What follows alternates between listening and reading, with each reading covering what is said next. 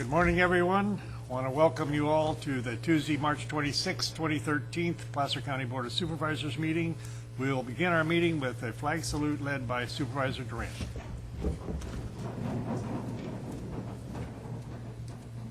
I pledge allegiance to the flag of the United States of America and to the republic for which it stands, one nation, under God, indivisible, with liberty and justice for all.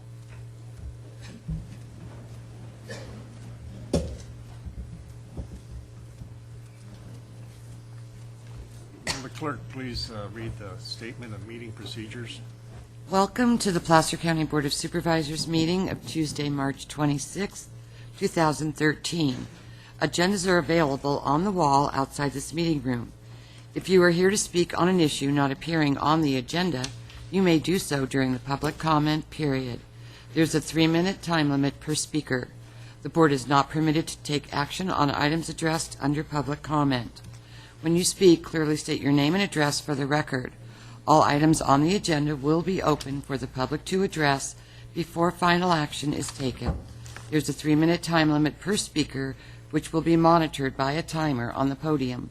If there is a person speaking on behalf of a group with no other testimony from another member of the group, please identify yourself as such, and your time may be extended at the pleasure of the board.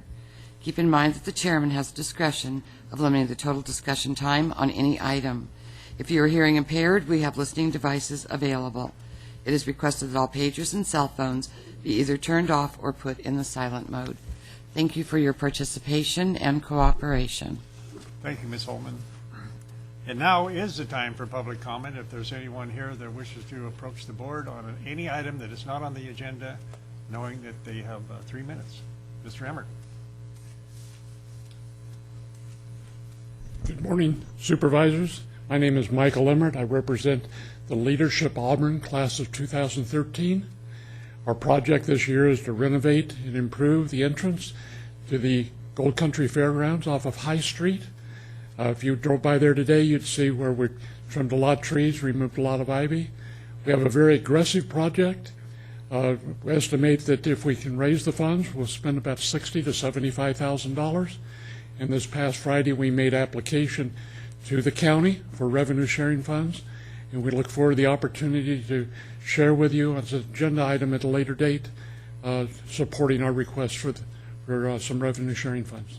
I thank you. I think that's a worthy project. That's not only for the city but for the county, and it's an agricultural fair that we need to preserve. We almost lost it several years ago, and members of the community fought to bring that back, and I think it's an underutilized asset for the region. So I would welcome you bringing a presentation, maybe 10-minute presentation to show us what the project is, and the county can help you in any way. So thank you for bringing that forward.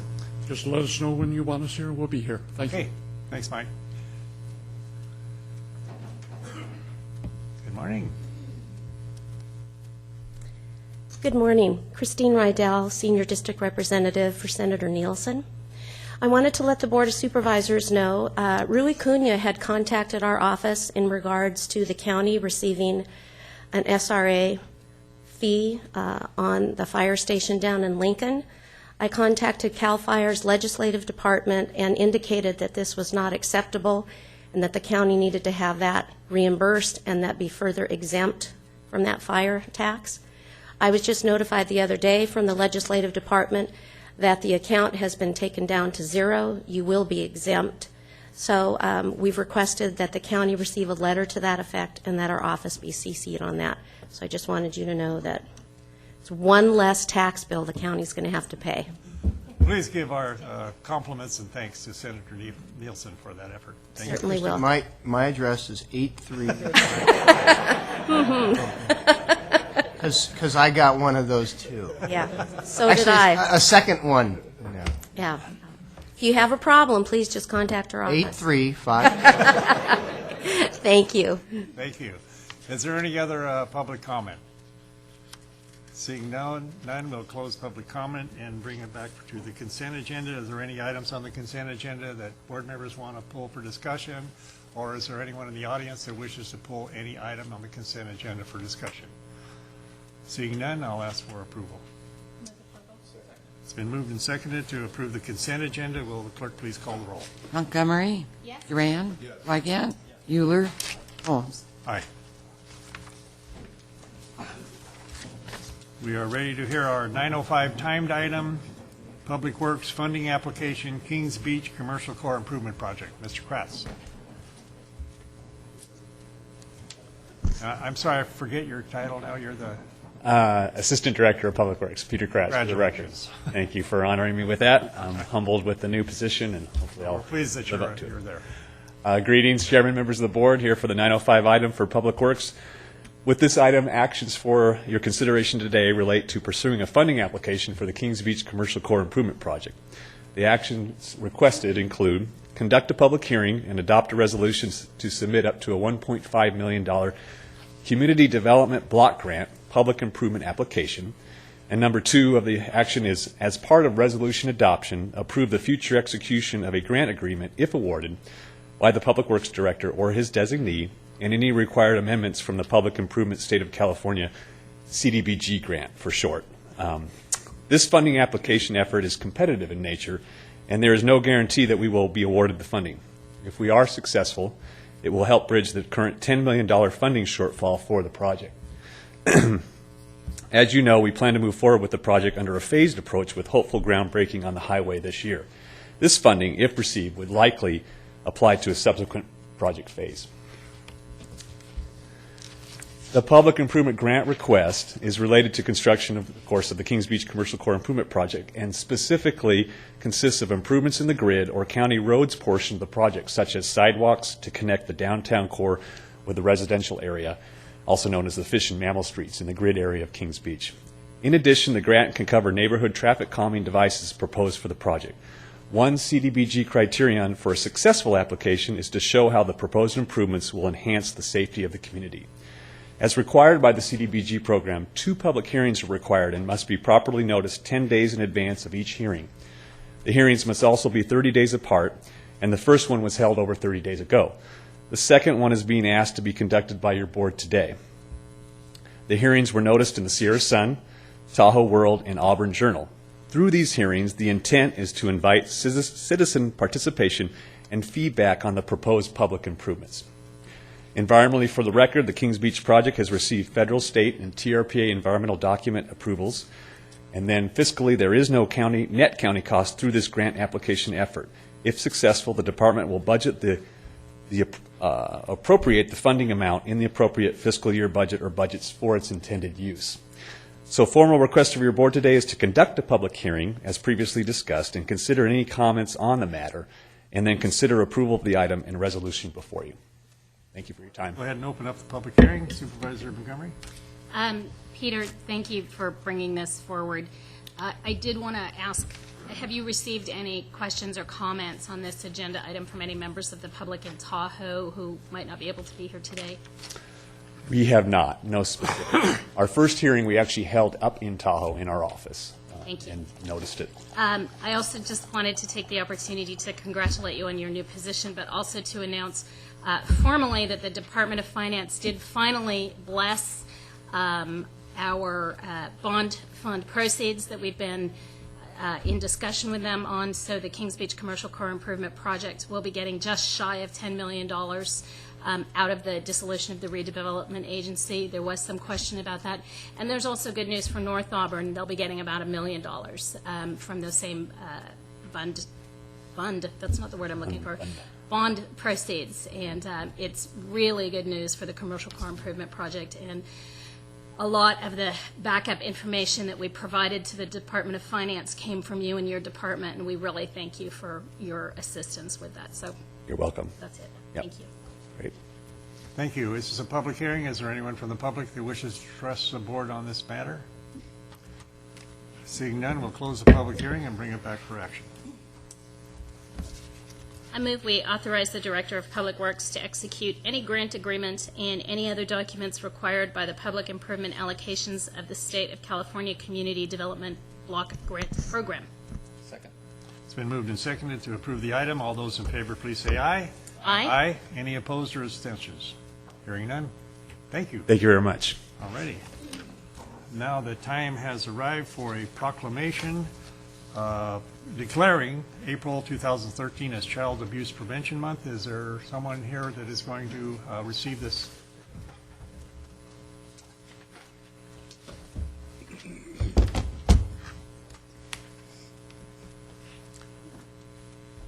And can we have your name? Good morning, Lisa Velarde. I'm the Chief Executive Officer with Kids First. Good. I'm pleased to be able to present this.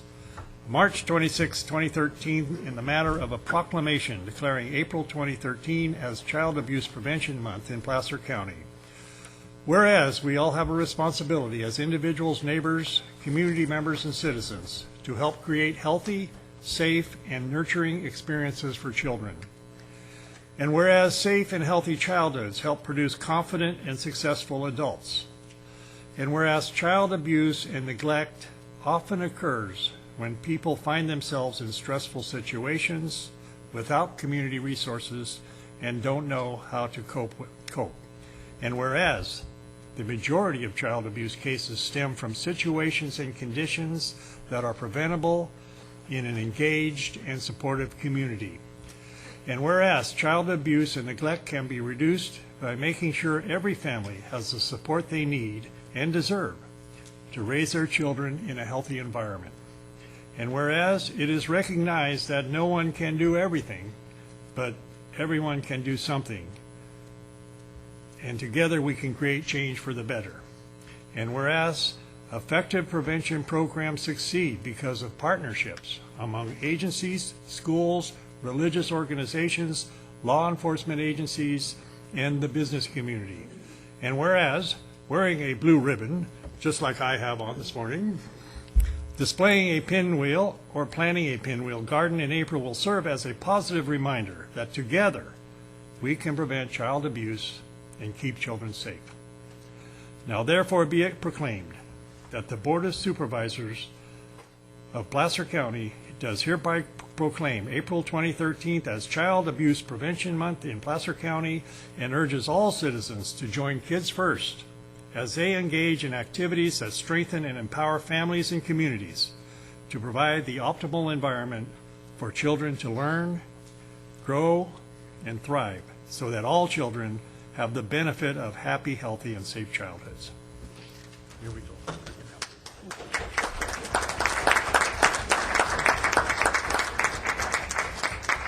Thank you. I just wanted to say on behalf of Kids First, thank you to each one of you for your ongoing support. We join you, obviously, in this imperative to address child maltreatment in Placer County. And I wanted to also thank Dr. Burton and Richard Connect because our partnership with the Children's System of Care, because last year we reached over 6,000 individuals in this community, raising the awareness, educating, informing them through outreach, as well as providing direct services to nearly 3,000 individual children and families. So this work that we're doing together is just very critical in meeting children and families at risk. Also, I wanted to introduce a couple of board members that are joining me today. We have our board secretary, Peggy Jet, and we have our treasurer, Barbara Basanya. We also have our members Devin Bell and Tammy Euler joining us, and we hope that we'll be seeing you at our luncheon on April 4th as we kick off the Child Abuse Prevention Month countywide. And we have a pinwheel for Pinwheels in Prevention because we promise bright futures here for children. So thank you again this morning. Ann.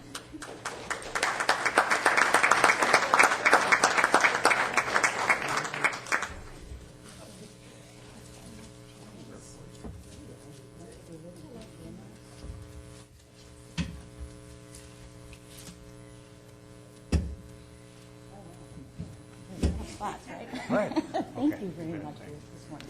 Thank you.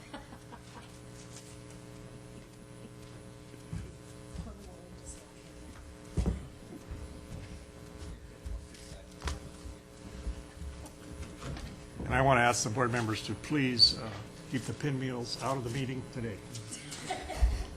Mr. Chairman, just really Closed quickly session. before they run away, if I may. Supervisor Miller. Before they run away, if I may, just wanted to. That's all right. That's standard operating procedure around here, folks. Items done, they're out of here. See what happens when we approve consent? Half the audience gets up and leaves. Great organization. I've had the pleasure kind of live it vicariously for the last 5 years as Tammy's been a member of the board. In fact, I think Peggy and perhaps even Devin can blame Tammy for having recruited them onto the board. And Barbara has been a wonderful asset with her background with the sheriff's office and handling their economics to come on this board and do what she's done there. And I look forward to the luncheon, and I look forward to doing what we can to continue to support you in the critical mission that you serve here in this county for the kids. So thank you very much. And for the record, Supervisor Euler, when is that luncheon?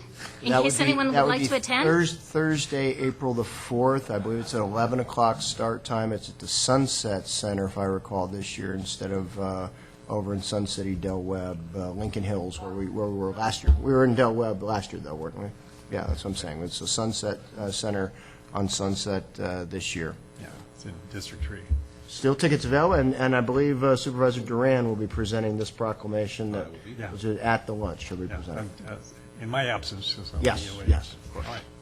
Okay, thank you all, congratulations, and thanks for all your good work. And now it's time to hear our 9:15 timed item. We're going to adjourn as the Placer County Board of Supervisors and convene as the Placer County Public Housing Authority to hear about a federally funded housing assistance for very low-income, disabled, veteran, and elderly Placer County residents. Ms. Davis. Yes. Good morning, Chair Holmes, members of the board. I'm Cheryl Davis. Today I'm from your Housing Authority. With me is Nancy Rhea. She is your Housing Choice Voucher Supervisor. Together we are here today to ask you to conduct a public hearing on our annual plan and our administrative plan, and then after closing the hearing to take action on the plans we have before you, which will enable us to secure over $1.3 million in housing assistance for income-eligible individuals, seniors, veterans, and families in Placer County. The plan before you today has 4 changes to it. The first one is the recognition that for the 3rd year in a row, your housing authority has been designated as a high-performing housing authority by the U.S. Department of Housing and Urban Development. The second change is that because of that, HUD awarded us 10 additional vouchers that we can use to assist Placer County veterans, bringing a total of 35 vouchers, housing vouchers that are dedicated to the veterans in our county. The third change is a very minor change that reflects HUD's policies about those families or individuals who have housing vouchers and are in properties that are foreclosed upon. The policy allows that those families can remain in their housing unit, and the successor owner is the one who then assumes the contract with the housing authority to continue that family in the housing, and then the successor owner receives the subsidy. And then the fourth change, though, is a significant one for you to consider today. It is to allow for a preference in the allocation of our vouchers, assigning the top preference to senior citizens in our county. HUD allows 3 preferences, that for veterans, for seniors, and for those who are homeless. What we have done in Placer County is we've gone forward and gotten dedicated housing vouchers for our veterans. Your adult system of care has dedicated housing vouchers for those who are homeless. They have 37. Plus they have 38 housing vouchers for those who not only are homeless but have disabilities. We have no such preference for our seniors. Why we are recommending that is on the other side of our house, as Human Services, as you may recall, we've been doing significant outreach to our senior population to assist them with food and nutrition. And what we found out there has been pretty devastating. We have found many of our seniors, primarily widows, single women, who are living on a fixed income and are barely maintaining their housing, make maintaining their housing a priority, and then because of that are relying solely on our food closets for their weekly groceries and foregoing medications because they cannot afford them. Nancy had one of her staff, one of the seniors actually had come to the top of the waiting list, went out to inspect the apartment to make sure that it met housing quality standards so it was eligible for a subsidy. And when staff were checking the cupboards, the woman only had a box of saltines in her cupboard, a few staples in a refrigerator, and that was it for the week to make it through the week and the rest of the week until she got back to the food closet. Right now, we have 184 individuals on our housing waiting list. 51 are seniors, and the average age of our seniors is 79. You have a letter of support from your Older Adults Advisory Commission recommending or supporting this recommendation before you to establish the senior preference. As I said earlier, we have no such set-aside vouchers for our seniors. This would be our opportunity to be able to provide affordable housing at a preference level for our seniors. The draft plans that are before you have been noticed publicly. They have been noticed in the local newspapers. They have been placed in the libraries in Auburn, Rockland, and Kings Beach, and at the Housing Authority and the Human Services offices. They've been out for public comment for 45 days. We've received no comment. Any that you receive today at your public hearing, we will incorporate into the submission that we provide to HUD. So unless you have questions of us, we recommend you conduct the public hearing. All right, I will open up the public hearing. Any comments from supervisors? Anybody from the public wish to address the board on the Public Housing Authority on this issue?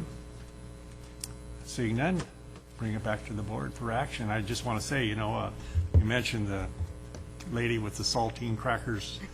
My business was out there on Highway 49 where the mobile home parks, and I had customers that seriously, that was what they survived on the end of the month. They had crackers and water.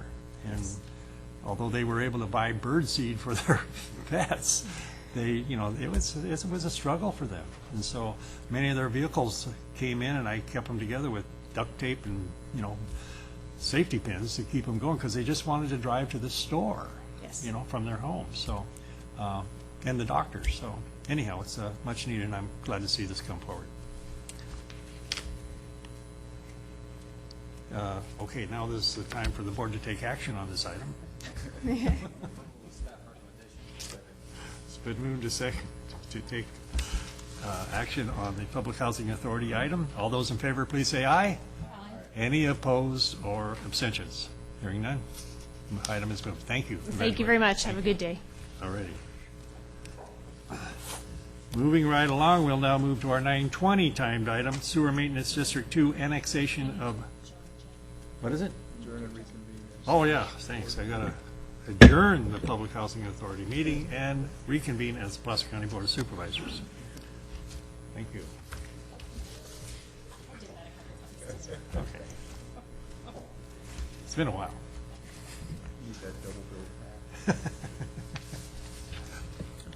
Chairman Holmes, members of the board, Dave Atkinson with Facility Services.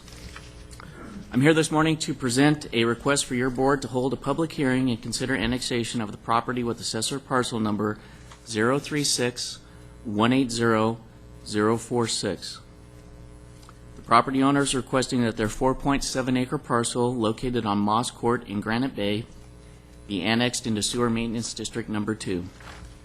For your convenience, there's a vicinity map in your board packet in addition to the legal description of the property. On February 5th, 2013, as required by California Health and Safety Code, your board adopted a resolution of intent to hold a public hearing for the annexation of this property. Subsequently, county staff completed all of the necessary postings at locations around the property, and the hearing was noticed in the Roseville Tribune. If your board approves this request, the property owner will have 1 year to pay the $1,500 annexation fee and have the annexation recorded. The annexation fee is based on the parcel's land use designation of rural estate, which requires a minimum lot size of 4.6 acres. This annexation is categorically exempt from environmental review under the annexations of existing facilities and lots for exempt facilities exemption under the California Environmental Quality Act guidelines. Thank you for consideration of this request, and again, staff is asking that your board hold a public hearing and then approve the attached resolution annexing the property into Sewer Maintenance District Number 2. Be happy to answer any questions of your board. Okay, I'll open the public hearing. Any questions from board members? Anyone from the audience wish to address the board on this issue? Please come forward and state your name.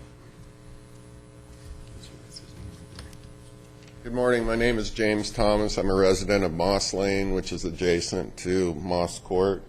And I'd just like to find out how we would get more information on the construction of the sewer system and what kind of interruption to access to our properties and those kinds of things.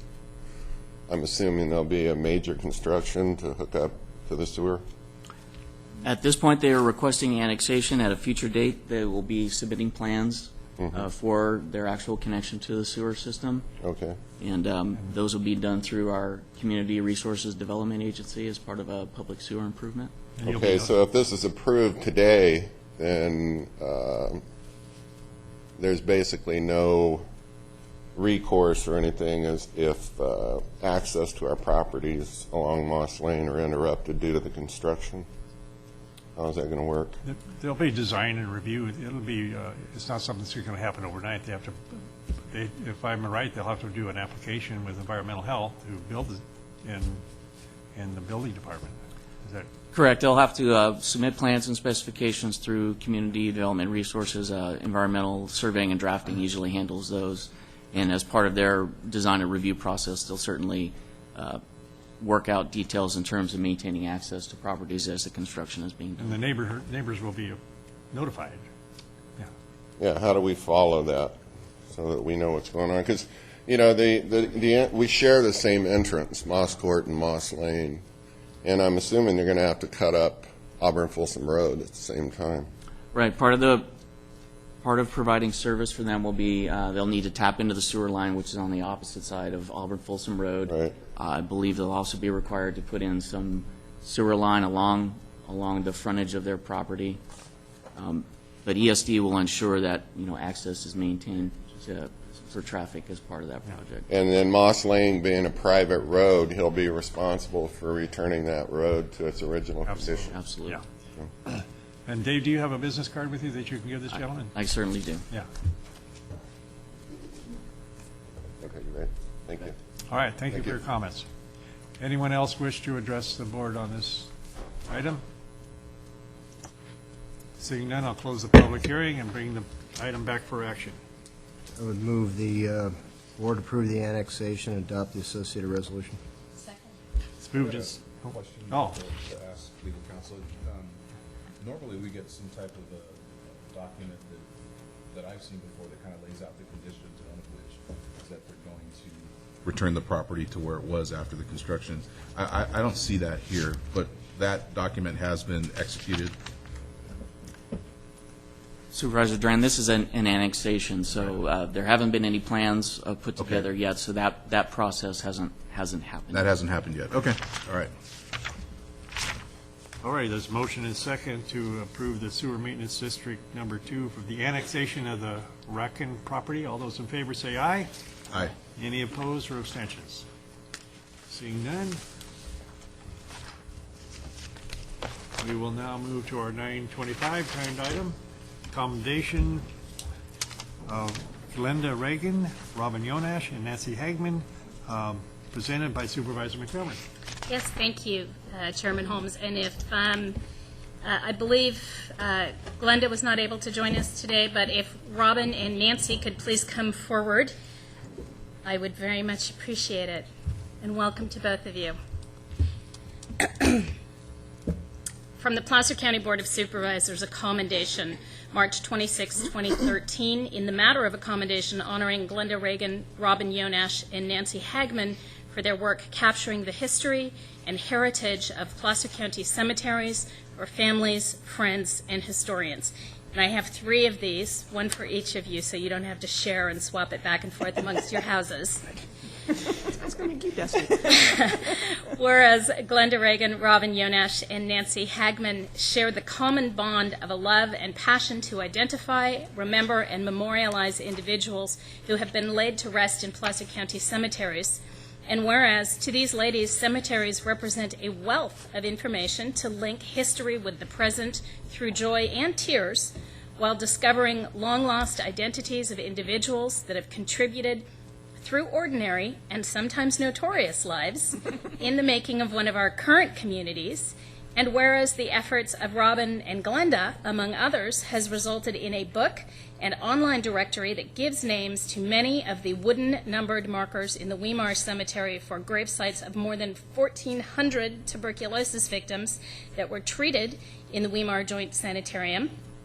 And whereas Yonesh and Reagan combed through tens of thousands of death certificates and surviving Weimar Institute documents to match almost all of the grave markers for the people who were buried in the Weimar Cemetery, and whereas their efforts also revealed a list of 29 veterans buried in the cemetery that were previously unidentified, resulting in a pledge by the Colfax Veterans of Foreign Wars to construct a memorial for those veterans, and whereas Nancy Hagman has written several articles and publications to document stories of those buried in local Placer County cemeteries, and whereas, as avid historians, Glenda, Robin, and Nancy have devoted countless hours to unearth the mysteries of past residents in Placer County, to tell their stories, and to provide those with interest a means to research and document their heritage so that none of the people buried in Placer County would be forgotten.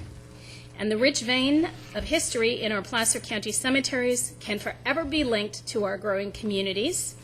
And whereas the self-published history, including the list of names of grave markers, will be donated to the Colfax Library, the genealogy section of the Auburn Library, the Colfax Area Historical Society, the Weimar Institute, and the Colfax Cemetery District, now therefore, let it be known that the Placer County Board of Supervisors takes great pleasure in honoring Glenda, Robin, and Nancy for their work to unveil the mysteries of the Colfax, Weimar, and Auburn cemeteries, providing us with answers and a means to preserve the names of those who have gone before us.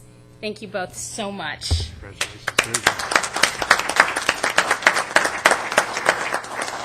And before I come down there, I really want to take this opportunity to, I think, kind of express a special thank you to Nancy, who, not unwillingly, but with a little bit of trepidation, stepped up to serve on the Colfax Cemetery Board a number of years ago now, and just became the most avid sleuth in terms of figuring out the history of the Colfax Cemetery District, because it is quite fascinating and a little convoluted, and a lot of it, frankly, had been forgotten. And if it wasn't for Nancy researching past newspaper articles, it would never have come to light that the Weimar Institute, which thought it owned the cemetery, actually didn't. It actually belonged to the Colfax Cemetery District. It had been long unmaintained.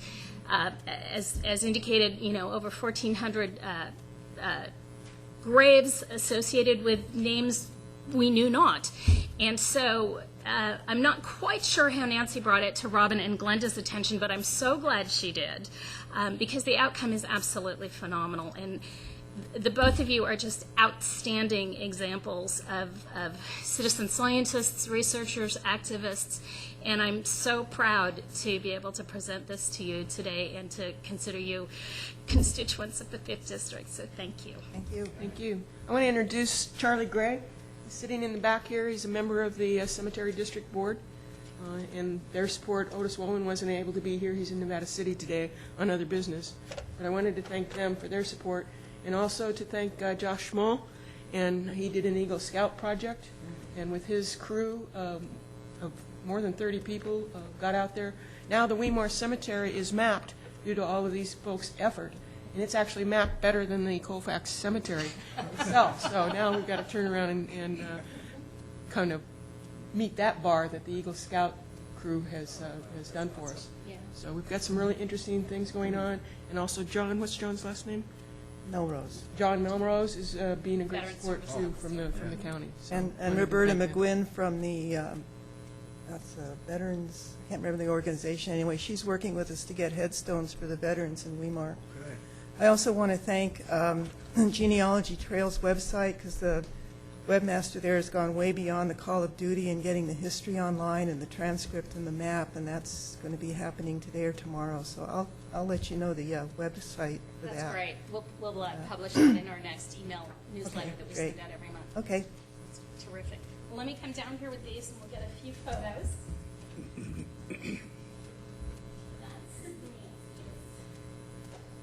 That's hold Glenda's. She's not here.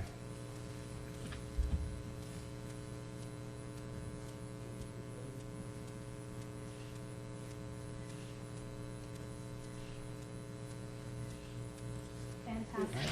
Thank you both so much. Really appreciate your effort. You're welcome. Glad to do it. And I'll give you that. She's going to contact. She's She's gonna in contact- Auburn, so she'll Perfect. contact you. Great. I'll keep this then. All right. Okay, now we have time for some department items. Department item number 8, Board of Supervisors, Committees and Commissions, approve the appointment of one of the following applicants to serve as planning commissioner representing at-large west of the Sierra Crest. We have 6 applicants. It's been winnowed down. I think we had 19 to begin with.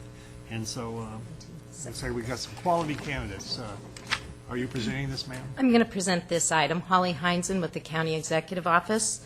As you know, the primary advisory body to the board on planning matters is the Planning Commission.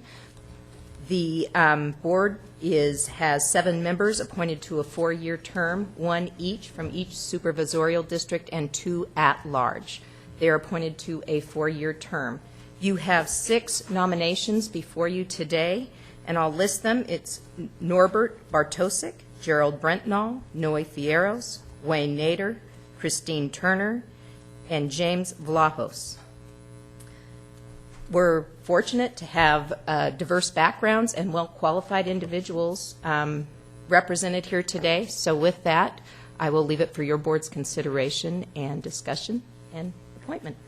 Thank you. Did you have your light on, Supervisor? I just wanted to follow up on Holly's comments about, a really well-qualified group of individuals. I mentioned these names at the meddlers meeting this morning, and former Supervisor Harriet White went, "Oh, that's going to be a really tough decision."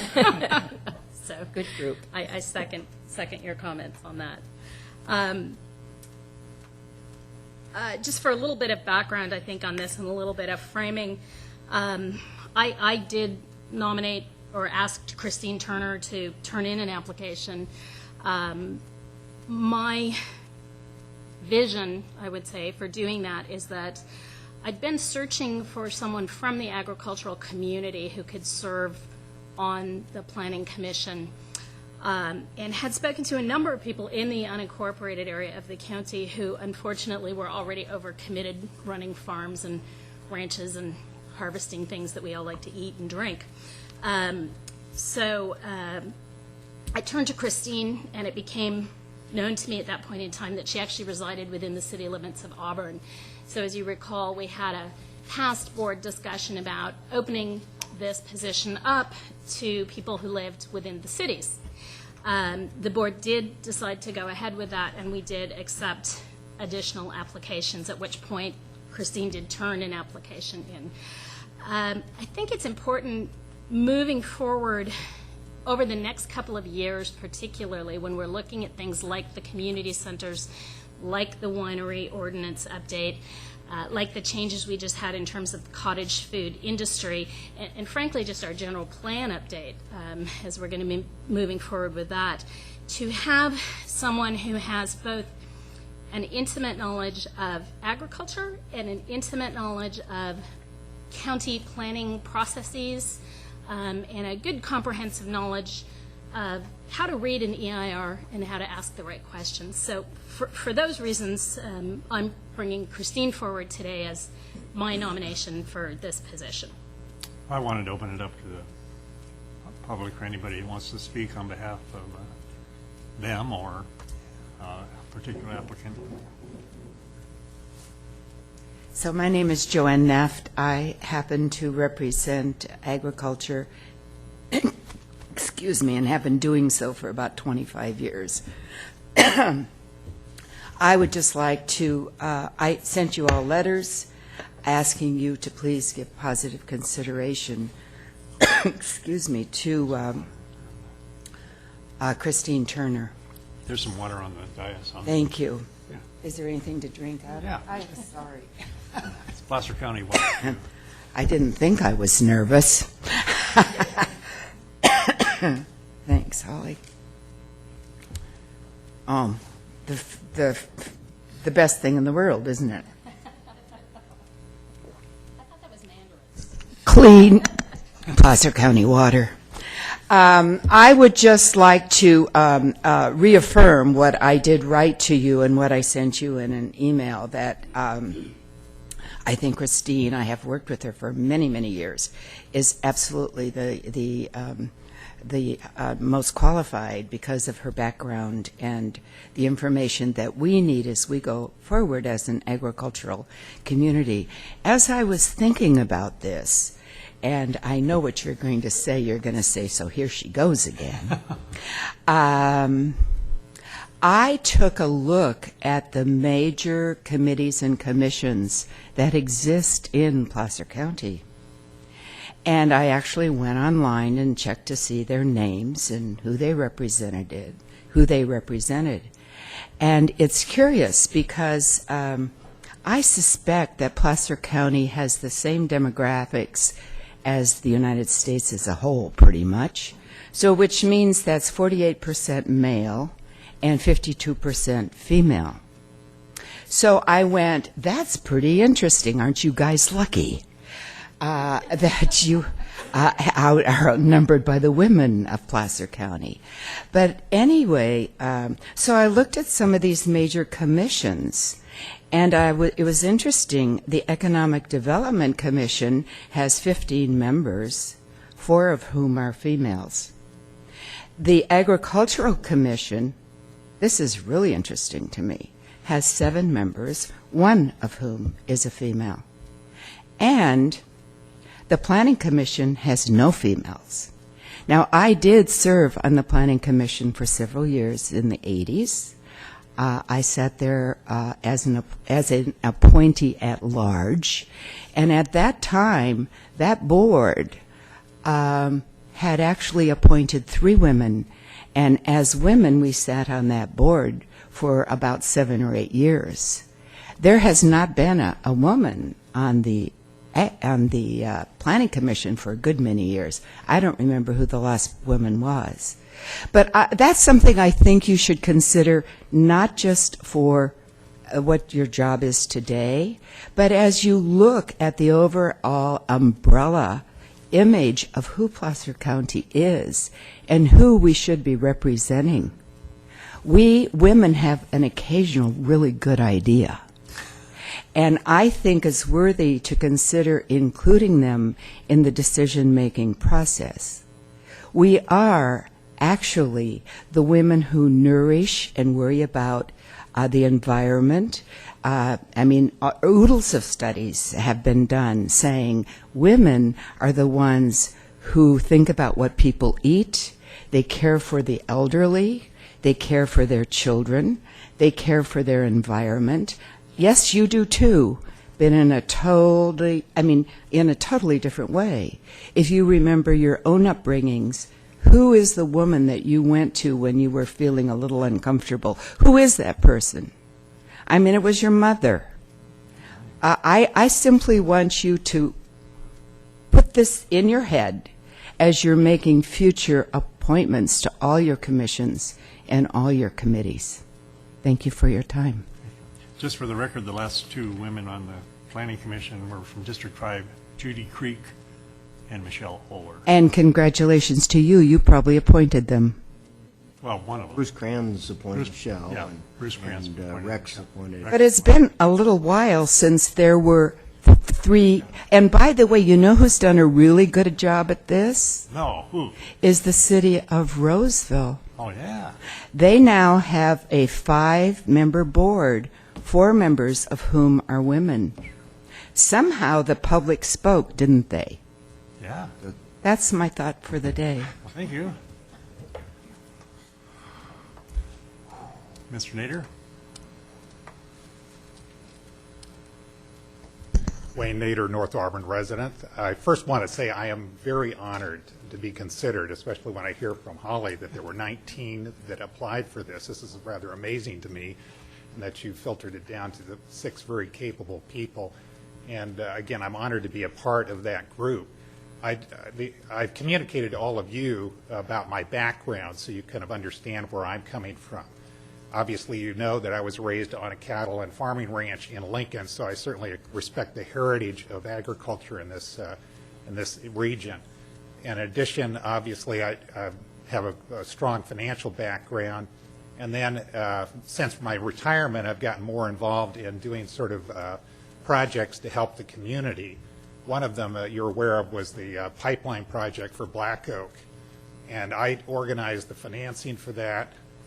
I worked with the engineers to put that project together and then managed it, the project day to day for 4 months, which was pretty grueling. But I guess what I want to say to you is that from my perspective, I don't bring much of a learning curve. I already have a very balanced perspective of all of the processes to make a wise decision as regard to what's best for the residents of the unincorporated area. And again, my interest is only in serving. Obviously, if you pick somebody else, it's not going to hurt my feelings. I want to put my name forward for your consideration. And again, I just trust that the right decision is going to be made, whatever it is. So thank you. I'm honored that you would consider me. Thank you, Wayne. Anyone else wish to speak to the board about this item? Alrighty, we'll bring it back to the board for, Ms. Turner, I'm sorry. You're worth waiting for, though. Come on down.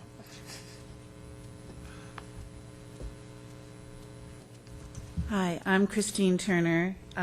Most of you know me as the prior agricultural commissioner for Placer County for 11 years.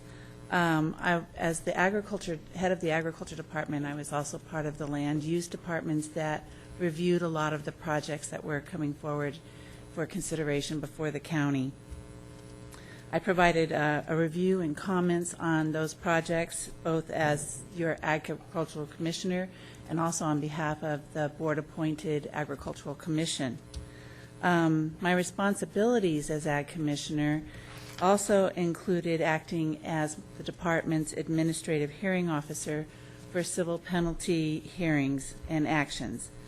That required an objective review of evidence, the facts as presented at the hearing, and decisions based on an unbiased assessment of those facts on a case-by-case basis. Those of you who know me know I have advocated strongly on behalf of our agricultural community during my tenure as the Ag Commissioner. I obviously hold agriculture very dear to my heart and would continue to look at projects as for also their impacts on our agricultural resources. But I'm not anti-growth. I think that we need to just recognize our agricultural resources for the value that they are and mitigate the impacts on them as appropriate. I would apply the same level of unbiased integrity to the review of projects, decisions, and recommendations to your board as I have through my tenure as Ag Commissioner and as a hearing officer. Thank you for your consideration. Thank you, Ms. Turner. All right, bring it back to the board for action. Supervisor Euler? A couple comments. Joanne, I love you.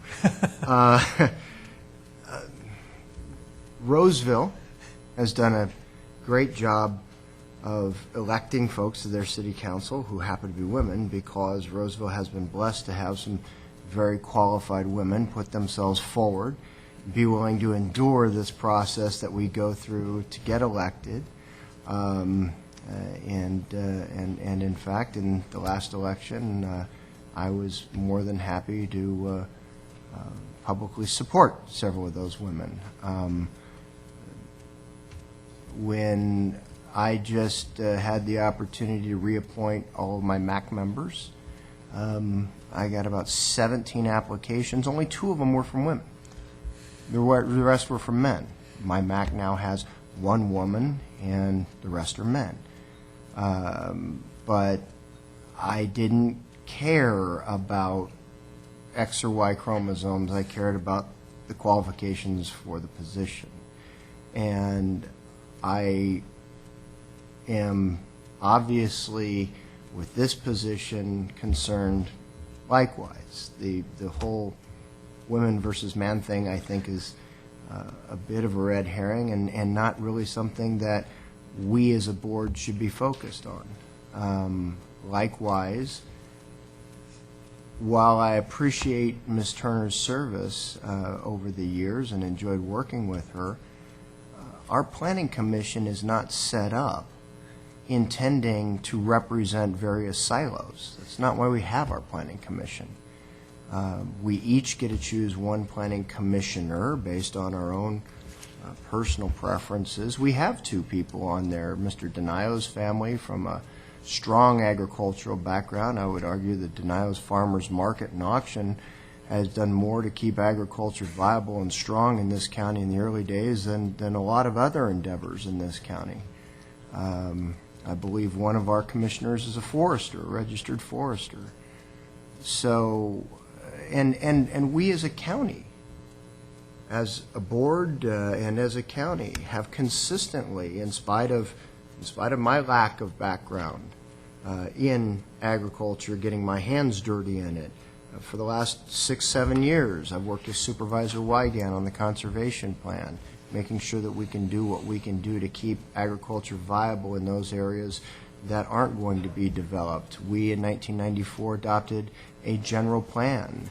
I helped work with Supervisor Ferrer at the time to adopt some very strong pro-agriculture policies. And so I think it's to say that a vote against Christine Turner is a vote against agriculture, I don't think is accurate at all. I applaud her for her service to the county in the past, but the fact is we have an agricultural commissioner in Placer County, and that person is responsible for reviewing project impacts and impacts that development has on the ongoing viability of agriculture.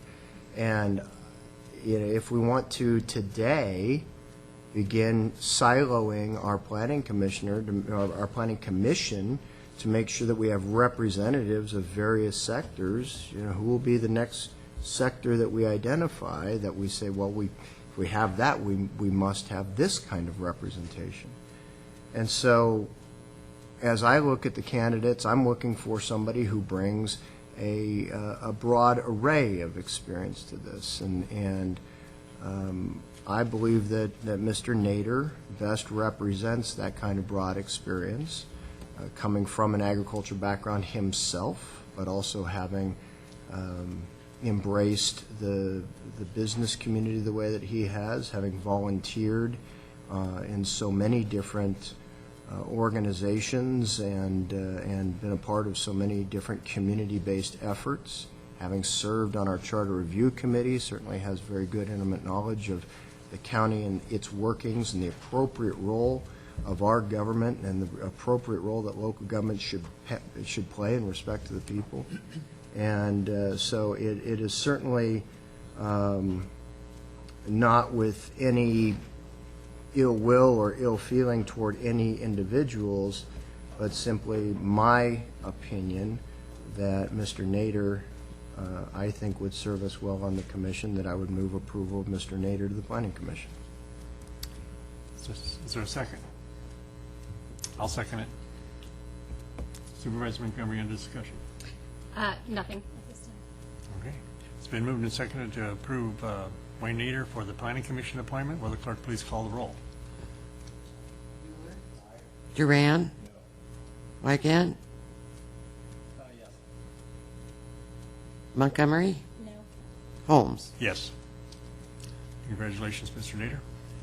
All right, we'll move on with our... Jim, could I make a couple of comments? Yeah, please. Just for the hope of more functionality and world peace, and getting something on the record too. I served with Noe. I get good feedback from Jerry's work. I know this, can be a pretty energizing decision, and we were very fortunate to have very capable applications that all of us are responsible for the names that are on the agenda today being winnowed down. Personally, very comfortable with Christine and Wayne. Wayne and I grew up together. He's, of course, younger than I am. It's self-evident. One important year when you get to our age, Wayne. Christine, I really appreciate you bringing forward your application. Would have done a great job. So with that, Wayne, I'm just using that as leverage to incite you to do a lot of work with the agricultural community to take forward and help us as we're actually about to endeavor on some pretty challenging questions that are in front of us. So with that, I just wanted to get that on the record. Supervisor Montgomery? Yeah, and I really want to echo Supervisor Wygant's words. I think when I saw the list of folks, I had Harriet White's response, which was, oh gosh, this is going to be a tough decision because these are all individuals who will serve differently but very well in this capacity. I really want to thank Christine for putting her name forward. I do think, I didn't bring up gender because I don't know why I would. But I think it's really important that women continue to put their names forward for these sorts of positions. It's very important that everyone's voice is heard in Placer County, and I hope Christine continues to put her name forward for things, and I hope other women who are maybe out in the audience today or listening today also put their names forward, because whether it's serving on a municipal advisory council or serving at the planning commission, all those voices need to be heard and made part of the conversation. So I think it was 17 individuals who put in applications. It was a difficult process in winnowing down even to these 6. Obviously not that difficult a process in choosing Mr. Nader today, who I truly think will do a great job serving. And so thank you as well. Yeah. I have a comment. Oh, okay. Yeah. Supervisor has a comment. I'm actually quite impressed. I had 5 of the 6 on my list, so I was ready to go into depth here. The only concern that I had, Wayne, and I want to speak specifically to you, is that you serve on already 2 committees, and I have a policy, well, it's my own policy, that I encourage folks to serve on one, because I want as much community involvement as possible. That's basically my biggest concern, but you've served us well on the audit committee, and I think you'll do just fine on the planning commission. So. And I appreciate that, Jack. I thought about it when I was putting my name forward, that it seems a little incestuous for me to be on so many sort of committees or boards representing the county, when you obviously diversity and perspective of diversity of views is certainly healthy to have that. So I'm hoping that I can maintain some objectivity. I've tried to reach out to others, not just using my own views, but try to gather other views. And I want to address what Joanne and also Christine said, that when I've served on boards before, I've always been very sensitive to the gender issue, because I like perspectives not just from backgrounds, but also perspective from a gender perspective. And I've served on a board, I served one with Jim, and I went out and actually asked a woman to serve on a board when we had a vacancy. Yeah. And so I think as board members or committee members, if there's an opportunity, we should reach out to the others in the community to get that kind of perspective. And so I'm sensitive to those issues, so I just want to tell you that. I just want to pass that along. But again, I'm very honored that you would ask me to do this and vote for me to do that, and I will do my best to obviously represent the people of, especially the Western Slope, on the Planning Commission.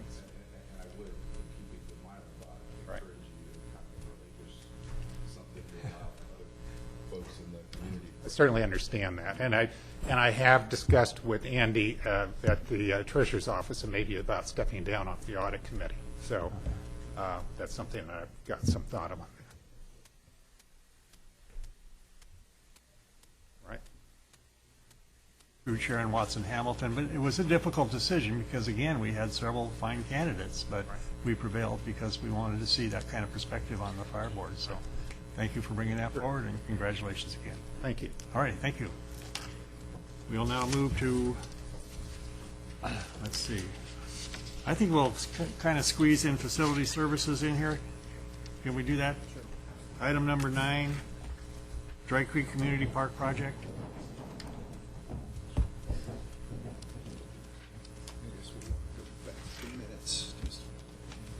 Oh, I'm sorry. Well, Euler was here. Thank you, Chairman Holmes. Yeah. Members of the board. Joel Swift, Deputy Director of Facility Services. I have Rob Hunholtz, your Capital Improvements Manager, and Tim Art is your Senior Project Manager on this project. This request is for approval of the third amendment to the agreement with Baker Williams Engineering Group for the professional design services for the community park, Dry Creek Community Park, located in the Dry Creek West Placer Community Plan area. and authorize the chairman of the board to execute said amendment, increasing the contract by $48,936 for a total contract cost not to exceed of $319,785 with no net county cost. This amendment is brought about by two things in particular. One was the decision to phase the project and get some considerable cost savings during the construction. As a byproduct of that, Baker Williams is required to do some additional construction administration, as well as, because it's two phases, as well as the project being split over two seasons, required some additional stormwater pollution prevention planning support. That's the bad news. The good news is the other part of this amendment is an opportunity to take advantage of reclaimed water from the city of Roseville that wasn't really available when the project was designed. It was in speculation and wasn't fully thought out. But at this point, we can have some design services done and a little bit of construction, and the anticipated cost savings really pays off in less than 8 years, which is nothing in the life of a park. So by using reclaimed water that the city of Roseville can bring to us, redesigning our current system, which had anticipated it, we can really benefit the water usage in this park for forever, really. So in order to proceed and to complete the project, we recommend that your board approve the attached third amendment to the agreement with Baker Williams for these professional design services for the Dry Creek Community Park. And if there's any questions, we'd be happy to answer them. All righty, any questions from board members? Yes, Joel, thank you for bringing this item forward. What do we have left in our contingency? Right now, including this change order, there's well over $300,000 in contingency. The work's not completed, so there will be some left over. That project is funded through park dedication fees and the CSA, and historically the funds would then revert to the PDF. Do you anticipate a fourth revision, fifth revision? No. I mean, because we talked about this last time, and we kind of thought that this would be the end of it. And I understand that the new water source does provide the ability, or is going to be good, and number two, is going to require some additional administration. I get that. No, really, we're at the end. We're at the tail end. The project's within 6 weeks of completion of the base construction, so we don't anticipate any further costs. All right. That's good enough for me. Thank you. Any other board member comments? Anyone from the audience wish to address this item? Seeing none, we'll bring it back for action. Move approval. It's moved and seconded to approve facility service item regarding Dry Creek Community Park project. All those in favor say aye. Aye. Any opposed or abstentions? Hearing none. Thank you. We're going to have to open up first of all, I have to go back and approve the minutes of February 26th. I skipped over that, so can I get a motion to approve the minutes of? Second. Moved and seconded to approve minutes of the February 26, 2013 board meeting. All those in favor, please say aye. Aye. Any opposed or abstentions? All righty.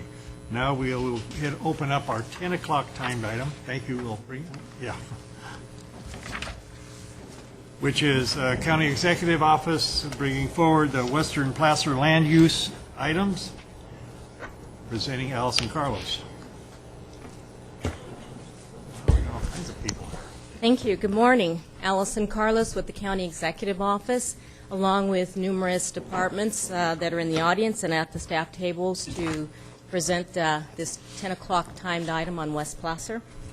I'll lead off and make the preponderance of the presentation, and staff's available should you have any questions along the way. We do encourage any questions and comments as we go through the presentation, should you so desire. Today is the third of a series of workshops on West Placer, and in the context of the specific plans within the unincorporated area, we were intending to talk today about some fiscal finance services and facilities issues. I also do want to recognize Einar Mesh from the Placer County Water Agency is here, should you have any questions about that agency's services to the area. The purpose of the meeting is predominantly to provide information and solicit any dialogue with the board that may be appropriate and receive any direction that you think is appropriate relating to the specific plan project implementation.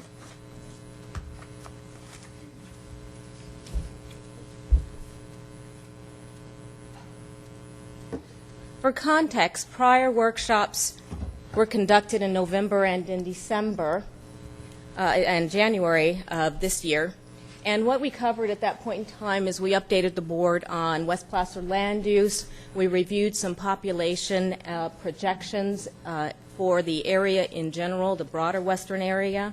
We looked in January at historic and current policies that have been incorporated into the specific plans that we'll be discussing a little bit today that were entitled. And we also talked about some emerging challenges as we were moving forward. It's been about 5 years since your board took action to approve some specific plans in West Placer. With interest and economic conditions having changed somewhat since that point in time. So as projects are moving into implementation, some key issues, finance and fiscal, potential refinements to projects are important to understand and consider as best we can along the way. I say it is a period of fluidity, and truly the more we can understand the way the flows of the stream are going, from a policy perspective and from detailed, as the detailed proposals do come in, the more effective and efficient we can be in what we always anticipated would be somewhat of a complex process.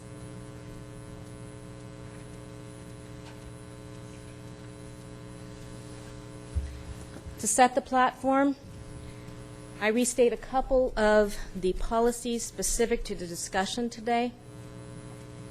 From the general plan, we know that as new development requires construction of new public facilities and services, that new development would fund its fair share.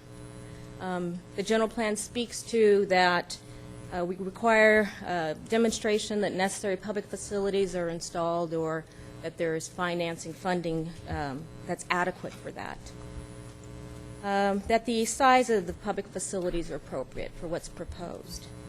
And new development would look at paying its fair share for existing services and facilities, and that we would require new urban development be planned with more urban facilities. These things have all been discussed with your board at the approval stages and along the way. The specific plans and the development agreements, and we mentioned this in January, are the implementing tools predominantly for the projects. And they outline what was intended in the way of land use, infrastructure, location, requirements, standards by which the development will proceed, financing mechanisms, obligations, and vesting rights. As relates to today's discussion, important elements that are incorporated into the existing specific plans and development agreements include,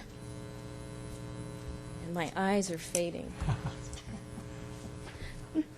infrastructure construction, limitation of some financial risk to the county, and timely facility construction as appropriate with delivery and with build-out. So when speaking about services, it's always helpful to restate the county provides dual services, countywide services and municipal type services. Countywide services are those provided in cities as well as within the county population area. And municipal services are in addition to that for the unincorporated areas. This chart is just examples of what the county does provide in both those particular categories. I think you're well familiar with it. When discussing levels of service for specific plan areas, we're predominantly talking about what are the degree of enhancements to municipal services. We call them urban services, such as increased response time for fire and public safety, sheriff, increased headway or transit amenities. We also look at increased road maintenance due to certain additional urban suburban standards of curb, gutter, sidewalk. And then there are new services such as recreation that are proposed. Municipal type services are typically those city-like services found in suburban and urban communities.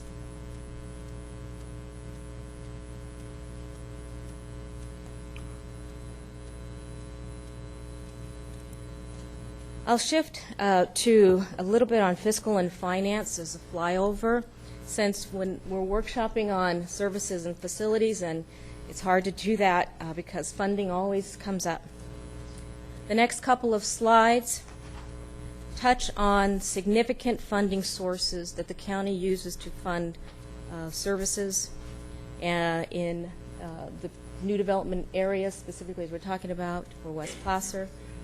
This particular funding source we're dealing with is the property tax, and it is the most important, single most important general purpose revenue source for the county to provide services, but also facilities. What we want to reflect is that one of the challenges in the specific plan area is this range of their available property tax share by virtue of the rate over the land is 12 to 6, 7, almost 17%. The county typically gets about 18 to 19.5% of the 1% property tax share, which predominantly is used to cover countywide and baseline municipal services. So we're about 30% lower in the land-based revenue for the specific plan areas on average to cover baseline municipal countywide services. Chairman Holmes? Yeah. May I ask a question?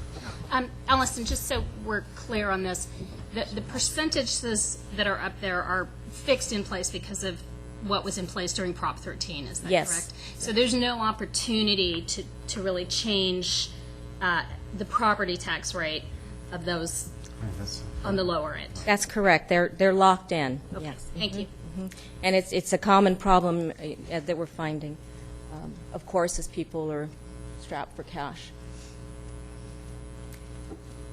Another way of looking at the difference between the typical general fund property tax within the unincorporated area, which is that left bar column, and the average that we find in the specific plan areas is graphically on this chart. The graph is intended to really be visual. It's demonstrative of the magnitude for comparative purposes more than a lot of detail. What the blue area identifies is net cost for municipal countywide service delivery that needs to be covered by a source, of course, other than the general fund, because the green area would be that which the general fund property tax share would cover. Preliminary analyses identifies that with the lower tax rates, the shortfall is about 3 times higher for the specific plan areas than is typically found for the unincorporated Placer County area. Let me just comment on that. So that's our problem right there. There's just not enough general fund from the property tax. Since the property tax has been frozen by Proposition 13, prior to that, as urban services or growth occurred, the assessor would go out and reassess properties in order to compensate for the lack of funding to provide the service.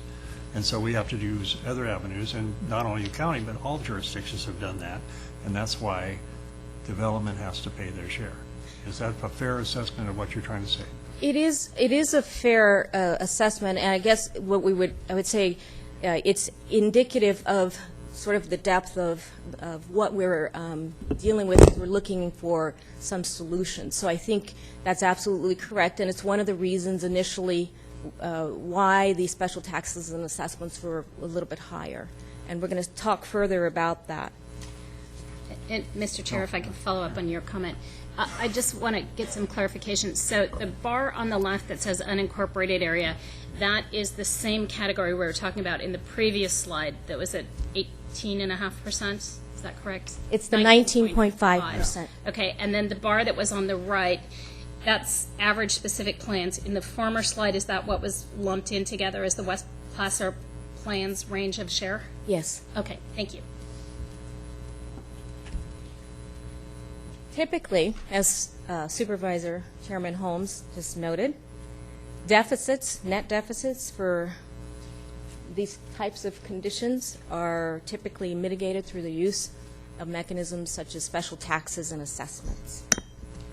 The finance plans and the development agreements negotiated with the property owners at the time of approval incorporate those mechanisms, and there can be modifications. I mean, that's predominantly what we're trying to work through now. It's just very important to have a comprehensive amount of detail around what the proposals will be, such that we can evaluate it very carefully, given some of the depth of the fiscal issues.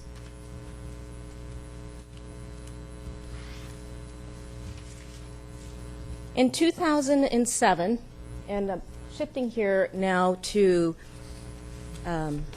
the 2007 point in time when the financing plans were done.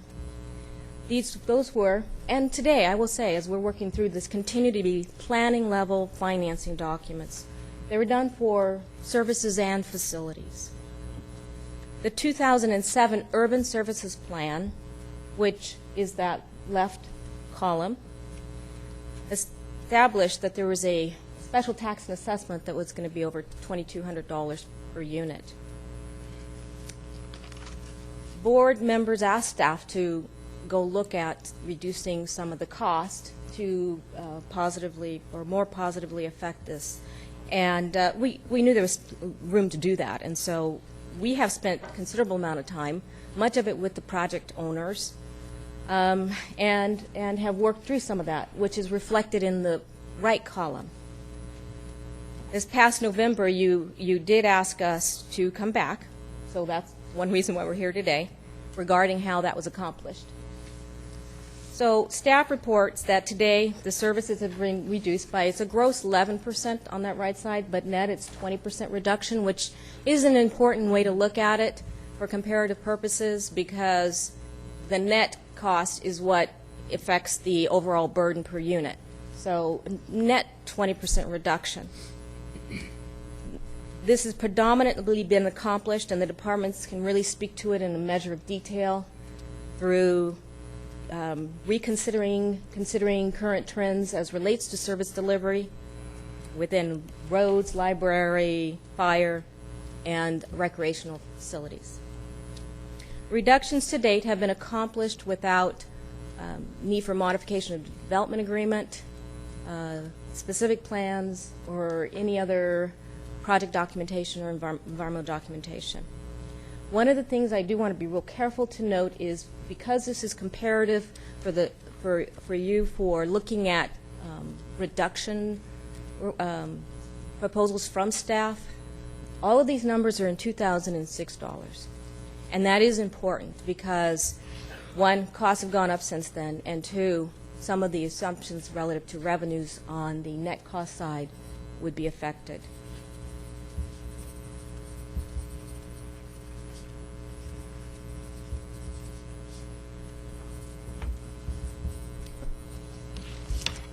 I failed to tell you that last slide was using Placer Vineyards as an example. And the reason being is they're the largest project associated with services and facilities, and everything sort of flows from that perspective. Whatever we do there typically would occur otherwise, unless we're directed to something other than that. So we're still looking at Placer Vineyards as an example, and this is on the facility side. Staff proposes an 18% cost reduction since the 2007 financing plan, and there have been significant reductions to the transit levels, sheriff facility size, the government center size, library size, park acreages, and corporation yard area. Again, to date, this has been accomplished without need for any changes to documentation.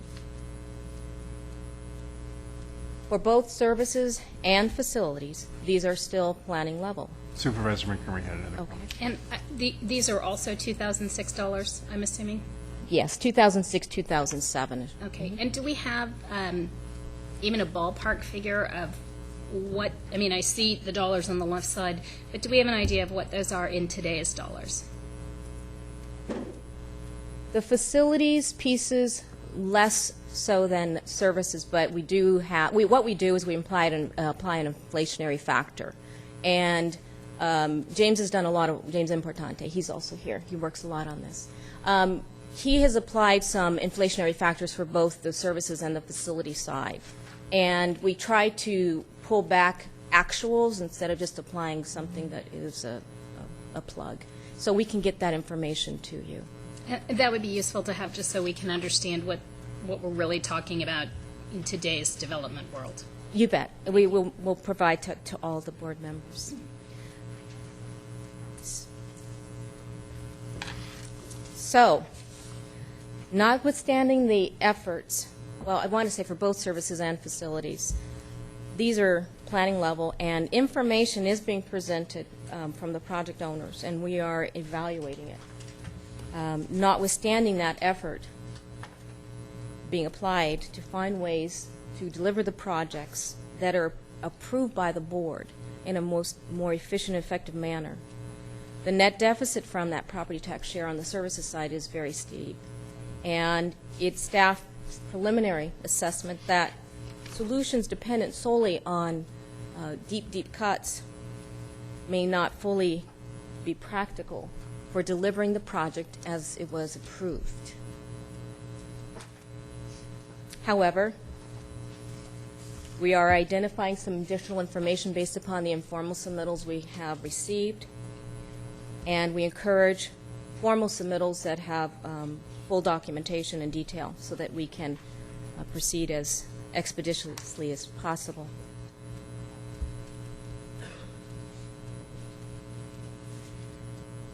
So while there are no formal submittals, project owners have been working with us for a number of months. Elements of proposals will ultimately require your board consider some modifications to the project documentation. As noted in the presentation earlier, those documents are the implementing tools. To the extent modifications are made that reflect the policy interpretation to date that may be different in the future, revisions will have to occur. More specifically, the Placer Vineyards project, as an example, when the approval came through, the general plan and the community plan had discussed, and it was implemented into the project, a town center concept. The town center concept is still being discussed as an element.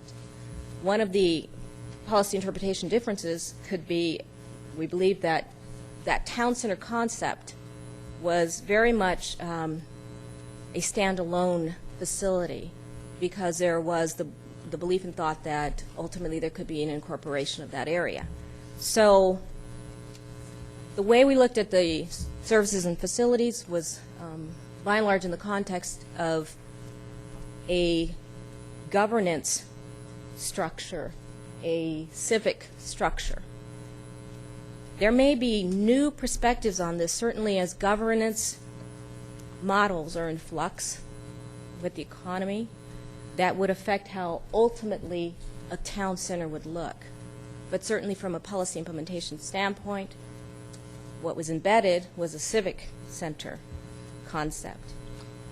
The concept for joint use facilities with other entities across county services or with outside of the county have some real possibilities in staff's estimation, and we would desire to get more detail around that.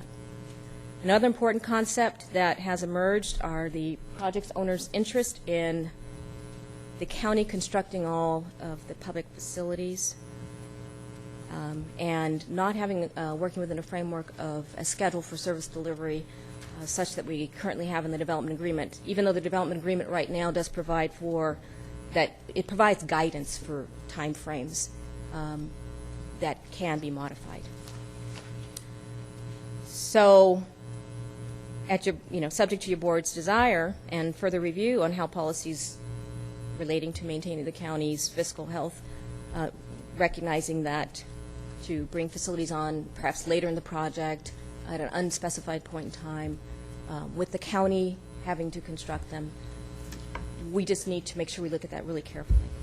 And then lastly, relative to facilities, proposals for county administration of a fairly complex fee program, certainly with Placer Vineyards being multiple owners, was very much discussed at the time of the approval, and we will continue to look at the proposals for that concept, but it would be a very detailed process for the county to administer. So we will bring back more on that proposal. Regarding level of service actions that would significantly reduce or enhance urban services in those around surrounding jurisdictions, staff has some caution around that without additional board direction, given some of the public comment at the time the projects were approved prior. The current proposals that are flowing in, staff is reviewing them against or in comparison to what was approved so that we can ensure that we are able to articulate where there may be some material differences for your board. So to summarize staff's perspective to date, subject to review, opportunities for cost-effective interim use facilities, reasonable shared use of facilities, prudent phasing and financing to assure development occurs as planned and in an efficient way, and perhaps modifications to generate additional project revenue to offset the cost are all sounding pretty good for additional review, subject to more. Further, ultimate policy interpretations and applications of service levels may be applied with consideration of specific characteristics of any given project or land out there, as the board may determine is appropriate. So depending upon any peculiar characteristics of a project or the land in which it's proposed may dictate that your board would convey an interest in another approach other than the urban service levels that we've articulated. We would certainly want to be consistent with that interest.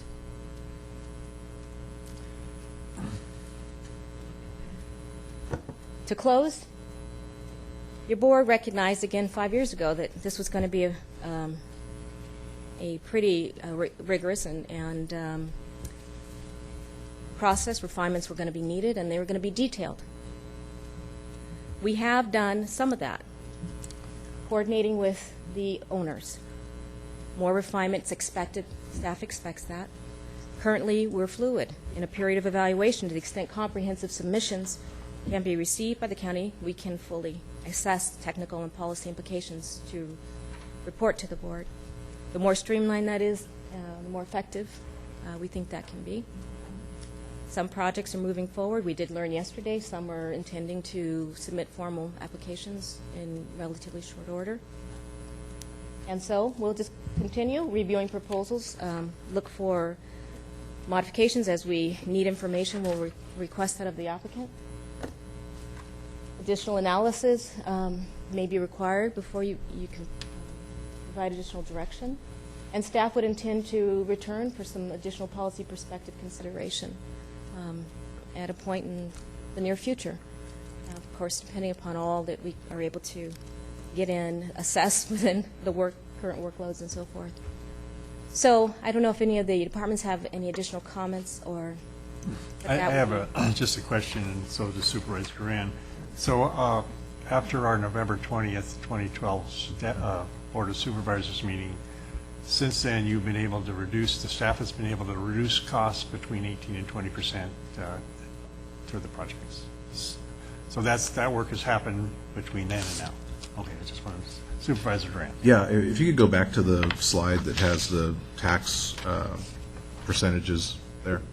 And I'm glad that both Supervisors Holmes and Montgomery looked at it and focused their attention on it. The way that I look at this, and I think that this is a good memo that kind of tells us where we've been and where we are and where we're headed, that and everybody recognizes that's the problem, okay? Now, for me, looking at this, the problem is an opportunity to find some creative solutions to resolving that problem. And it occurs to me that you're currently working with several different development groups to come up with some ideas on how we can resolve the levels of service, in addition to handling the risk piece.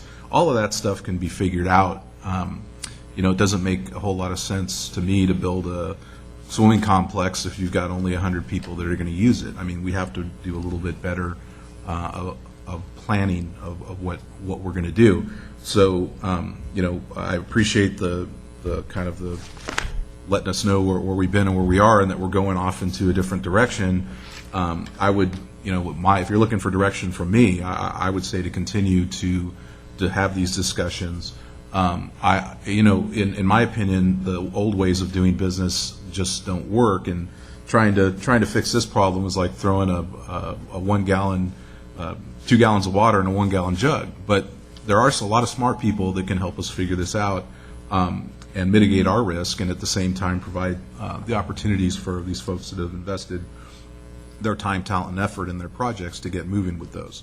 So that's kind of where I'm at. We've got some smart people that are going to protect our flank, like you and the rest of the folks from the various departments here. And when you come back with some ideas that you want us to look at and consider, then that's great. It's kind of hard from me, from a perspective, to make a decision without knowing what's on the table. So that's what I see is you going back, working these things out with the folks. If you need us, our involvement at any point in time, that's great. But until we actually see something and know what those risks are, it's very hard to make a decision. I will say that it won't be a situation like our neighbors down in Sacramento are facing, where they get something on Saturday and are expected to make a decision on Tuesday. We can do a lot better than that. And my expectations is that we've got a very vibrant working group of professionals here that can put their heads together with the folks that are invested in these developments and work out a scenario that's a win-win for everybody. So, thank you, Supervisor. Supervisor Montgomery? Yeah, thank you. I wanted to follow up on Supervisor Duran's comments, because I'm really largely in agreement with what he had to say, but I think there's a little bit more nuance, at least from my perspective. And that is, I'm not opposed on the face of it to any of the proposals within this document. My concern is two. One, we don't have any specific detail in front of us, and I realize that that will be coming back to us without specific detail, like what is public facility construction? Does that mean, we're going to be now constructing things that we haven't constructed in the past that has been the responsibility of the development community? Or does it mean things we agreed upon that really kind of maybe were county facilities, like libraries, that in one case we agreed would be constructed by the developer? Now maybe the county will develop it. So I need more definition about what those specifics are. Right now I just kind of look at the word shift and it makes me think AB 109 and it makes my brain hurt. So that's... And I'm in agreement with you. The detail will reveal itself down the road. So. Absolutely. And the other thing that I just would say from a policy level that we should be very sensitive to and very cognizant of is, while we absolutely all share concerns about these projects and the homeowners who would move into them being overburdened, I think there's a point at which they become underserved. And I think it's really critically important to make sure we don't cross that line, because I know that, speaking for myself, I'm sure my other supervisors hear the same thing. I get calls all the time from people saying, I don't have a street light, or I don't have a sidewalk, or I called the cops and it took them 20 minutes to show up. Services that we're already providing to the folks who are paying 19.5%. And my concern is, again, it's that tipping point. We need to be very careful that we don't disadvantage either our existing property owners in the county who are paying the 19.5%, and we don't disadvantage the future folks who we do hope move into West Placer by creating developments that underserve them. And so those are kind of my sort of gestalt, just general concerns about this. No opposition to any of them on the face of it. I just need a greater level of understanding of very specifically what's being proposed. What does that really mean from a level of service standpoint? Supervisor Wygant? Assuming, Jim, you're going to open this up to public comment? Yeah.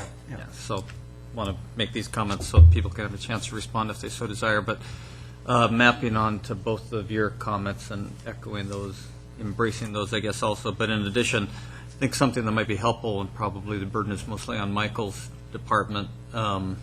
There's a tremendous amount of history reflecting board policy over all of these years as it relates to all of the proposed development out on the west side, not just one project or another, but so it includes long history and several actions by the board to make sure that our services are comparable to our neighbors down there, specifically Roseville and Rockland, particularly Roseville.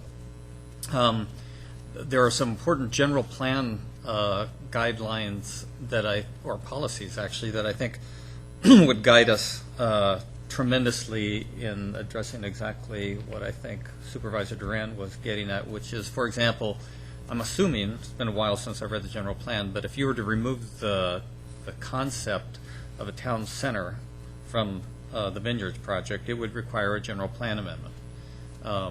And I guess so if you approach that or phase it, there's some tipping point where that might be a process, a methodology by which we would need to consider all these things. And the reason why I mention that is I think that process, let's say we got there, let's say that in Michael's opinion a general plan amendment was necessary because of the gravity of some kind of recommendation. Embracing that, I think, will help us weave our way through those kinds of things. So the board may very well decide to make some changes to the general plan, but we ought to follow the processes that are in place to cause us to get to the right point at the end of that. And with that, I'll just close by saying that I'm open, I think like what I've heard from everybody, I'm open to anything and everything, but I want to make sure that if we're going to make some fundamental policy changes, that's very obvious, and we address those issues in a timely manner and with thorough research and with adequate resources to make sure we know what we're doing at the end of it. Any other comments from board members before we open it up to the public? Mr. Chairman, before you open, I wanted to put a finer point on a couple of things, and I think it'll help address questions that both Supervisor Duran and Supervisor Montgomery asked. There are a couple of different, let me frame this up a little bit. The fiscal plans, the analysis of the work that the developer does, the analysis that staff does, those are mathematic exercises. They're objective. The variables that go into that are policy directives. And that's the point that staff's going to want to be working with your board on over the upcoming weeks and months as we discuss this, and direction as to how you want us to approach some of these very significant policy issues. The issue of shifting responsibility for collection of the fees, construction of facilities, and that's both parks and capital facilities, it's a modification of what we do now and a departure from what was approved in the specific plans. It's a modification from what we do now in that we currently collect a capital facilities impact fee, and we currently collect park dedication fees for the construction of facilities. The capital facilities fee, though, is only a portion of the money that we spend on capital facilities. It offsets development's impact on those facilities. The capital plan, as your board is well aware, is also heavily funded by general fund monies, tobacco securitization monies, and other sources of funds. So to go to a purely capital fee approach to constructing facilities is a modification and departure from what we currently do. It brings with it the liability for making sure that the fees are always correct, keeping up with those, increasing the fees on an ongoing basis, collecting and administering the fees, and then managing the construction projects. We can do all of those things. I want your board to understand that those impacts, it is a significant shift in responsibilities and potential liabilities from what was approved in the current specific plans. That is likewise with a number of the other types of policy questions that we are beginning to pose to you now. So I just want you to understand that we can adjust the variables for the analyses in any way that your board desires based on those policy considerations. And so remember that the policies feed how we apply the variables to that analysis as we go forward. And we're at that point now where over the upcoming weeks and months, we're going to probably be bringing you very specific policy questions as it relates to some of these projects. So I hope that helped in your consideration and how you think about this. Thank you. Any other staff department heads want to speak to this issue? Okay. All right, then I will go ahead and open it up to the public for any comments.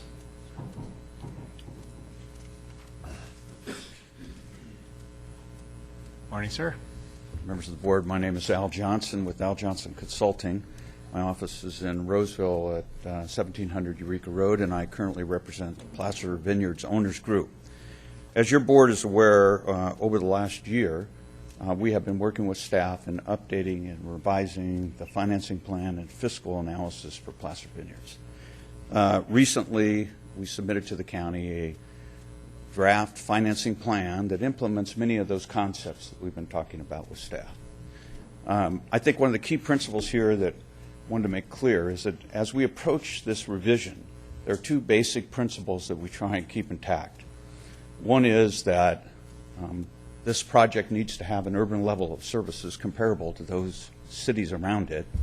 And second, that project needs to pay for all of its costs, not only for facilities, but cost of service to the county. With that in mind, we would like to ask the board to continue to authorize your staff to look at these alternatives and different methodologies for which we can finance these. And there are many structures that are out there that offer opportunities that weren't available when we first looked at this project. And so we would hope that the board would encourage the staff to continue to work with us, come up with alternatives, bring those issues back to the board with the details that you can look at to make a decision whether or not you think those changes are viable for the county. And again, I would like to just emphasize that we've been very appreciative of David's efforts and the staff in working with us on these issues, and they have been very cooperative and open to looking at different ways of doing business. So I want to thank you very much, and if you have any questions, I'd be happy to answer. Robert, your light is on. Did you have? Yeah, you're off the hook, Al. Thank you. Thanks, Al. Anyone else wish to address the board on this item? Morning, sir. Good morning, Mr. Chairman, members of the board. Dave Cook with our CH Group, and I'm here on behalf of my client, Town Development, who, as you know, owns about 2/3 of the Riolo Vineyard specific plan, which is obviously one of those addressed in the workshops we've been listening to. I'd like to offer some clarifications and some distinctions regarding Riolo Vineyard and the other larger, more intense urban developments that have been approved for development in the area. And I'd like to raise a couple of questions regarding the information and the issues that have been presented in these workshops, starting with the November workshop. In November, staff presented an overview of projects approved thus far in West Placer study area. Roughly 7,000 acres containing 20,000 units, 4 million square feet of non-residential. You add Curry Creek, that's another 3,000 acres, another 25,000 units and 2 million square feet. And Riolo Vineyard pales in comparison when you look at the magnitude of those. We're far smaller, less intense than any of those, and represent only 2% of the 45,000 units total that are proposed out there, and 5% of the 10,000 acres that are included. In January, staff reviewed the policies for urban and suburban growth and made reference to some of the 1994 general plan policies, and one of these was policy A13, which is that the county shall distinguish among urban, suburban, and rural areas to identify where countywide development shall be accommodated, and where public infrastructure and services will be provided. This pattern shall promote the maintenance of separate and distinct communities. We believe that Riolo Vineyard's location and its geographic characteristics, including Dry Creek and the floodplain, which separate Riolo Vineyards from Placer Vineyards and Regional University, as well as the comparative magnitude, densities, and the intensity of Placer Vineyards and Regional University, make Riolo a unique, separate, and distinct community. And in fact, in the January staff report, it states some of these arguments as to the reasons or the rationale behind this particular specific plan and how that's addressed in the Dry Creek Community Plan, largely in recognition of the unique characteristics of that project area And the staff report goes on to state that the project's not approved at the same densities of Placer Vineyards and Regional University. Placer Vineyards, we know, about 14,000 units on 5,200 acres. Regional, 4,300 units on 917 acres. Riolo, 933 units on 526 acres. Much smaller, a great deal more open space and ag land, I would point out, compared to the other projects. Today's staff referenced the January staff report and the county having established policies for urban growth and the corresponding service levels in western Placer County. Will I be limited to 3? Because No, if go so, okay, thank you. This might take a couple more. Basically, the staff report referenced the board's direction in 2005 on providing higher-level urban-type services for this proposed development in West Placer County. And that report states that the scale, density, and character of the proposed development was unlike that elsewhere in unincorporated Placer County, thus demanding new standards and increased cost for municipal services. Riolo Vineyards doesn't have a town center. We're different. It's a smaller project, and we really feel like it doesn't fit within that same box of the 2005 board policy that really is the essence of what we've been talking about in these last few workshops. That memo in 2005 also referenced the importance of being able to compete with neighborhoods in West Roseville. Specifically, Fittimet and West Park were called out, which have basically about a 660, and in fairness, and to Allison's point, in 2006 dollars, about $660 per year for municipal services, in addition to their CFD. That compares with our current numbers of about $1,940 per unit per year, which is not prior to the 20% reduction. Again, as Allison pointed out, that's an exercise that Placer Vineyards has been working with staff on. So even with the reduced, if there are some potential reductions in there, that assessment level essentially precludes any bond financing for infrastructure for Riolo Vineyards. Makes it very difficult to move forward. In conclusion, we're far more similar to the existing suburban neighborhoods that are in close proximity to the proposed Riolo Vineyard project, such as Doyle Ranch and Morgan Creek. And we're not urban or new towns like Placer Vineyards or Regional University. We're also much closer to being ready for implementation due to the scale, due to the fact that one owner controls 2/3 of this, and due to the fact that it's located in close proximity to infrastructure that was constructed as part of the CFD for the Morgan Creek Doyle Ranch projects back in the mid-2000s. We've engaged the services of Goodwin Consulting Group to evaluate and analyze the suburban services that we think are more appropriate for a project of this intensity and this scale. And we will be submitting an application soon to modify certain elements of the specific plan, including changes resulting from this board's approval of the Acres of Hope reallocation, if you will, of the affordable housing, and also changes to the finance plan and the development agreement as necessary to make this project feasible and buildable. We've been working with staff for more than the past year. They've been very cooperative. We feel like we've made a great deal of progress, and we appreciate that. And we appreciate the effort they brought forth in bringing these policy issues to you for discussion.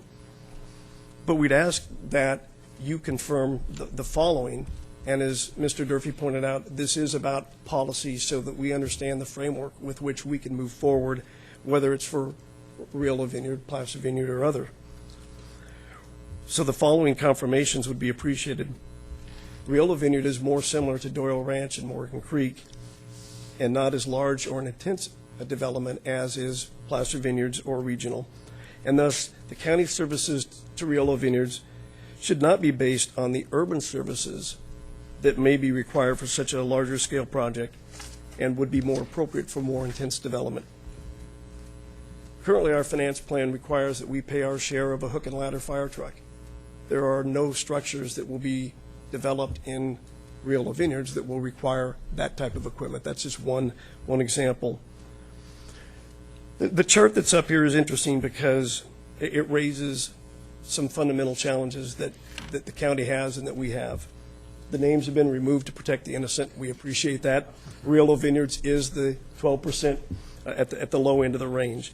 But is it fair to penalize future residents for the happenstance of the county's general fund share that was established as part of Prop 13? That is a reality. But is that really fair to these folks who are going to live in the county, that they happen to move into an area that has that lower tax rate? And finally, we'd ask that the board acknowledge that the target for the annual CFD or service assessment be competitive with those neighborhoods in West Roseville areas so that we can compete.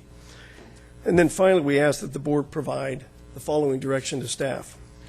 Work with us and our client and consulting team to move forward in clarifying and quantifying the appropriate service levels to reflect the smaller scale and the relative suburban nature of Riolo Vineyards. Work with our client and consulting team in more accurately determining the cost of providing those services to Riolo that are currently enjoyed by the existing residents in the surrounding neighborhoods. We understand that this is going to require more than just cost cutting. Okay, so there needs to be, as Supervisor Duran pointed out, there needs to be some creativity. And we would like staff to be directed to work with us and explore some alternative service providing provisions, such as shared services with other jurisdictions or privatization of certain services, where a homeowners association may be able to handle some of these things.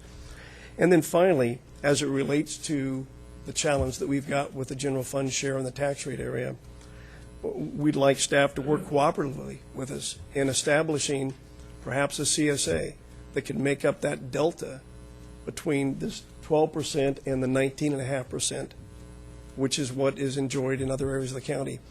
The quick math on that is based on roughly a $350,000 home. If you look at this after the ERAF, you're to equalize Riolo Vineyards to that similar 19% TRA, you're looking at an annual fee of roughly $350. And this is on, again, a home of maybe $350,000. That's a big difference between the $1,940 a year, which is currently what the Urban Services Plan requires for payment of what we think should be very similar services delivered to the future residents of Riolo Vineyards.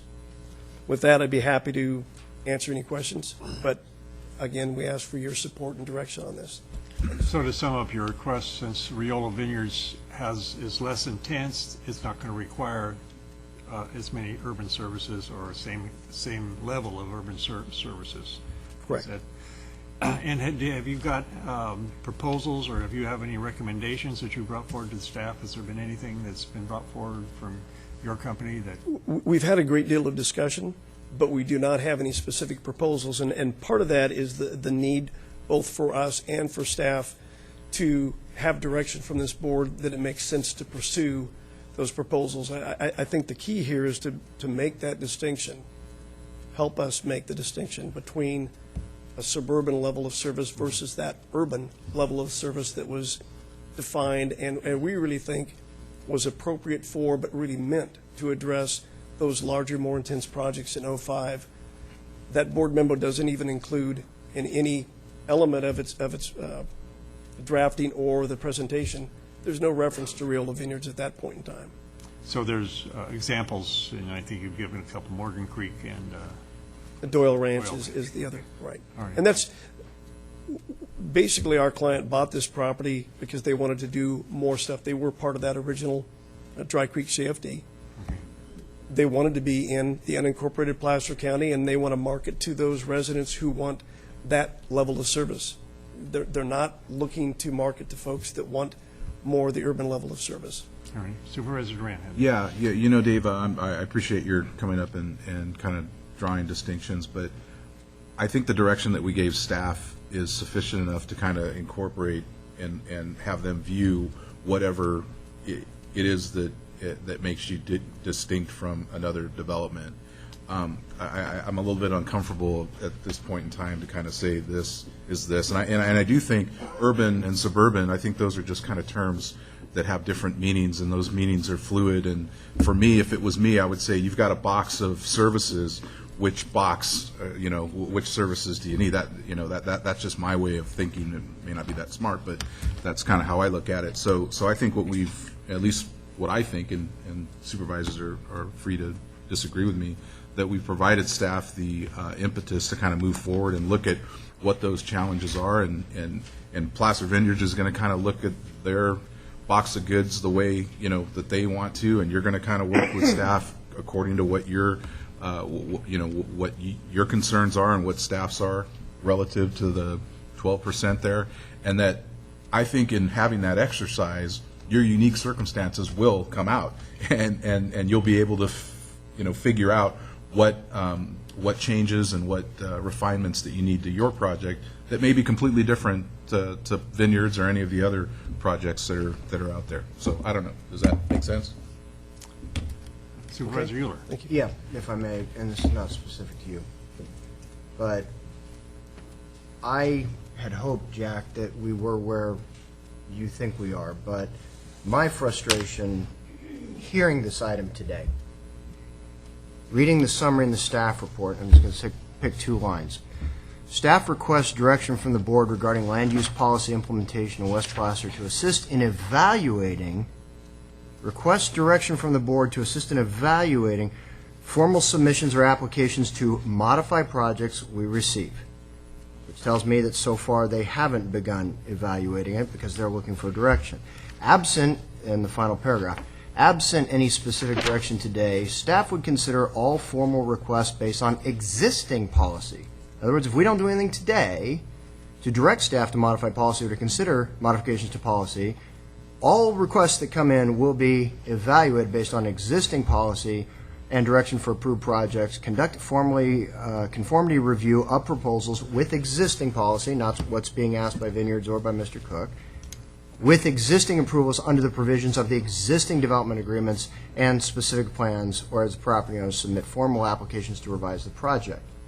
And the reason I'm a bit grumpy is when we sat here in December, I thought I at least made it very clear that I wanted a concurrent process. I wanted the board to be receiving updates as to the policies that we had implemented to date, but also for staff to receive, review, and evaluate these kinds of requests that we're talking about today, so that by the time we got together in the spring, we were going to be in a position for staff to lay out for our board, here are the requests we've received, here are the kinds of policy issues that it would require the board considering, here are the ramifications. So far today, I've heard all of my colleagues say, we look forward to getting those details and hearing those and all the rest. We have a report that was submitted, and I realize Vineyards is just one of the projects, and I don't mean to discount Mr. Cook's project, the university project, and all the rest, but every slide that we've seen has been based on the numbers of the Vineyards project. We sit here today with a proposal that was submitted, very specific, over 60 pages of very specific, which I read last night, very specific detail in regard to revisions being proposed by the Vineyards project that speak directly to a number of the issues that we heard about today. This was submitted to our staff over 3 weeks ago. And yet, what I'm getting in a staff report today is, unless we provide the direction that I thought I provided in December, and I thought our board concurred with in December, at least I didn't hear anybody say, no, viewers out to lunch, don't listen to him, which has happened. So I'm a bit frustrated that we sit here today not being able to provide either the Placer Vineyard folks, Mr. Cook, university, anybody, any kind of feedback based on actual evaluations of proposals that have been submitted. If it wasn't clear in December, then if I may make it very clear today, since staff twice here says we're looking for some kind of direction as to how to proceed, what I had hoped we would find ourselves in a position of the board was having a conversation that says, this is what the Vineyards would like to see by way of modification to their development agreement, implementation of the infrastructure, fee collections. This is what they'd like to see. Here are the existing county policies governing those things. here are staff's analysis of, if we make the modifications, what it's going to mean in terms of service delivery, and the associated policies that would need to be changed in order to accommodate, or to simply just say to the applicants, sorry, live with what you got. That's where I was hoping we would get to.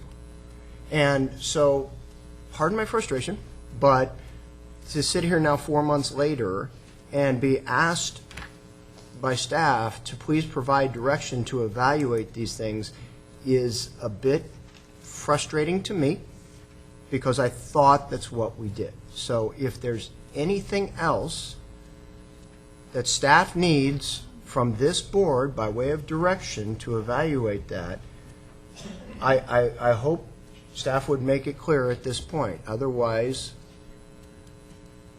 I will assume that I've been heard this time. Thank you. Supervisor Euler, that document that you referenced, 3 weeks, been here for 3 weeks. Do you think that adequately, these are very difficult and issues to go through. I don't believe 3 weeks is enough time for our staff to completely evaluate those. I agree, which is why when I called yesterday to talk with staff, I thought, maybe we ought to not hear this item tomorrow. Maybe staff should take a little bit more time to evaluate this, and I was prepared to come in here this morning and make a motion that we continue this item to some point in the future. So I agree. On the one hand, I agree. On the other hand, in fairness to us, I would say, I don't know about you, but I got this on Friday, and I was expected to show up today prepared to make decisions based on this, which I got on Friday. This is over 200 pages. This is 60. Yeah, I agree with you that there are very weighty issues that are raised in here, and there is a significant amount of evaluation that will go into these. My frustration stems from what I read in the staff report, which I read as being almost a request from staff that they even be allowed to step outside of the box in order to evaluate these things. And I thought that our board had already provided that direction. That's my frustration. Well, I think in the cost of chewing up staff time to go through that, it's also a consideration as well. So, just to make that point. Supervisor Montgomery. Yeah, I share Supervisor Euler's concerns a little bit, clearly not to the extent that he does. But I think what Jack and I brought up earlier actually goes to your point and to your concerns, which is we need specific project proposals and applications in front of us. I think there's a little bit of a chicken-egg happening thing, which is sort of a request to sort of review policies, but without the detail and the nuance for us to understand what that really means. And, while your project may be different, it's still subject to the same existing policies, so we need to see, I can't speak for the rest of my board, I need to see a specific proposal. What do you mean? What are the specific changes you're proposing? What are the impacts on services? What are the impacts on facilities? What are the dollars in today's dollar, to you as a developer, to the county? What risks? I need an analysis from county staff. What risk does that put us at if we take on some of those responsibilities? Because I don't want to see just like I don't want to see the folks who are paying the 19.5% take on additional risks and responsibilities for the 12%, no names. I don't want the county to be taking on that risk as well to our general fund. And so I share Supervisor Euler's concerns, but what I would like to see staff do is come back with very specific proposals, have the opportunity to look at those very specific proposals, and then once we've seen them all, think about what we would want to do in terms of policy, if anything. I mean, we may do exactly as Supervisor Euler said and said, you got to live with what you got. But without having had the opportunity to review specifically and in detail what is being proposed to be changed or amended, I don't know how we even make those policy recommendations. I agree. If I may, I think Mr. Euler's comments sort of help provide the clarity that we were looking for, and I appreciate it. I think I'll sit down now. Thank you, Mr. Cook. Anyone else wish to address the board? Okay, then.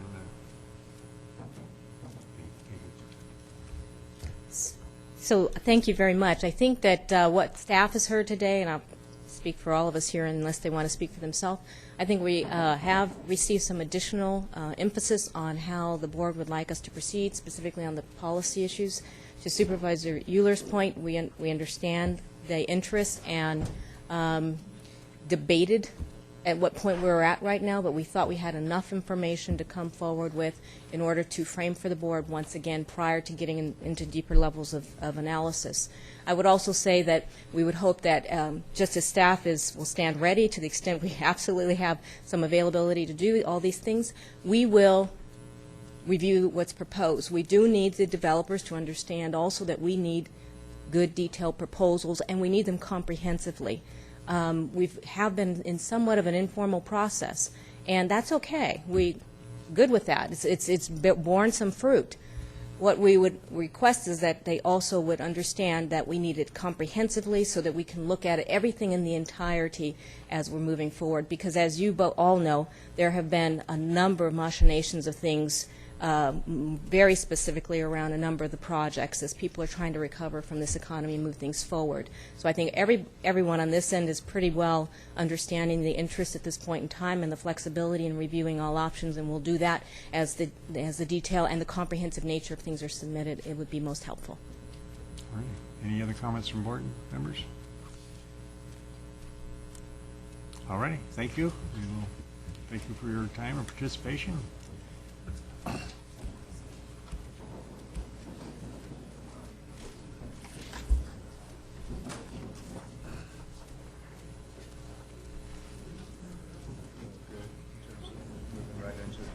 right, yeah. This thing over.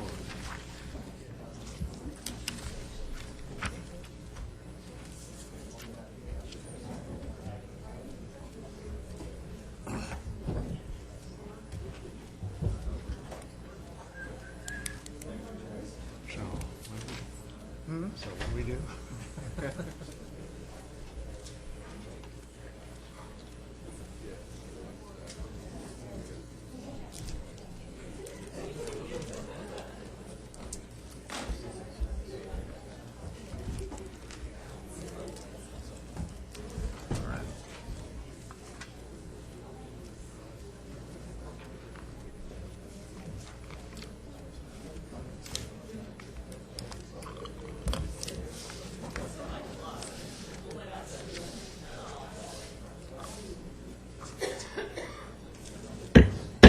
I'll call the board back to order. Now is the time to hear our 11 o'clock timed item. Community Development Resource Development Agency Planning Services Division, Gold Hill Gardens applicant appeal. Thank you, Mr. Chair. This is an appeal of a Planning Commission denial of one aspect of a minor use permit for a community center. Today's presentation will be made by Melanie Jackson.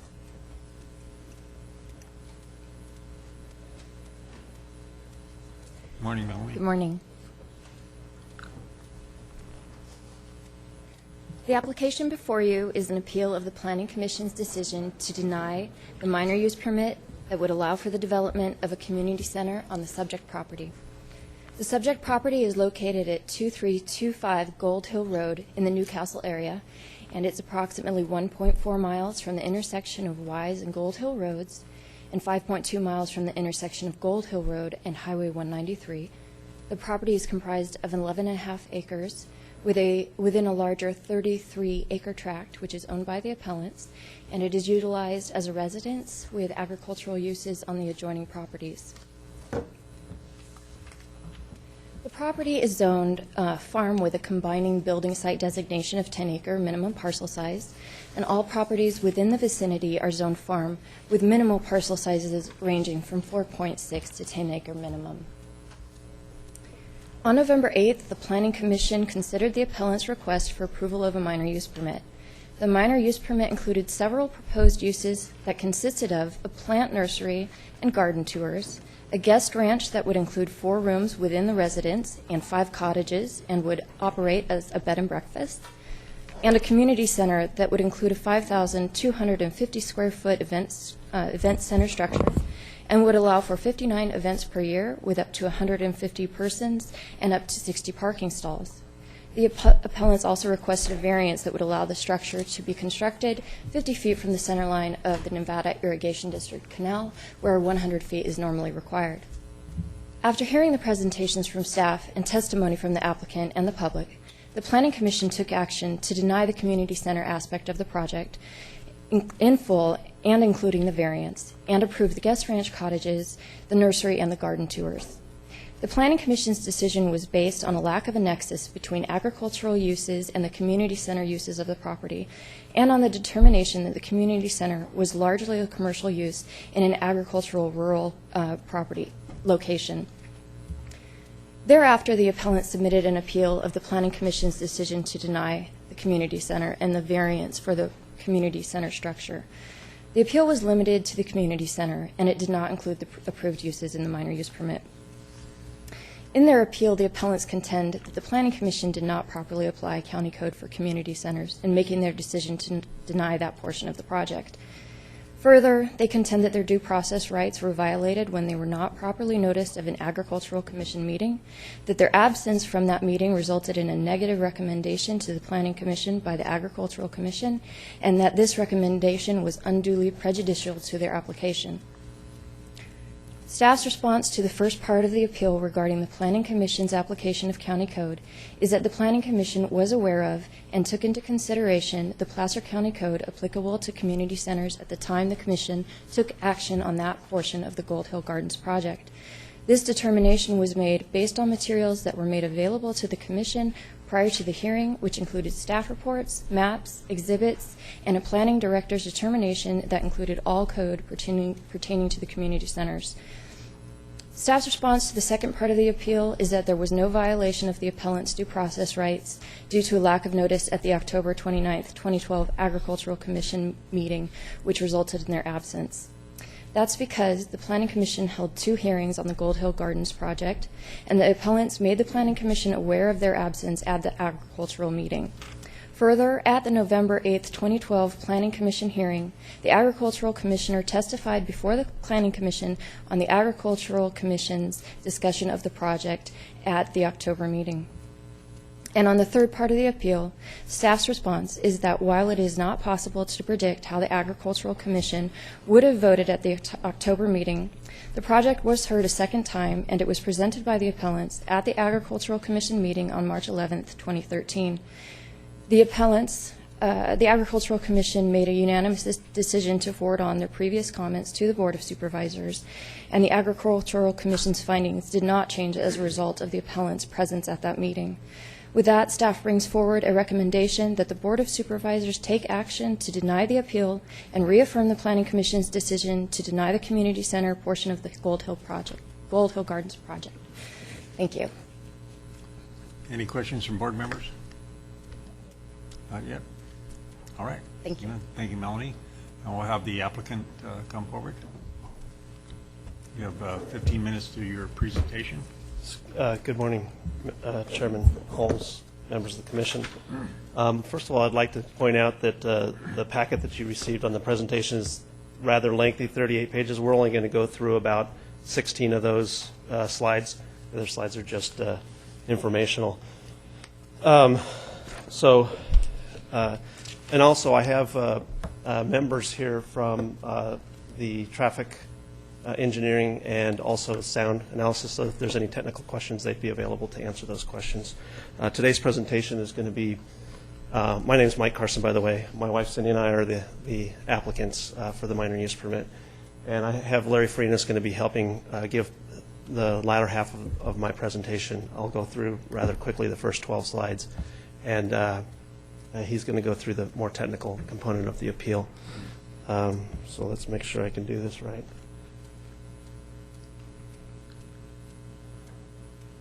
Well, I guess I didn't. Sorry. As staff had mentioned, we have processed the minor use permit. The first 4 components were previously approved, and the latter community center designation, which allows for our event uses, is the item before you. Wanted to point out that it's important, this community center component is important to the other small businesses that we are trying to generate as a small business, through the exposure of the events that we have, will help with that business plan. We held outreach meetings, 3 different on-site outreach meetings. As a result, our initial proposal, we were proposing to have potential 365 days that we could conduct events. We've now whittled that down to 59. And then you can see the other components that have changed fairly drastically. Occupancy was originally at 200 people max and is now down to 150. I show this picture because this was the original. It was a hand-drawn document that I did. It was 8.5 by 11. And one of the things to point out on this is we originally were proposing a 6,600 square foot building. We were putting it up on the hill close to the primary structure. As a result of our first outreach meeting, we got opposition with the location of that. So we moved it down below, closer to where our pool house is. It's more centrally located on the parcel, and it's very shielded from neighbors. Also, there was a question about parking, and so we expanded the parking areas as part of the outreach process. This is an overview of the entire property that we retain, and the majority of that is all, let's see if I can do this. Yeah, there you go. This area right here, this whole area is all grazing where we operate our calf operation. This is a close-up of the parcel with the proposed improvements. As you can see, the footprint fits right over the existing areas that are currently being used as our primary residence. So there's no additional impact to the agricultural use of our property. We currently have a cow-calf operation we've had ever since we've been on the property. We run anywhere from 10 to 24 head of cattle. We have 15 acres of irrigated pasture. We purchase 11 miners inches of water.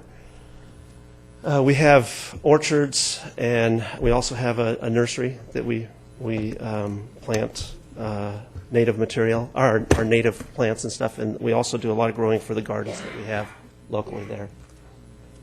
Potential events, family reunions. One of the things that we're excited about is trying to incorporate some educational components. We have, this is a representation of some of the support we have.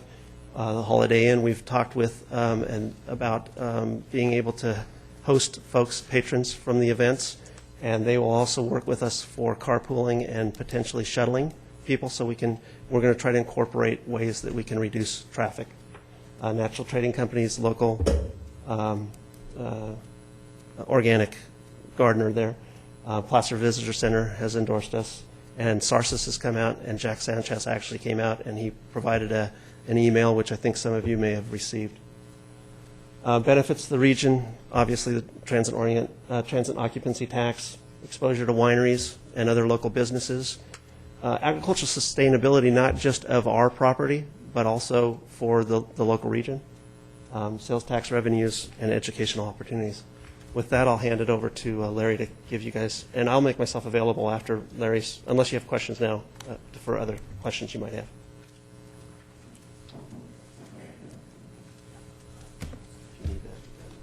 No, he's part of the applicant, so. Good morning, Chairman Holmes, Supervisors. Thank you for the opportunity to come before you today on behalf of Mike and Cindy Carson for the Gold Hills Community Center project. I'd like to take a few minutes to review the staff report before you and illustrate why we believe this appeal should be approved. What you have before you are the findings for approval that were recommended by staff in the 2 previous Planning Commission hearings held for the Gold Hill Gardens Community Center project. These findings have been reversed based solely on the Planning Commission's decision to deny this project. Neither staff nor the Planning Commission has introduced any evidence contrary to these findings to justify the denial of the Gold Hill Gardens minor use permit application. These are the recommendations of denial. You'll find that they're very similar to the recommendations for approval, with the exception of the change of a few words. Item A states that the project use is inconsistent with provisions of the Placer County Code. In the staff report on page 5, there's mention of a memorandum sent to the Planning Commissioners from the Community Resources Agency Director concerning community centers. Included in this memo is the definition of community centers you see here. Gold Hill Gardens is proposing specifically to construct a multipurpose room that will be available for use by various groups for such activities as meetings, parties, weddings, receptions, dances, etc. Simply put, Gold Hill Gardens is applying for a minor use permit to conduct an activity exactly as it is described in the allowable land use designations for the Placer County zoning ordinances. This could not be more consistent with county code. Item B states that the proposed use is inconsistent with the county general plan. In the same memorandum, the director lists 5 general plan policies that support the community center concept. He then goes on to state, and I quote, "While it has taken many years to materialize, the general plan's vision to develop tourist and economic development opportunities that promote the county's wineries and agricultural amenities is now being realized. As shown by the existing community centers that have been approved in the farm zoning districts, these activities can coexist with surrounding rural residential uses subject to the application of specific conditions of approval. The existing community centers referred to are the Flower Farm and the Newcastle Wedding Gardens. They are not wineries, and they actually have less ag activity on their property than the Gold Hill Gardens project currently has. This project is consistent with the general plan policies quoted in this memorandum. Item C states that the project will be detrimental to the neighborhood, and item D states that it is inconsistent with the character of the neighborhood. No facts have been brought forward that indicate specifically how the original findings have been altered to make this project detrimental to the neighborhood. And again, referring back to the memorandum, the director stated that these projects can coexist with surrounding rural residential uses subject to the application of specific conditions of approval. Gold Hill Gardens is a fully conditioned project. They will be limited to 59 days of use per year. They will have a limited number of guests, limited hours of operations, noise monitoring and level limitations, as well as conditions of improvement, such as improving Gold Hill Road at their entrance, installing a draft fire hydrant for fire protection, and providing paved parking with all ADA and fire department approvals met.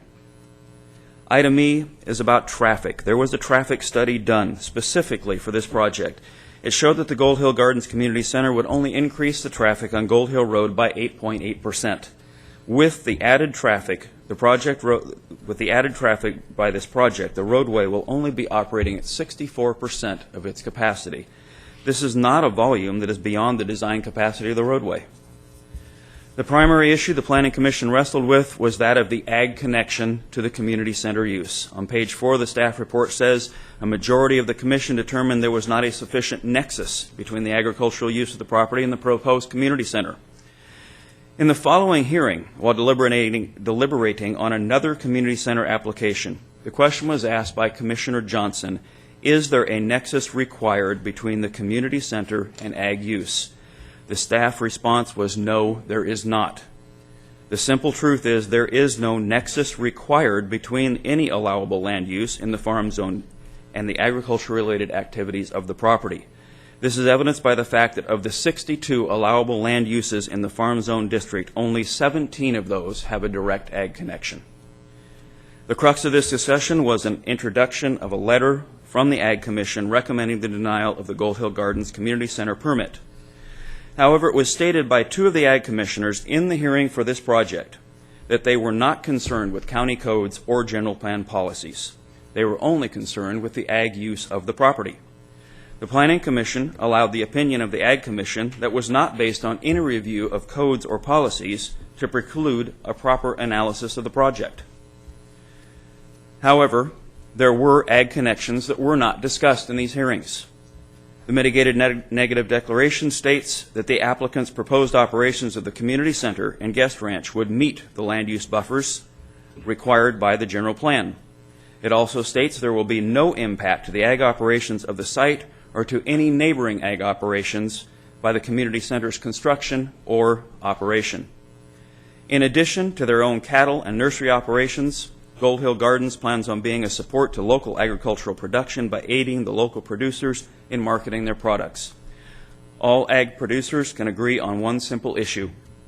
Marketing and exposure are the keys to success. In the same way that the Placer Grown Organization, in association with the farmers markets, has tried to gain exposure and create a marketing tool for their products, Gold Hill Gardens will be an asset to the producers by bringing people to the area and exposing them to the abundance of locally produced goods. From wineries to mandarin orchards to local flower, honey, fruit, vegetable, and livestock producers, Gold Hill Gardens will not only use the local products and suppliers as much as possible in their operation, but help them to promote their products by showcasing them and providing pamphlets and brochures with maps to the local growers and suppliers. Throughout the previous hearings, there have been many concerns voiced over the uses of the existing Grange halls as community centers and how they impact neighborhoods. Many of the concerns with the Grange halls were about hours of operation, noise, drunk drivers, and unruly conduct. This chart indicates the difference between permitted community centers and the Grange halls that did not have to go through a permit process. The uses for the Grange halls are essentially unrestricted. Community centers all have conditions of approval and restrictions. A properly conditioned community center operates with restrictions that help make it a good neighbor, not a detriment to the neighborhood. It is worth noting that since the opening of the Flower Farm Community Center, there have been no recorded complaints of any kind filed with code enforcement. I was also told by county staff that there have been no drunk driving arrests reported to be associated with the Flower Farm's operations. Simply put, when businesses go through the process of acquiring the proper permits, complying with their conditions of approval, and making an investment to build a quality community center, many of the problems that are feared do not exist. We're asking, in view of the facts presented in the original findings for the approval of this project, that you overturn the Planning Commission's denial of the Gold Hill Gardens Community Center application. Thank you very much. Thank you. Is there any further comment?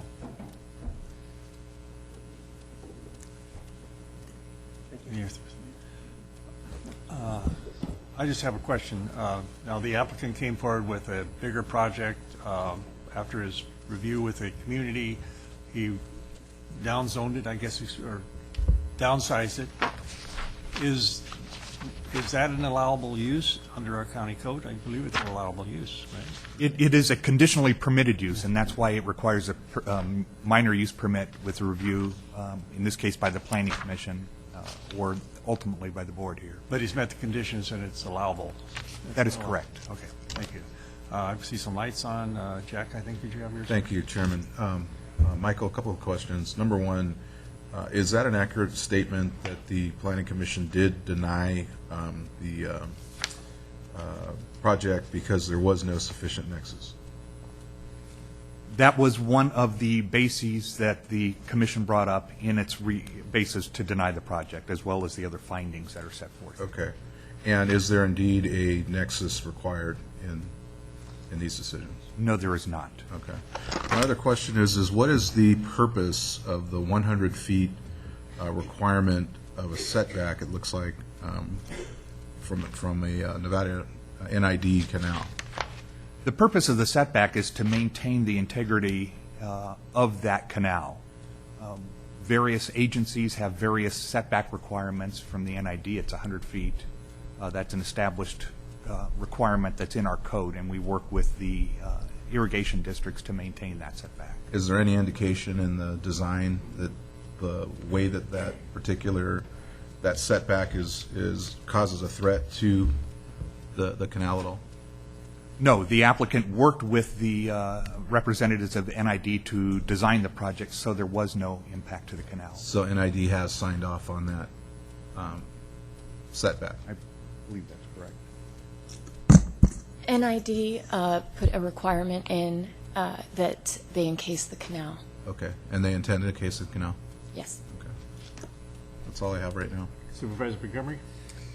Thank you. Just a clarifying question as well, based on some of the comments from the Planning Commission November 8 hearing. It says, further, the commission determined that the community center was largely a commercial use located in a rural area surrounded by agricultural and residential uses. Is ag not considered a commercial use, or is it a commercial use under our land uses?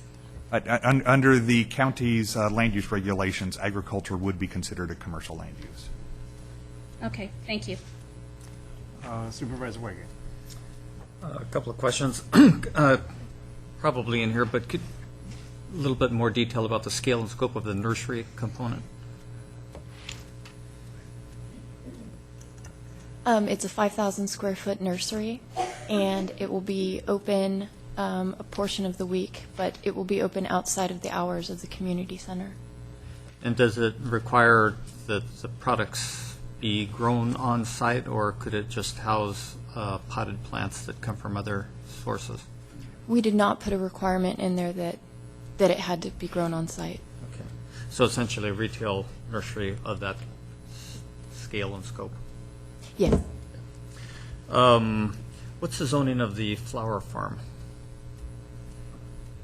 That is also zoned farm. And minimum parcel size? I would have to look back and verify. I believe the minimum parcel size there is 1 acre. They have 10 acres on their property, Right. but many of the surrounding properties are 1 acre in size. Okay, traffic studies, any further information or comments with regards to peak traffic impacts? There was a traffic analysis done for this project. It's as stated in the mitigative negative declaration, which is on page 103 of your board packets. It was determined that Gold Hill Road currently carries up to 2,100 vehicle trips per day, and that the proposed project would add up to 190 trips per day. The capacity of Gold Hill Road currently is 4,200 trips per day. And on that basis, it was concluded that there was adequate capacity to accommodate any development associated with the proposed project. Even with peaks? That is correct. So the Planning Commission decision, just want to develop this a little bit better. Having served on the Planning Commission, maybe partly involved comments from County Council, but largely for understanding as we go forward from the hearing today. Obviously, the Planning Commission is entitled to draw whatever conclusion they so choose, regardless of staff recommendation, and that is not an infrequent event. Probably more common that they tend to agree with the staff recommendation, but fairly frequently, I'm sure they currently are still disagreeing with you from time to time. That does occur, yes. And and since they're duly appointed by us, of course, they're brilliant. But even though we often disagree with them after we consider projects that get appealed to us like this one. But it sounds like, I wasn't there, I didn't listen to the tapes, but in their deliberation and based on the totality of the hearing itself and comments that were made, that they landed on a concern that even though it's not in the code, almost the question of whether or not there should be a stronger nexus, specifically between the parcel in question and the project proposed and its connection to agriculture. Is that accurate? That is correct. And obviously, well, they're fully free to make that decision and have the discretion. Do you not agree? I would agree that, yes, I do. So then as a result of that, obviously, you're essentially required in your recommendation to the Board of Supervisors upon appeal that if the Planning Commission disagrees with you, you simply take forward the recommendation of the Planning Commission, correct? That's correct. That's been a discussion with the board previously, and the board has made it very clear that it wants staff to bring forward Planning Commission's recommendation. And so we're all free here today to pick your brain as to see where you may or may not have disagreed or agreed with the Planning Commission, but correct. We all know how that works. So thanks. That's all for now. All righty. Any other comments from board members? Good, then this is a public hearing. I'll open it up to the public. Please come forward, state your name. You'll all have 3 minutes, and if you'll line up, I'd appreciate it. My name is Lori Lewis. I live at 6245 Wise Road. Without an ordinance pertaining to community centers, you have no means to monitor, no rules to enforce, and no penalty for lack of compliance. The current method of applying for a community center does not promote transparency within the process. With no definitive description of what a community center is, how can a board approve or disapprove a proposal? The lack of clarity opens the door to numerous court actions. I think the recent hearings have shown that to be true. I suspect that Wise Villa approached the planning department with his proposal and was told that he would need to put in a commercial kitchen. As far as I know, no other wine tasting has had to put in a commercial kitchen, which gave him the go-ahead for his community center. Because of the lack of definition of community center, the Board of Supervisors felt obligated to grant the Wise Villa proposal.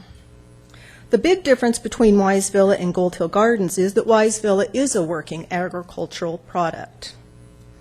Gold Hill Gardens is a proposal. My concern is that as this process has gone on, and I've been at each meeting, his goal or dream, as Mr. Lee referred to his proposal, has changed. It has morphed. I'm concerned that so will his conditions. Had the public not become aware of Gold Hill Gardens, this application proposal could have well gone through the zoning administrator, which meant I would have had events 365 days a year, amplified music to 11 p.m. The current is 10 p.m., so he was asking over what the county ordinance deals with for the noise ordinance, and he would have been granted that. My only question is, are we going to make rules and ordinances for each applicant or proposal? Or are we going to provide an equal framework to this new commercial venture in an ag-zoned area that benefits everyone? Thank you. Thank you. Morning. Susan Ames. I live at the corner of Wise and Gold Hill.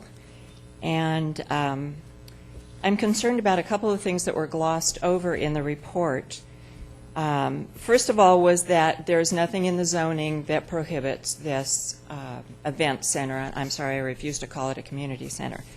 The zoning, for farm zoning, has a list of land uses that are approved, but at the very top of the zoning, it says intent and purpose. And intent and purpose is to promote agriculture and agriculture services. There is no agricultural connection to the event center.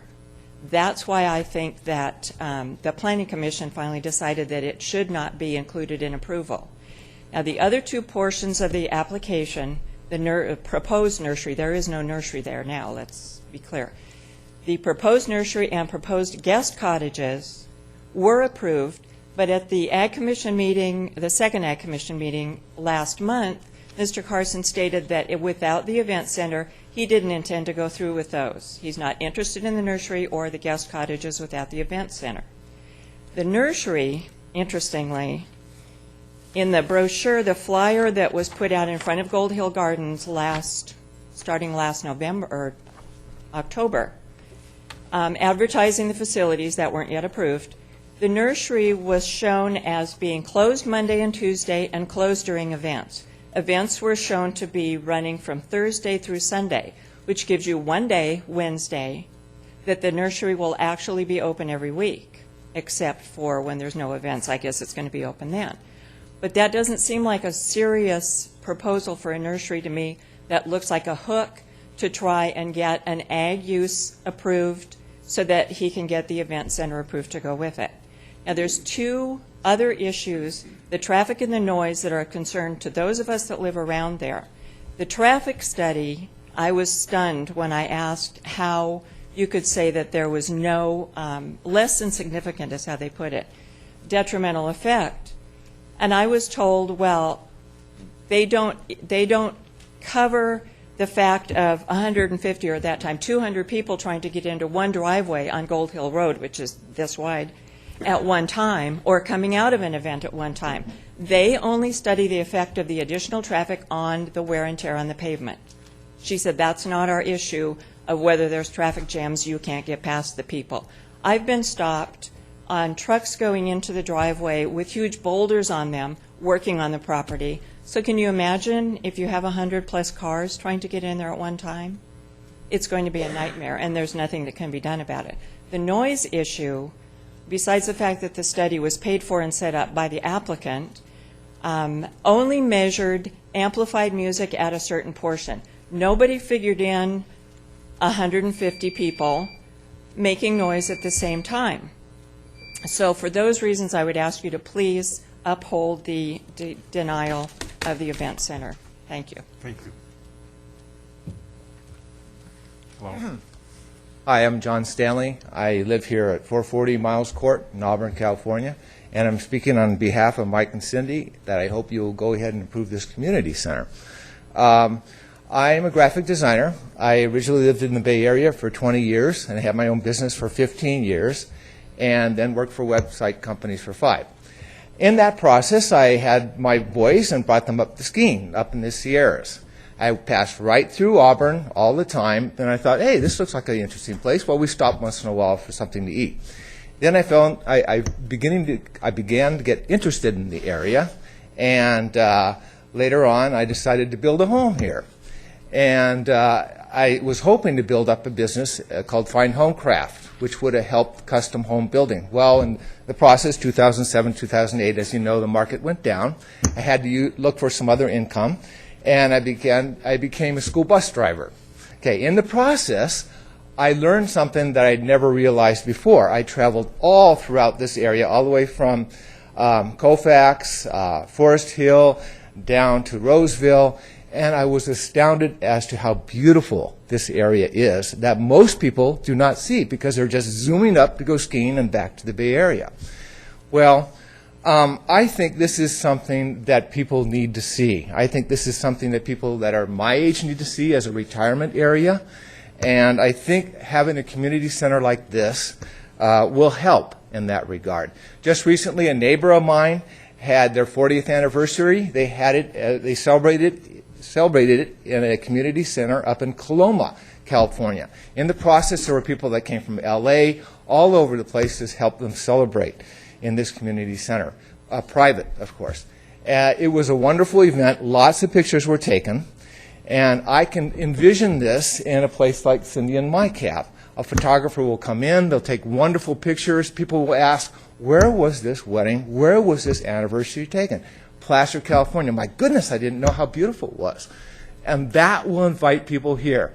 This is a creative way to bring in more resources and money into this area.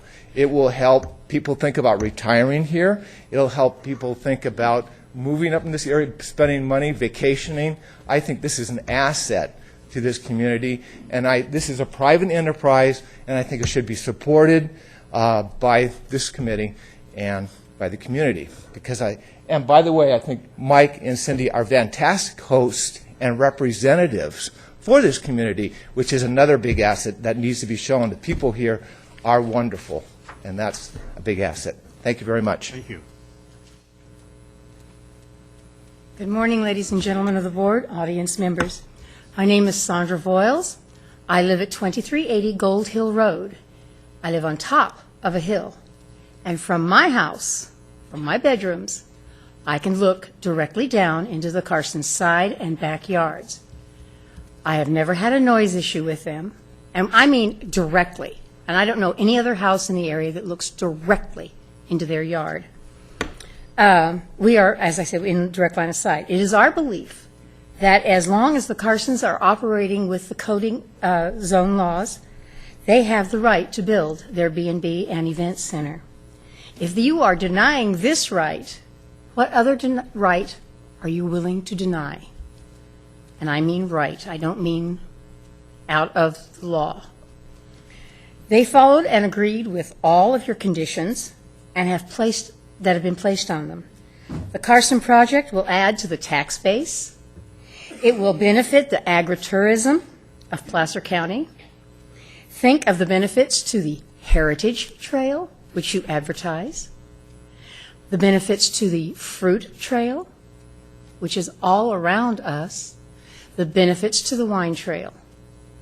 This trail will be a jumping off place, or this B&B and event center will be a jumping off place where people can see some of the beauty and grandeur of Placer County and not just Highway 80 or Highway 49. There's more to Placer County than that. And as the other gentleman said, I'm a former school bus driver. I've been all over this county. I drove for Lincoln, for Western Placer for 32 years. This is a beautiful county. And I have watched real, honest-to-God farm area be scooped up into Lincoln and made into homes. I have watched farm area at Del Webb that was cattle land be scooped up, and people who look at you as though you're an idiot for not living in Del Webb. excuse me, I'm an old person, I have horses. Or I did. And they don't allow horses in Delaware. I can't understand that. But anyway, I think that Cindy and Mike should have this project. It's their right. Thank you. Good morning. Morning. My name is Joe Voiles. I live with my wife on 2380 Gold Hill. All right. And I've probably lived there longer than anybody here, most Bay people around us. I lived there over 50 years. And I live probably the closest house to their event center, and I totally approve of everything that everybody said in favor of it. And thank you. All right, thank you, sir. Hello. Good morning. My name is Ron Roth. I've lived on Gold Hill Road for 4 years. And it's a nice area. On Virginia Town, I walk a lot in the area. On Virginia Town, this lady pulled out, and I had 1 foot in the grass and 1 foot on the pavement. She missed me by 1 foot width. On Gold Hill Road, several times I've been walking, and the trucks and cars provide no safety for me. There's no deviation. I have to go off into the side or the ditch. I had one individual who, with which I had eye contact. There was no deviation, straight down the road, right close to me, and so I had to step off into the dirt. I have followed trucks on numerous occasions, trucks and cars, and seen them provide no safety space for bicyclists. I've followed several four-wheel drive pickups pulling large 30-foot livestock trailers, going over Gold Hill Bridge at over 50 miles an hour. It's 20 miles an hour recommended speed one way, 30 miles an hour going south.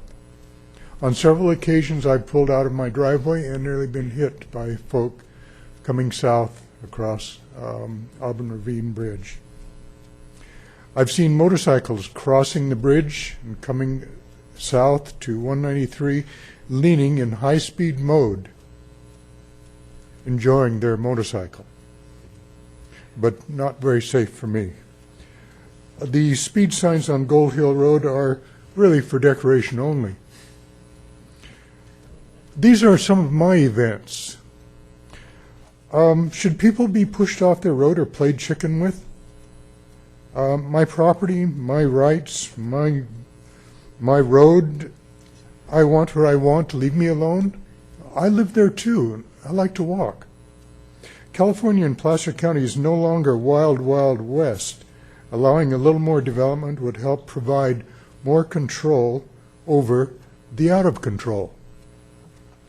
The no-growthers stymie the economy and the enjoyment of the beautiful areas of Placer County. Who waves? Who smiles? Who says hi to you in the morning? The truckers? Recreational area with safe walking, hiking trails, nurseries, petting farms, relaxing areas for families. This is what the area would be great for. I'd like to see the board and the county committee go in that direction and look at some other models from back east as to how they might develop it better. Thank you. Thank you.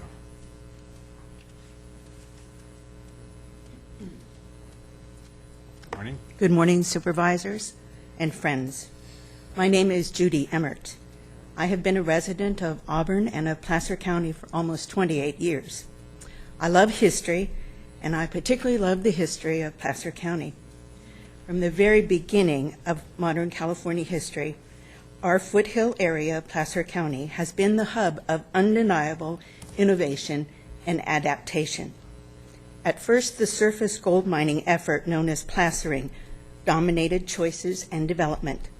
Shortly, however, placering was supplanted by small business and manufacturing as the new settlement of Auburn became the logical resupply point for our gold miners.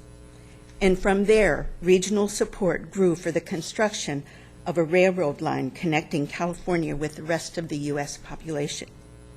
As more land came under cultivation, fruit trees of all types were planted, grown, and harvested, aided at first by the winter harvesting of ice from Truckee, and then quickly enhanced by artificial ice production.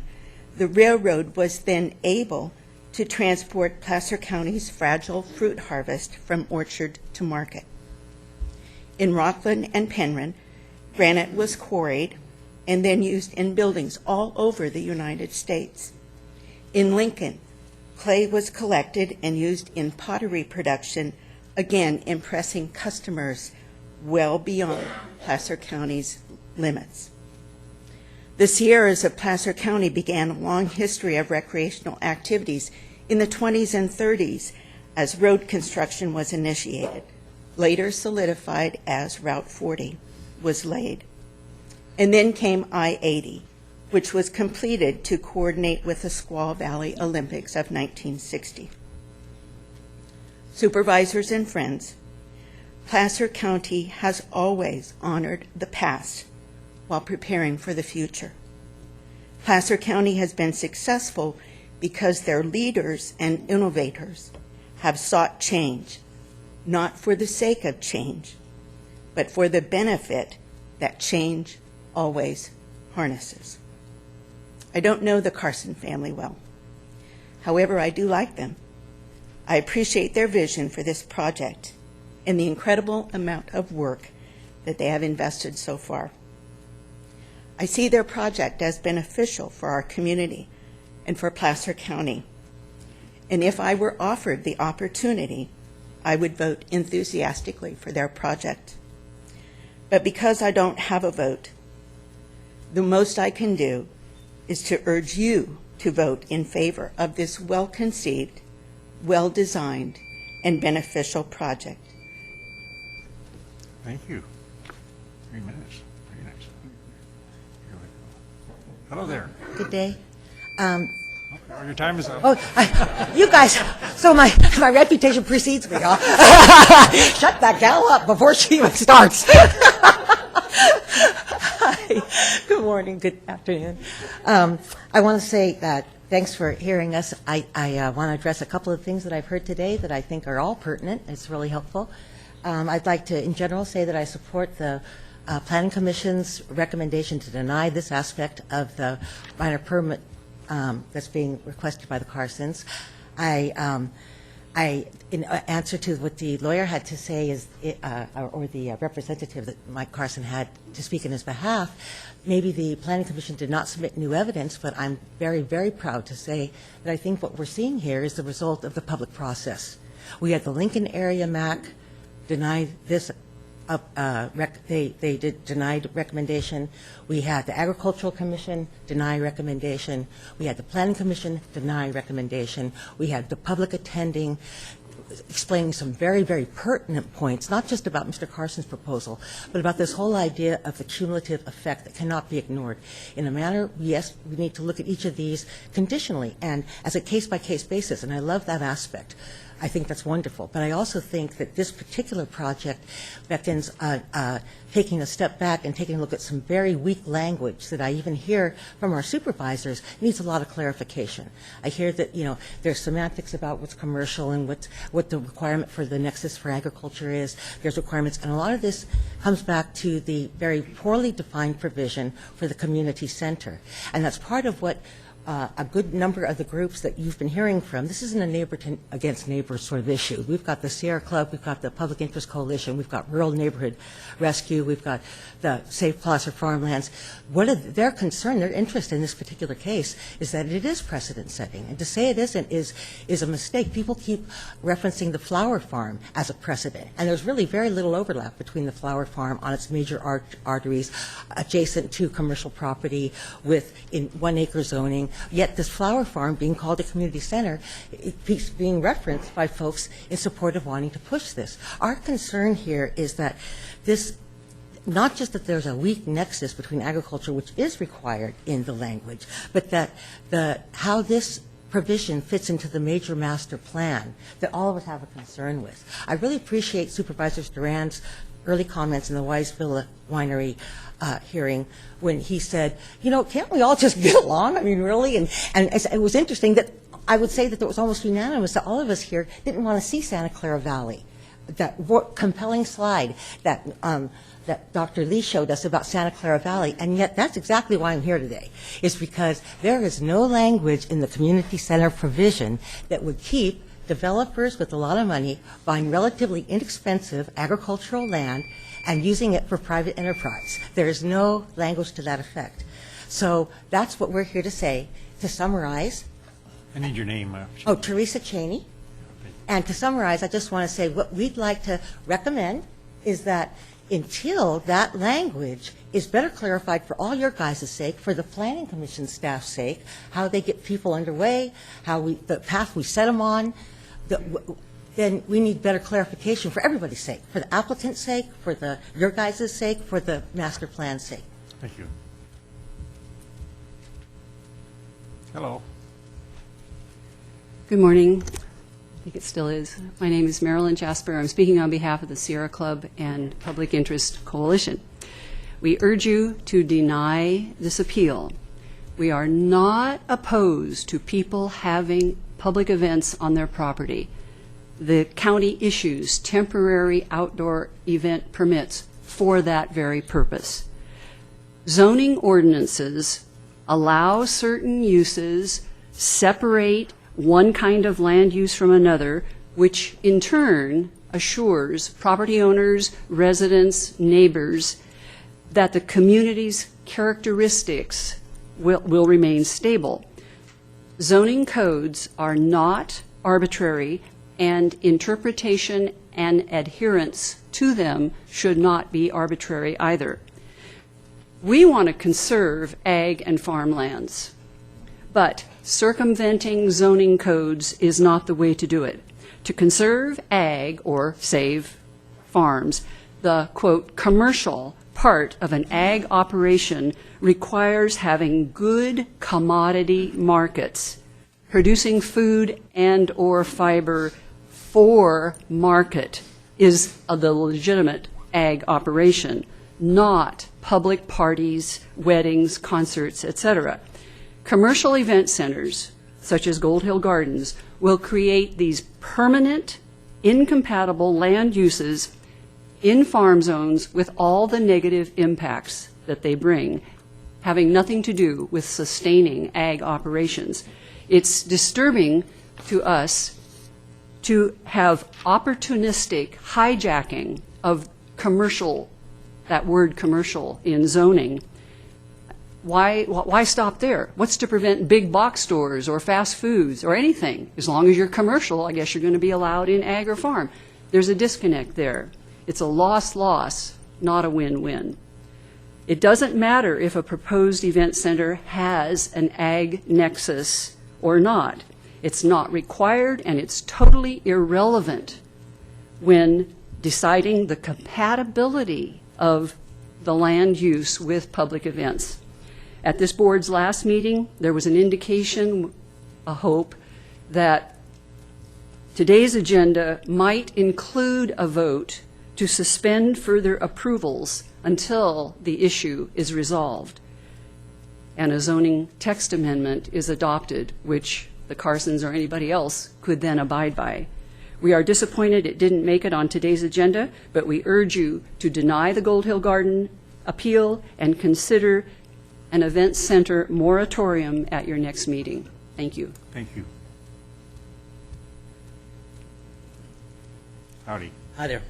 My name is Jason Daly. I'm 6450 Virginia Town Road and also 5700 Wise Road.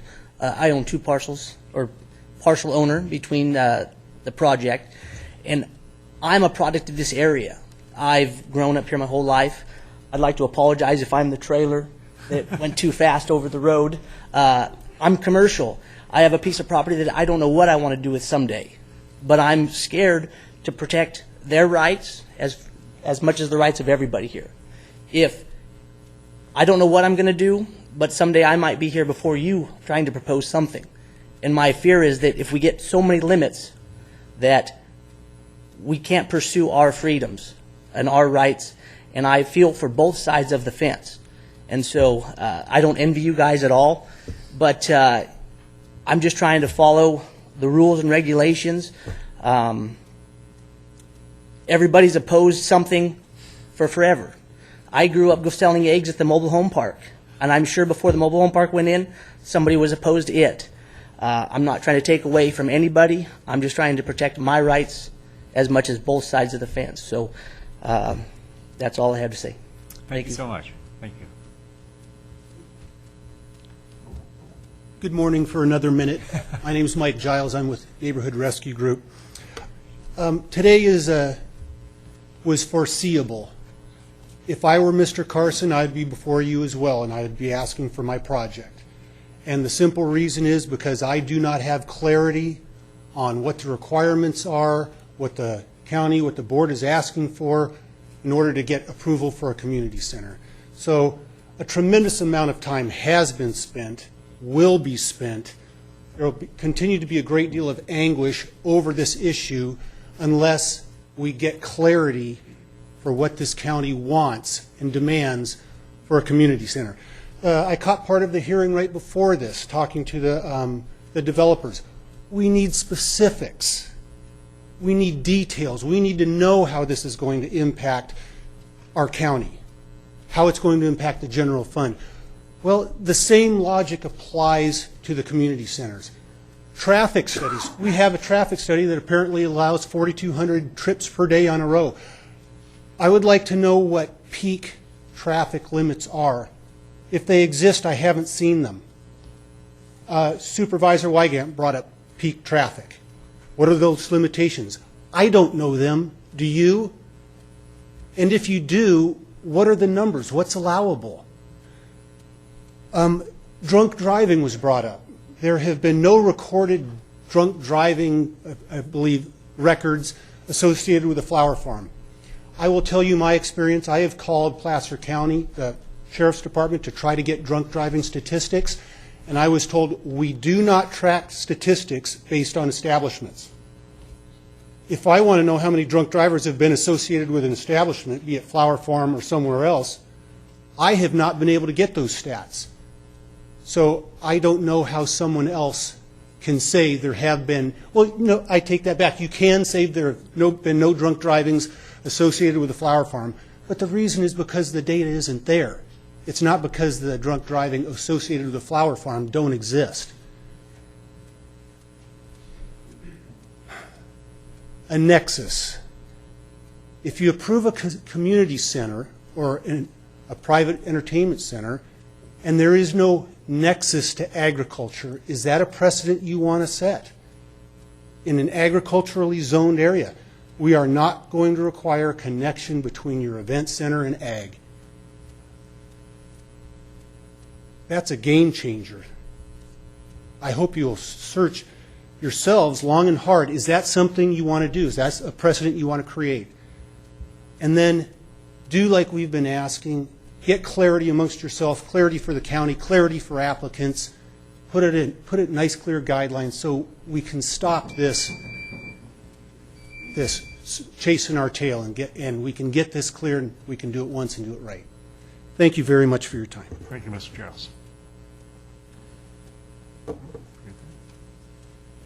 Hi, Good afternoon. my name's Carol Rubin. I represent Safe Placer Farmlands. We have about 200 signatures on petitions asking the board to please deny this project and halt approvals of all future projects until the code can be sorted out in the ways that previous speakers have alluded to.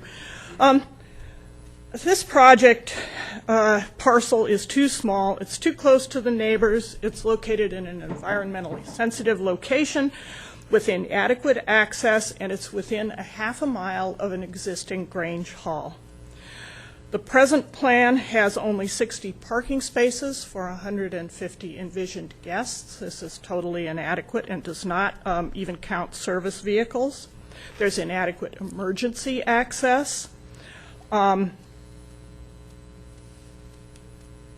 Oh, okay, sorry.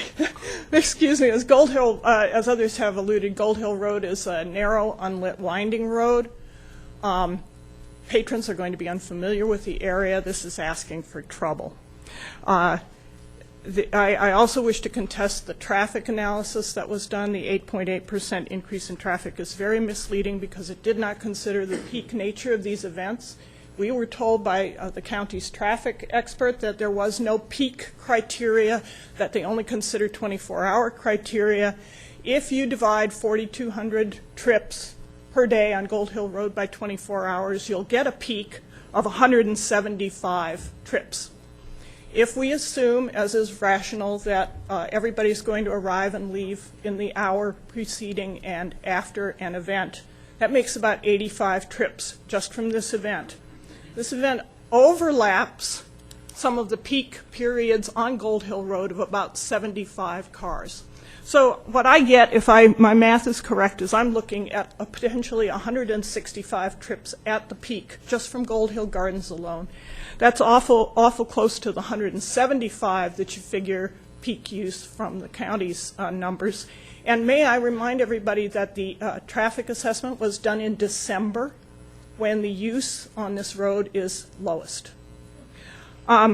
People have referenced, Mr. Carson has referenced Flower Farm and Newcastle Wedding Gardens. I want to remind everybody that these share 4 characteristics not shared by Gold Hill Gardens. They're located on major arterial roads. They're less than 3 miles from the city limits. They're adjacent to commercial property. And they're greater than 6 miles from the other nearest event center.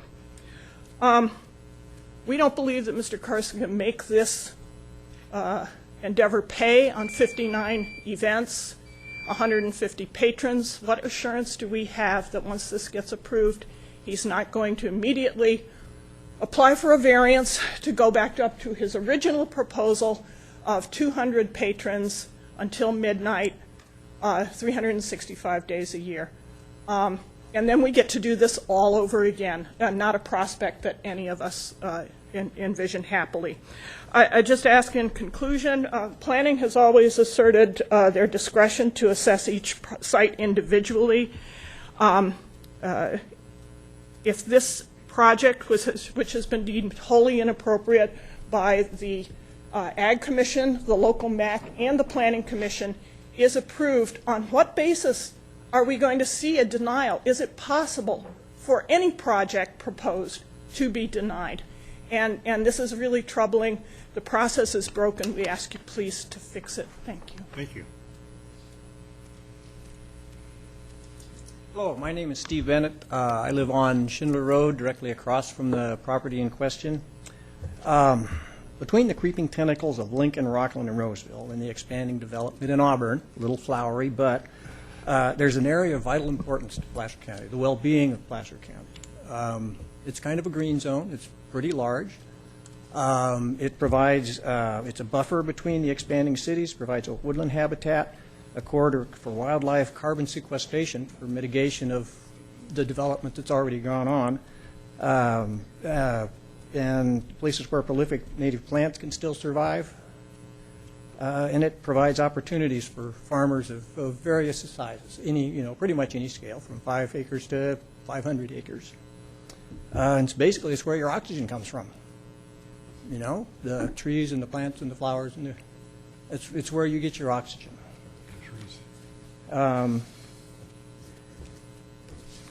What I see happening is that the area is being developed more bigger homes on regular parcels. The ag is being pushed aside, and the NID water is being used for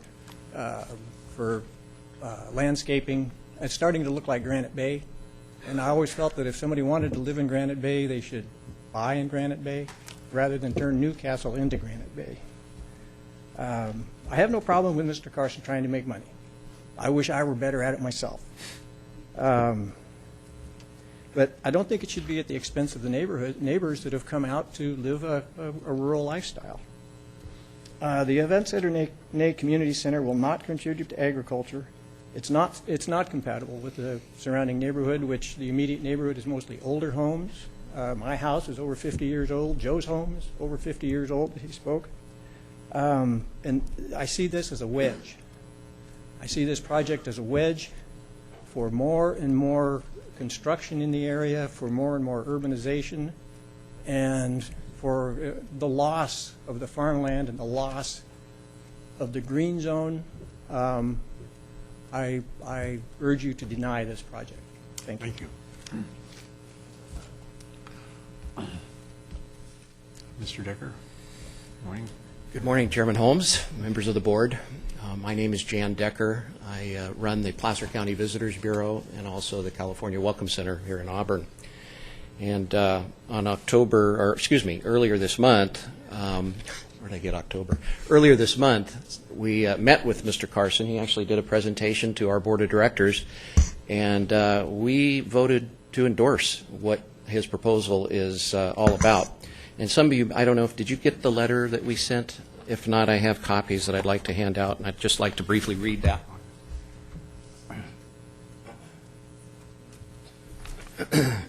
So on behalf of the Board of Directors of the Visitors Bureau, on March 21st, Mike Carson provided our board with a presentation of their current Gold Hills Gardens proposal seeking approval of the minor permit use operation of a small business consisting of a bed and breakfast, ranch cottages, retail nursery, growing and sales, garden tours, community center designation to allow events to be conducted on site, in addition to existing agricultural uses.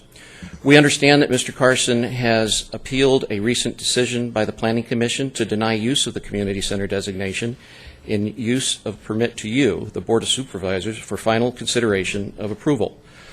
Our board believes the addition of the community center designation to Mr. Carson's permit would provide economic benefits associated to local business, many agriculturally related concessionaires, and visitors enjoying the Placer's rural farmland area. It would also help assure the economic viability of his proposal. We would strongly urge you to approve the request to overturn the decision made by the Planning Commission. Furthermore, our board voted unanimously to endorse Mike and Cindy Carson for their ambitious and diligent efforts towards starting their small business endeavor.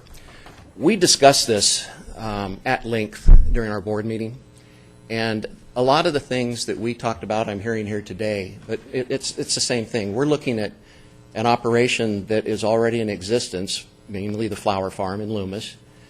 Basically, they've got garden tours. Mike wants garden tours. They have ranch cottages or bed and breakfast. He wants that. They have an event center. He'd like to have an event center. They have agriculture. They raise mandarin. They have mandarin orchards also. Well, he raises cattle. So we see just, if you go down the line here, a lot of similarities, and that's really why we voted for this. We think it's fair that he has the opportunity to move forward in his proposal, and again, we would encourage you to reconsider and let him move forward. So thank you very much for your time. Mr. Decker, are there members of the agricultural community on your board? Wineries, Okay. if that could be considered. Okay. All right. Thank you. Thank you.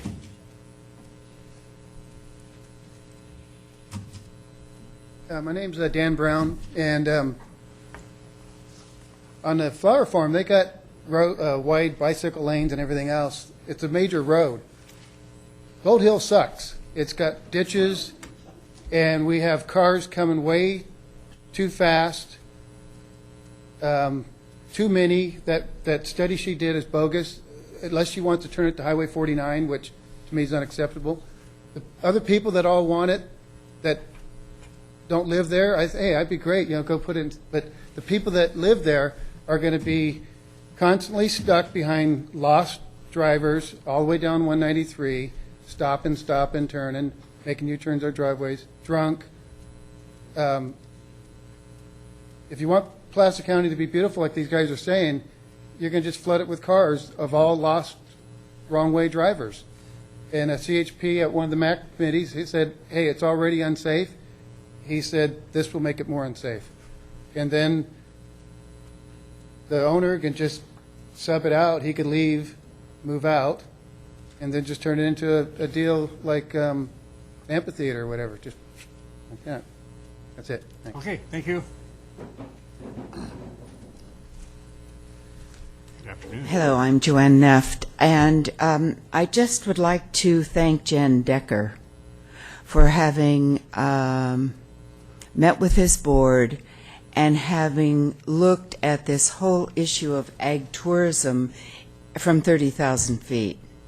Because I think the goal, the overall goal of ag tourism is to give us all a greater quality of life in Placer County.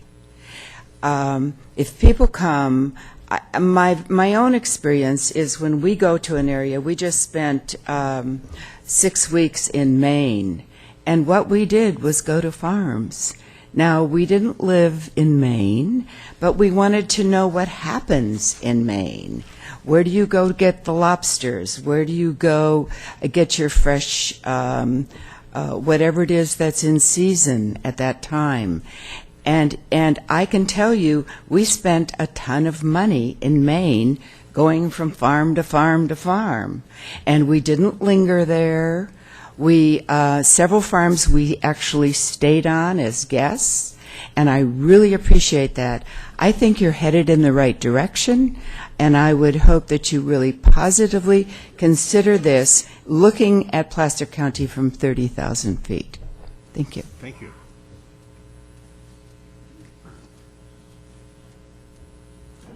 Hello.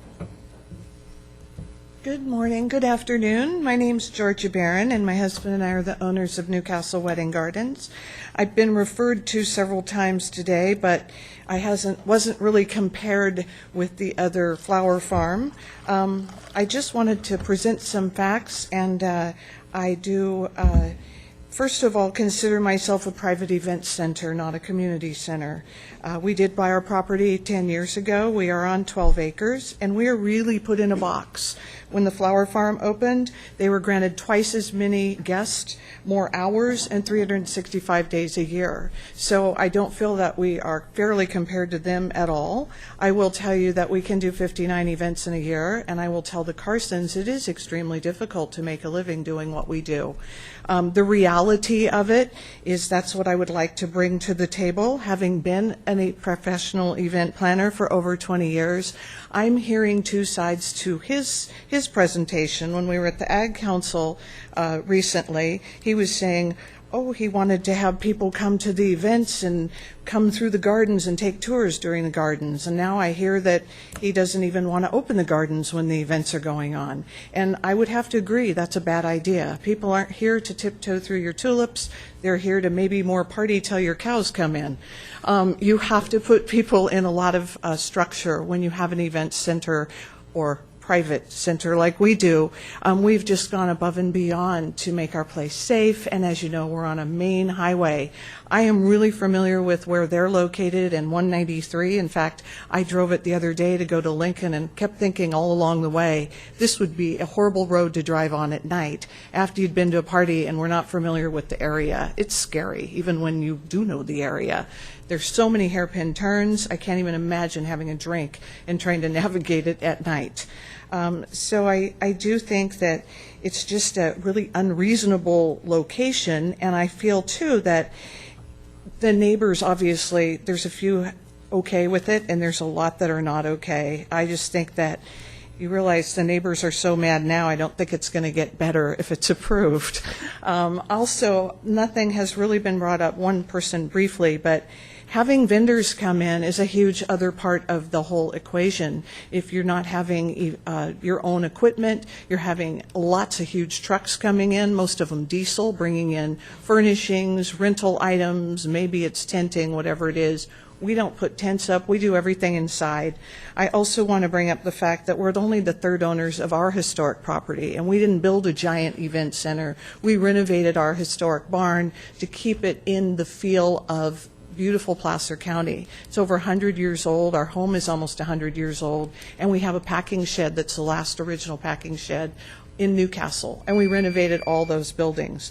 So I just think the big, enormous new buildings are not in consistency with our area, and we have 60 parking spots for 120 guests, and that's not enough for what he's looking for. So I urge you to continue your looking at the community center lingo and to deny this very controversial request. And thank you so much. Thank you.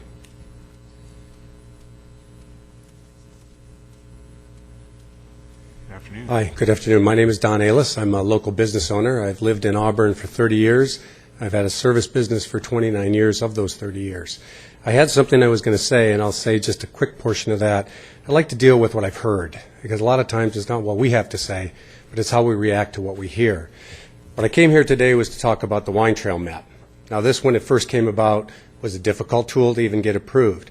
Since we've approved it, we've had a lot of activity, a lot of positive light shed on our community because of it. Their property, the Carsons, who I've seen, it's a beautiful property, sits right in the heart of 6 wineries. So that's a no-brainer. That's a community waiting to happen, and they want to do it right. So that's a positive thing. But as I sat back here and wanted to tell you my side of the story, I was hearing everybody else's side of the story.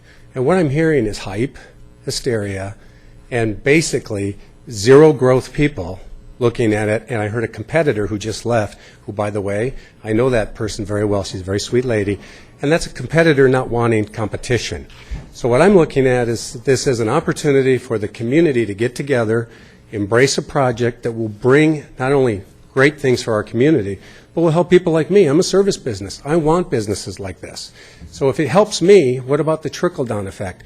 It's going to help other people. So as you sit there and think about this, as a business and as a decision maker, I think of 3 things. First of all, are we looking at this emotionally, or are we looking at it from an economic advantage? If we are, it's an economic advantage. Secondly, does it benefit our community? Does it hurt our community? I think it benefits our community in many ways that I can enumerate right now, but you know how it benefits our community. Ag tourism, promoting people here locally to look at the area, bringing people from outside the area, and doing what we need to do, which is promote Placer County. And third and last, does it have staying power? Or is this just one man and his lovely wife's vision? This has staying power. They're committed to the project. They want the project to happen. So I strongly recommend and urge that we overturn what the Planning Commission has decided and we approve Gold Hill Gardens, because I think not only is it an asset to our community, but all of us for years to come will say we made the right choice. Thank you. Thank you.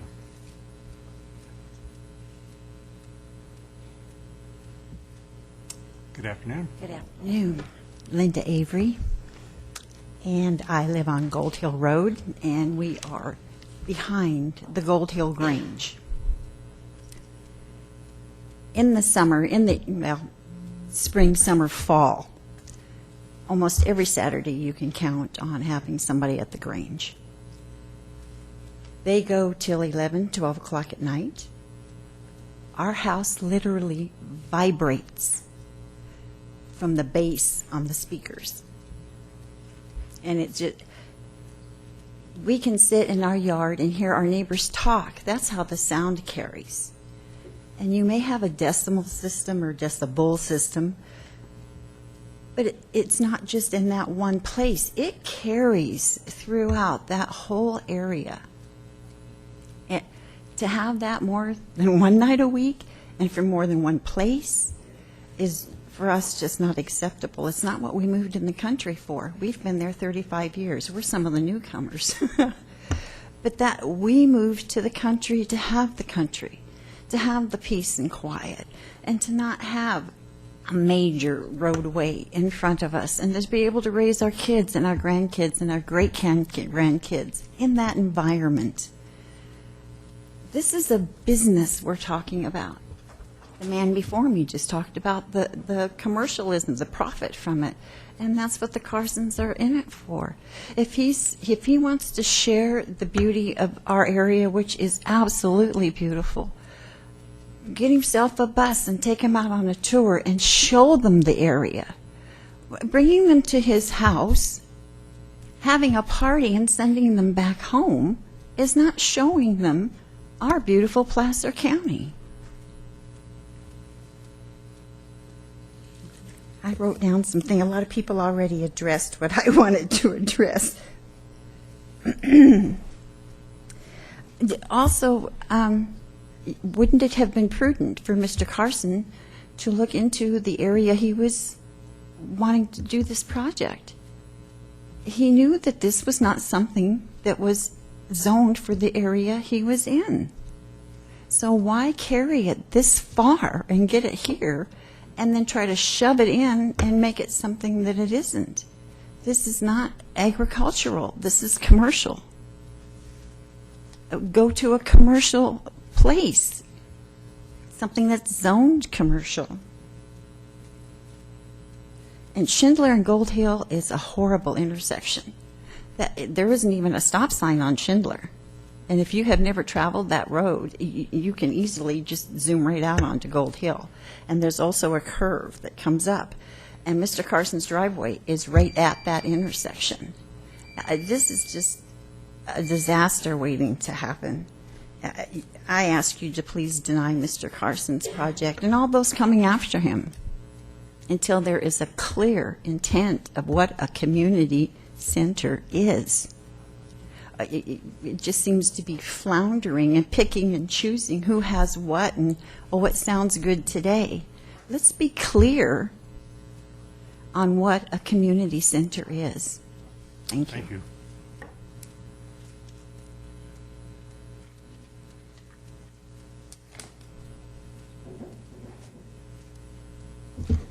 Hi, my name is Phil Avery. I live on Gold Hill Road, and ditto what my wife just said.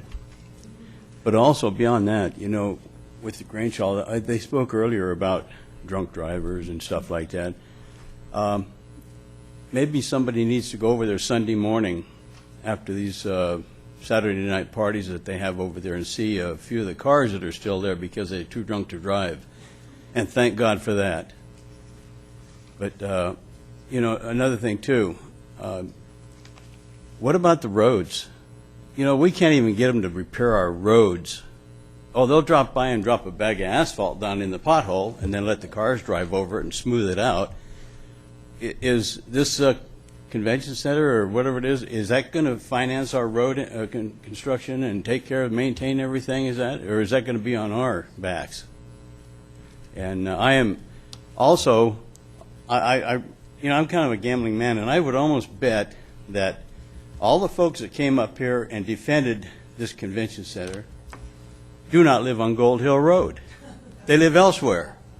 So why do they care? Thank you. Thank you.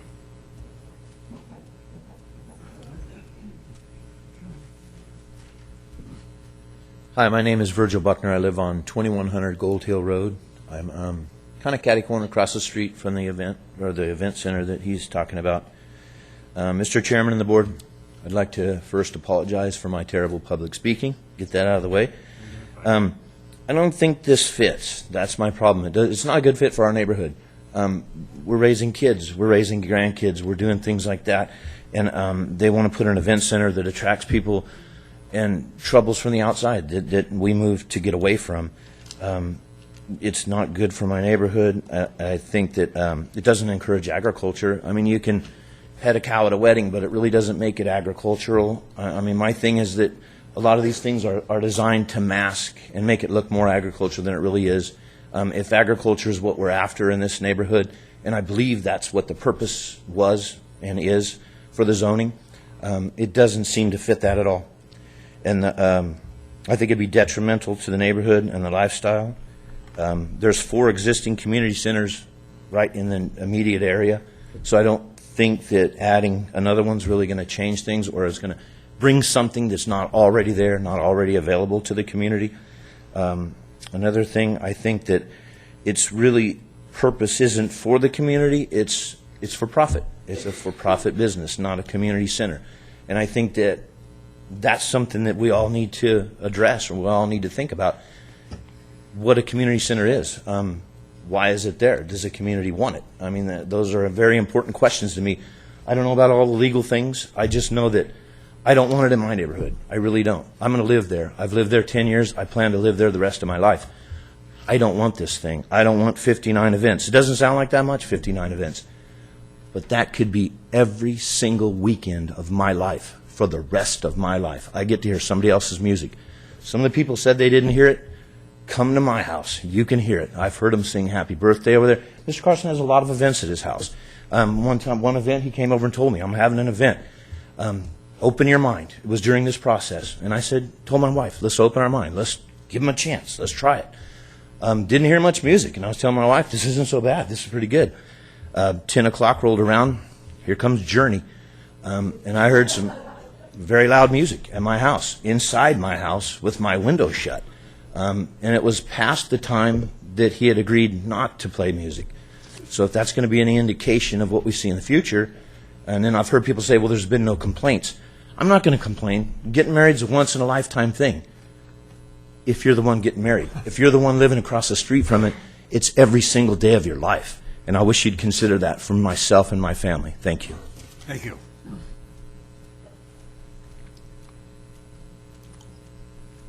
Good afternoon, Mr. Owens. Good afternoon. My name's Jack Owens, and I live on Schindler Road.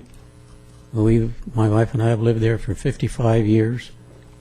And over those 55 years, we've seen a lot of growth in that area. And Schindler Road tees into Gold Hill Road. And as somebody already stated, the intersection there is a blind one. You can see cars coming from Fruitvale down that way, but you can't see cars coming up from Gold Hill. My concern, I'm just here to add my voice to the growing number of neighbors that we have that are opposed to this. And one of my main concerns is of course, in the short term, is the traffic. In a longer term, I like to consider what's going to happen to our zoning laws and also to property values if this project goes through. So I would strongly urge the board to deny this permit. Thank you. Thank you, Mr. Owens.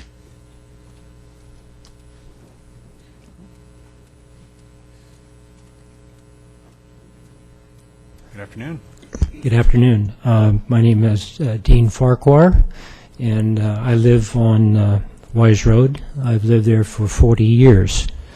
I live on a property that's owned similar to Mr. Carson's, farming, and I believe one home on my property.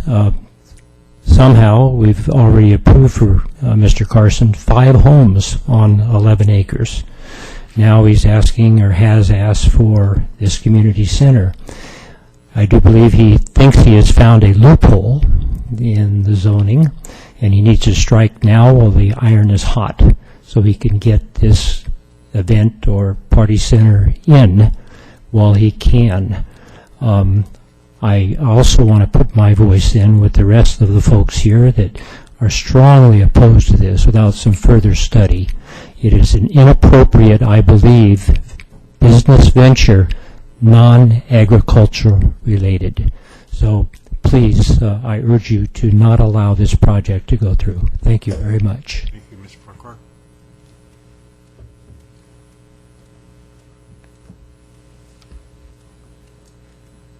Yeah, my name is McVarish, and I live on Schindler Road, close enough that I can hear everything that goes on at his property. I've heard a lot of people blowing some smoke in your ear today about what they think, and they're from Auburn. What makes me think most about this is that if it was being built as close as I am to any one of your properties, you'd be standing here. We have the recommendation of the Cattlemen and Cattlewomen's Association against this. We have the Farm Bureau against it, the Ag Commission, and I guess your own Planning Commission. And I'm just hoping that you'll consider the neighbors, which, by the way, aren't all no growth. Some of them are. Some of them will put their homes up for sale. 3 I know of, if you approve this. Been in the area for 20 years. Hope you don't do it. Thank you. Thank you.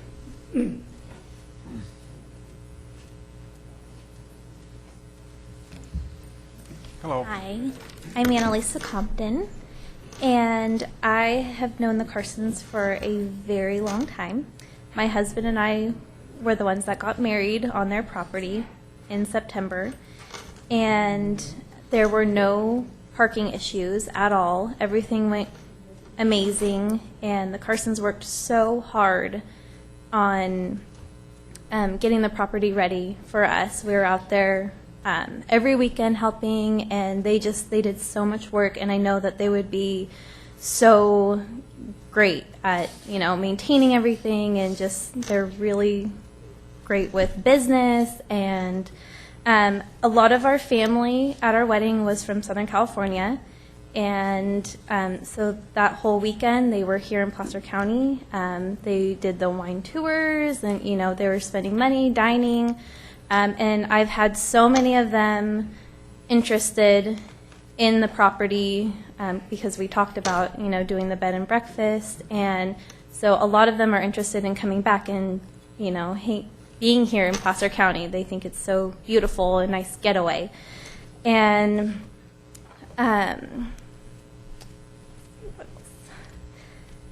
I just really hope that you consider approving this, because they made my dreams come true for my wedding, and I know that the neighbors have their issues and everything, but the Carsons are so great, and I know that they'll just do such a great job, and so thank you. Thank you. Anyone else?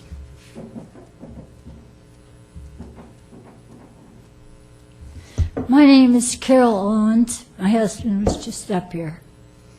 And we've been here, like he said, for 55 years. And it's a wonderful place. And the people here are great. And we belong to the Cattle Women. I was the president of it once. And the Cattle Women men spend all year doing community things for scholarships for the young people in this county. And we give thousands of dollars in scholarships every year. And I just wish we could keep it the way we came here. And this will ruin it for us. And because it's just a simple, wonderful, quiet place, it will no longer be that. And I hope that we're just little people, that our voice will get to be heard. And I just want to read you one little thing. We have a hall, and we take care of it, and we all make it work. It's not a commercial thing. In fact, I thought the community centers were supposed to be non-profit. Anyway, here's a little thing that just came the other day, and it's March the 18th, and it said, while you were at the hall, we have our Grange Hall we take care of, Saturday, be sure to check out the room off the kitchen. It has a whole new look, thanks to Vince Howe, who did a lot of work on it towards his Eagle Scout honor. He is still in need of funds. If anyone would like to help out, that's our community. Anybody got any money to help him out? Please do so. And anyway, that's where we live right now, and we'd like to keep it that way. Please turn this thing down for us. Thank you, Ms. Owens.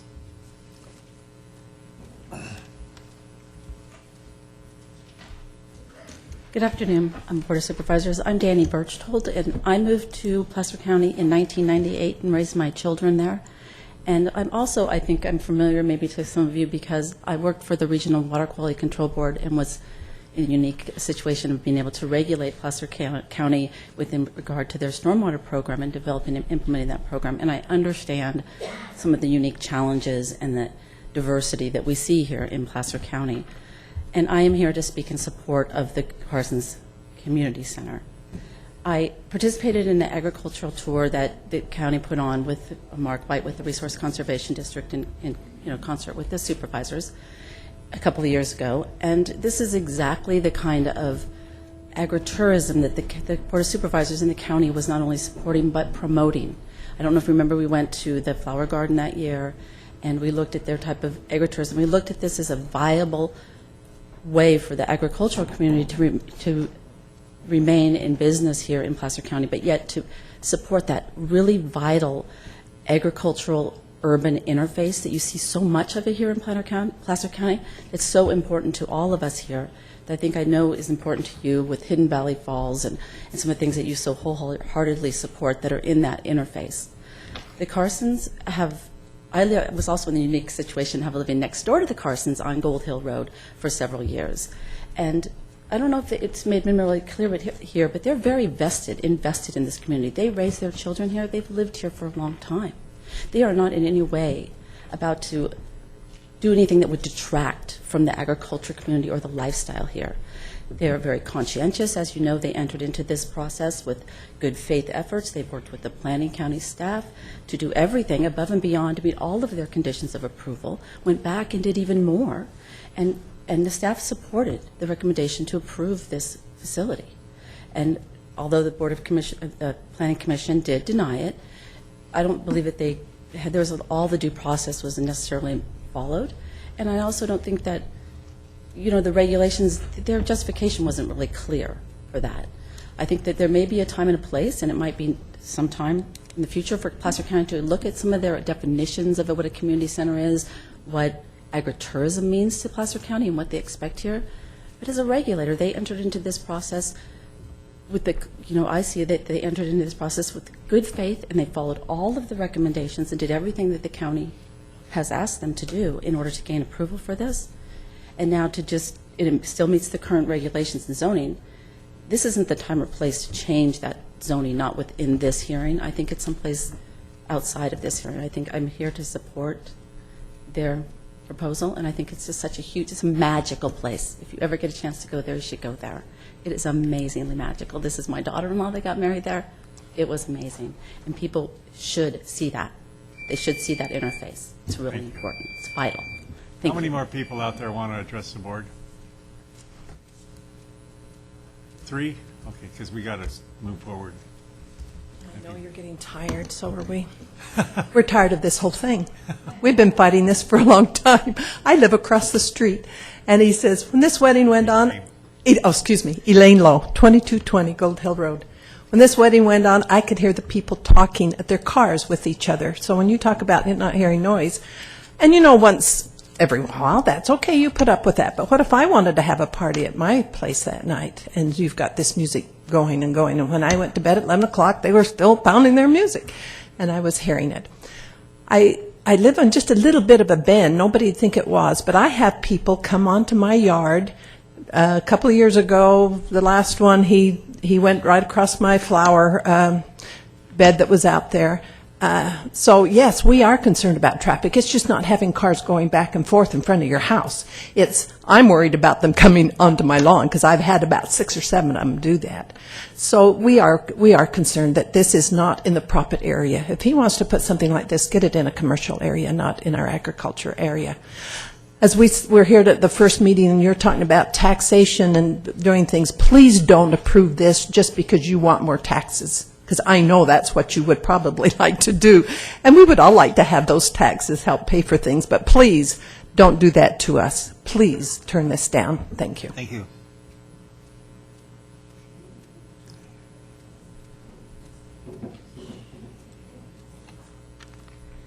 Patricia Burke. I live on Country Hill Run, which is a private road off Schindler Road. Schindler Road is our only way to get out of our property, which of course feeds into Gold Hill Road, which is, as so many people have said, blind on one side. We have had instances where one time we've been rear-ended from someone coming toward Fruitvale, and we've had a number of near misses. We heard one person speak about hype and hysteria, and I resent those buzzwords because I think I'm speaking from a pragmatic standpoint. Our property which abuts the Owens property, we live behind them, is one of our largest investments, and I really don't want to have it jeopardized by having this commercial venture. The Owens have been training horses we can hear those. That's the sound that belongs in Egg Farm. There's a donkey that lives across the road. He lets us know he's there. That's a sound that belongs in Egg Farm. We really don't need another event center when we have the Gold Hill Grange within a mile. We have the Auburn Grange, we have the Mount Pleasant Grange. We're well equipped. I've heard comparisons to Newcastle Wedding Gardens and the Flower Farm. As people have pointed out, these are on major roads. They're not on roads where the verges are ditches and where you either are going to go into the ditch or hit somebody, particularly when we have bicycles and pedestrians. I am asking you, please, to protect this small community, not the community at large, but the community whose properties are going to be most affected, and deny this appeal. Thank you so much. Thank you.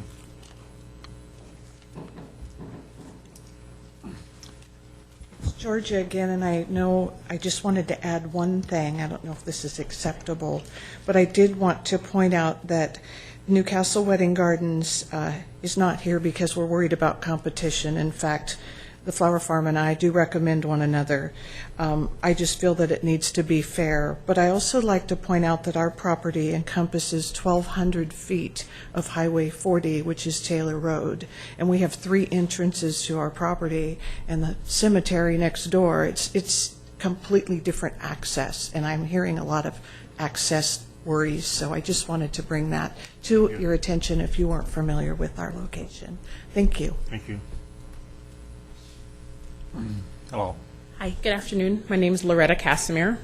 Public speaking is not my thing, but after sitting and listening most of the morning, I thought it would be important to give my experience. I'm a city girl, through and through. That's who I am. I had the opportunity to meet Mike and Cindy, and I got invited to an event at their home, and I thought, well, there's a Saturday afternoon looking at cows. That's going to be exciting. But after being at their property, I realized not only do they have a great love for their community and for what they do, but for agriculture. I touched some cows at the event, and I thought it was a great experience. And as a result of that, I bought some land. So I guess you could kind of call me a country girl and a city girl now.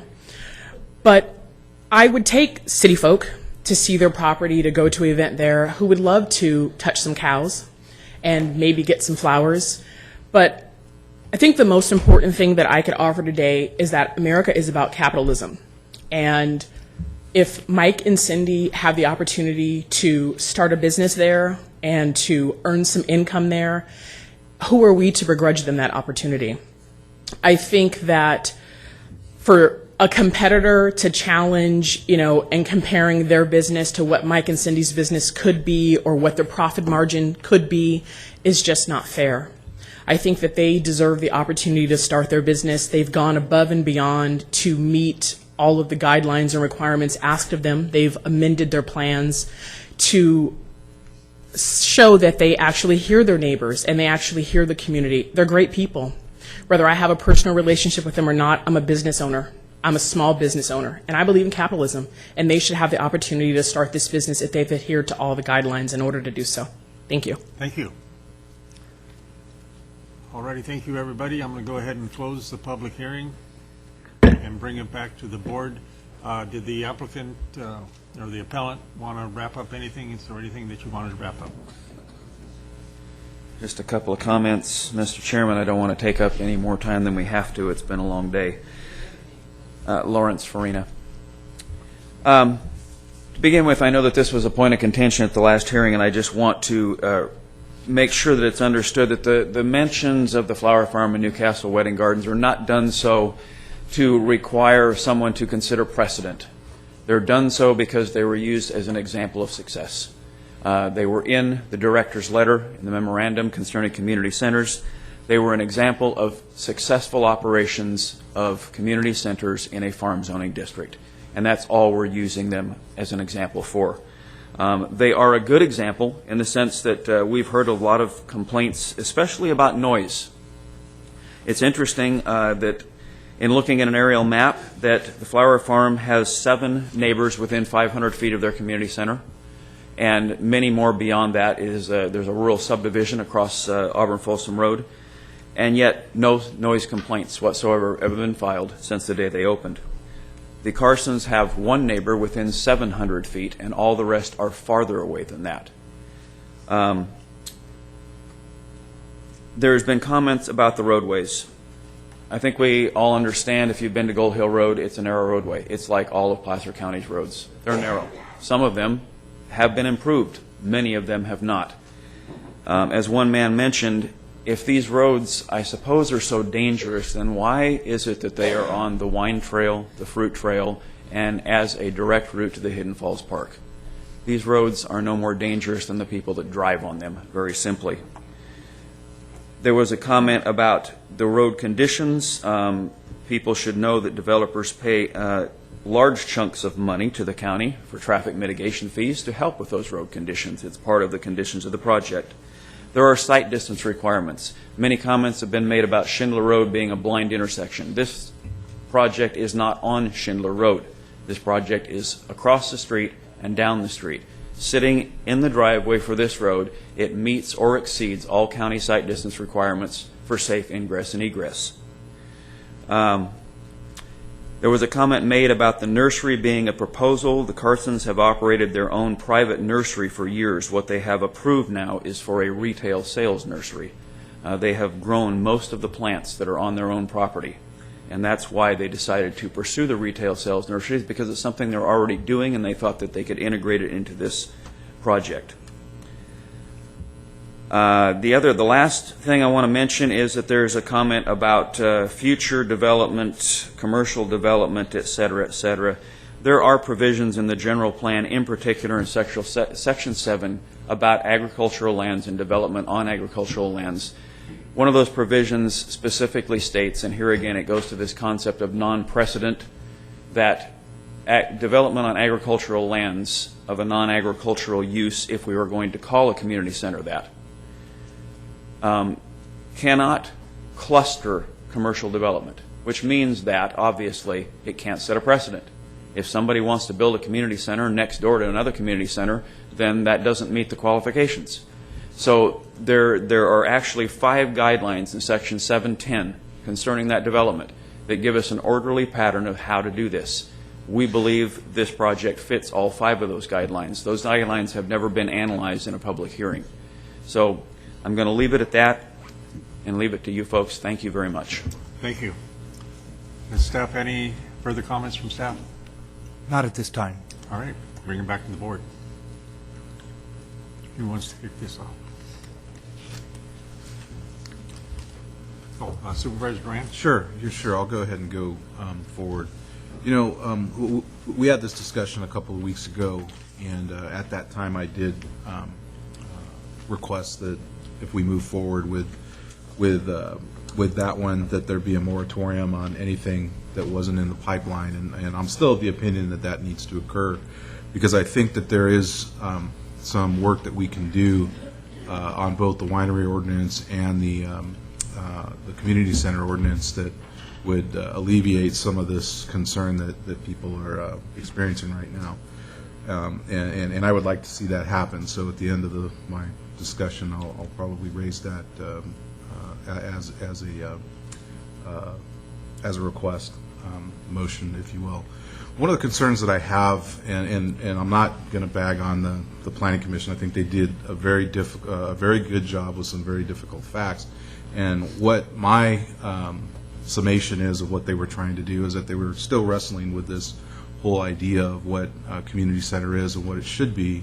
The concern I have is that they made a decision to include a facet that really isn't part of the discussion here, this whole nexus issue. Now, I think in talking about this nexus piece, I think it's good to have that discussion, and I think through the going over this last one that we had a discussion with, and this one, I think it's giving a lot of food for thought to our folks at CEDRA to kind of find out where the concerns are and where the pitfalls are.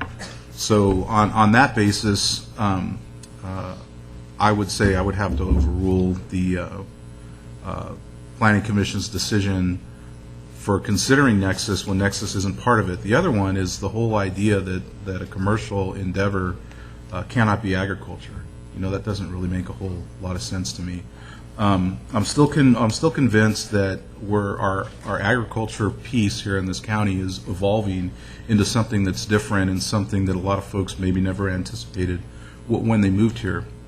I'm of the opinion that it's not at that point of being overly intrusive, but is trying to identify itself and manifest itself in a lot of different uses that I think could benefit the community in the long run to preserve some of the space and some of the agriculture lands that we have here, and from becoming something that looks like the Bay Area. So on that basis, I would say, look, Planning Commission did a great job, but I think I have a different opinion, and this is a de novo review, right? So I have the ability to take a look at what they've done, and I would go with the recommendation that originally went to the Planning Commission to go ahead and approve the community center, with the caveat that we do put a moratorium on the processing of these applications until we do hammer out the correct language between the winery ordinance and the community center ordinance. That's kind of where I'm at. Was that a motion? That's a motion. As I mentioned last week, I think it's inappropriate for the motion to include a moratorium. Staff was going to bring that issue back to the board. It wasn't felt appropriate to bring it back at this meeting with this appeal on the agenda. So, do we have a timetable on when they're going to bring it back? Because I don't want it to come back a year from now. I want it to come back expeditiously. I think it was going to come to the next meeting. Okay. Just well, this meeting seemed on that basis, I'll withdraw that piece of it so long as it does come quickly, because I think we need to address these concerns. Well, we have a motion. Is there a second before we open it up for further discussion? I'll second. Okay, it's been moved and seconded. Now we'll have more discussion. I think Supervisor Wygant, your light was on. Yeah, let's describe where I am, and I think the specific challenge in front of us today, but the bigger challenge that I think you're referring to, Jack, as we go forward. So I think appropriately staff looked at our existing ordinance, compared an application to that ordinance, and appropriately came forward with the recommendation for approval. But appropriately, the ordinance provides for public input. And in this case, that came from, whether solicited or not, the MAC, the Farm Bureau, Cattlemen's Association, a lot of folks in the community generally and specifically. And I think what surfaced from that conversation was not this absolute opposition to the concept or the idea as much as what we heard a lot today, which was board needs to sit down and do some work on community centers before they actually compare this project to what our policy is and or should be. And I think they also are saying they want to have some input on that. So I think what the Planning Commission did simply was, in hearing all of that and taking into consideration staff recommendation and review, and actually I think considering the fact that we had a quality applicant who worked hard to try to comply enthusiastically with the existing policies as they're documented. The Planning Commission in their conversation and in testimony and a culmination of comments that I've mentioned simply identify the fact that in their view, board policy lacks definition as it relates to community centers, should there be linkage to community centers and agriculture and agro-tourism, because as it stands, there simply isn't any. So we're trying to deal with, I think, measuring whether or not this project is compatible with the neighborhood for lack of a lot of unanswered questions. And I guess so for me, obviously we have some options. We can approve the project and accept the appeal. We can accept the appeal and simply deny the project. We could continue it, I suppose. We could add a bunch of conditions that try to today define more clearly what we all think board policy is and or should be. So where I am today is that I'm not ready to approve this project today without clarification of those questions. And I think we could attempt to put in place some conditions that would make me more comfortable, but I wouldn't feel that we had done a thorough job. The kind of analysis that I'd like to see done is I would like our Ag Commission and our Planning Commission potentially, and our staff and us as individuals to go to some places where this notion has been more thoroughly evaluated and or put in place. And specifically, for example, I'm thinking of Joanne Neft. She invited me or forced me to go along, I'm not sure, to a farm dinner in Sonoma County, and it was a great event. It was a lot of fun. It was well attended. I'm not great with crowds, but there had to be 100 folks there, and they ate outside. We all ate outside on a farm where most of what we ate was grown there, and it clearly promoted Sonoma County agriculture and that tourism, and it did a lot of the policy goals that I think a lot of us would want to see in all of this. I'm also thinking back to some years ago, Fowler Nursery, not far from this, keeping in mind that I guess I want to thank the board for their indulgence for hearing two controversial projects from not only my supervisorial district but my neighborhood in the last two meetings. But Fowler Nursery still is in existence, viable large ag operation for Placer County, raises and sells trees wholesale, have some retail activities, but they used to have, probably 10 years ago, a full-blown commercial retail nursery on site. And on any weekend, there were 100 to 50 people there pretty much all the time. They closed because market conditions were such that it wasn't making much money for them. So the impact, the point I'm trying to get to is the impact was acceptable to the community in my view.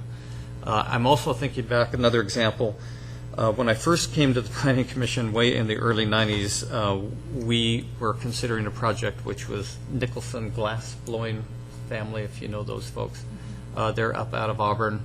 And they were proposing to be able to do what they're currently doing there under the notion of a home-based business, and thought that they had a chance to be very successful. But we didn't have ordinance that really defined what a home-based business was or should be, and what threshold we should have in place to measure when traffic is in excess of that threshold to have an impact on the rural residential lifestyle. And I think they're in like 2 1/3 acre zoning just out of Auburn. Point of all of this is, for me, I would like to see a lot more work done. I'd like that work to be done in proximity with the community. I'd point out to my colleagues that of the application that originally came forward, only one component was denied by the Planning Commission, and that was the community center. The bed and breakfast concept is okay. The outbuildings are okay. They're going to be, their nursery is approved. They're going to be hopefully in a business and getting to test what their concept looks and feels like to the community, so the community can also get a sense for what that looks and feels like. So, that's where I am today. We could craft a motion to that effect, like denial of the appeal without prejudice or something along those lines that Jerry could help us with. But as someone who lives very close to the project and has been there also for over 50 years, those are my thoughts. All right. Supervisor Euler, I think. Yeah, I was struck by the comments of the gentleman who's the bus driver, whose experience in Placer County had simply been driving through it to go up and go skiing. Because up until about 20 years ago, that was my experience in Amador County. I would drive up Old Sacramento Road into Plymouth, take Fiddletown Road on up to Highway 88 to go ski at Kirkwood, or go backpack up at Caples Lake or Silver Lake. And that was the entirety of my experience with Amador County until about 20 years ago I was invited to a wedding at what we would define in this county a community center. It wasn't at a winery. It was at a nice facility that provided for the amenities needed to put on a wedding. And so coming out of Plymouth, instead of just continuing on up Fiddletown Road, I hung the left and went up Shenandoah Road there up through the wine country. In the 20 years since that wedding, I've never been back to that facility.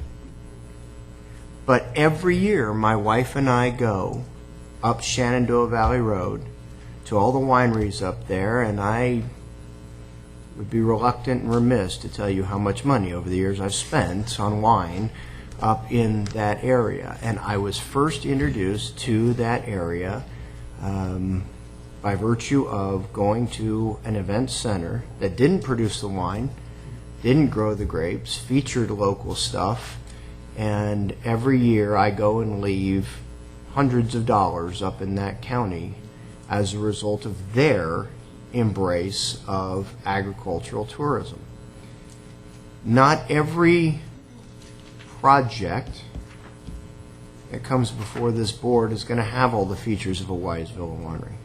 Not every project is going to be a cattle ranch. Not every project is going to be a mandarin orchard.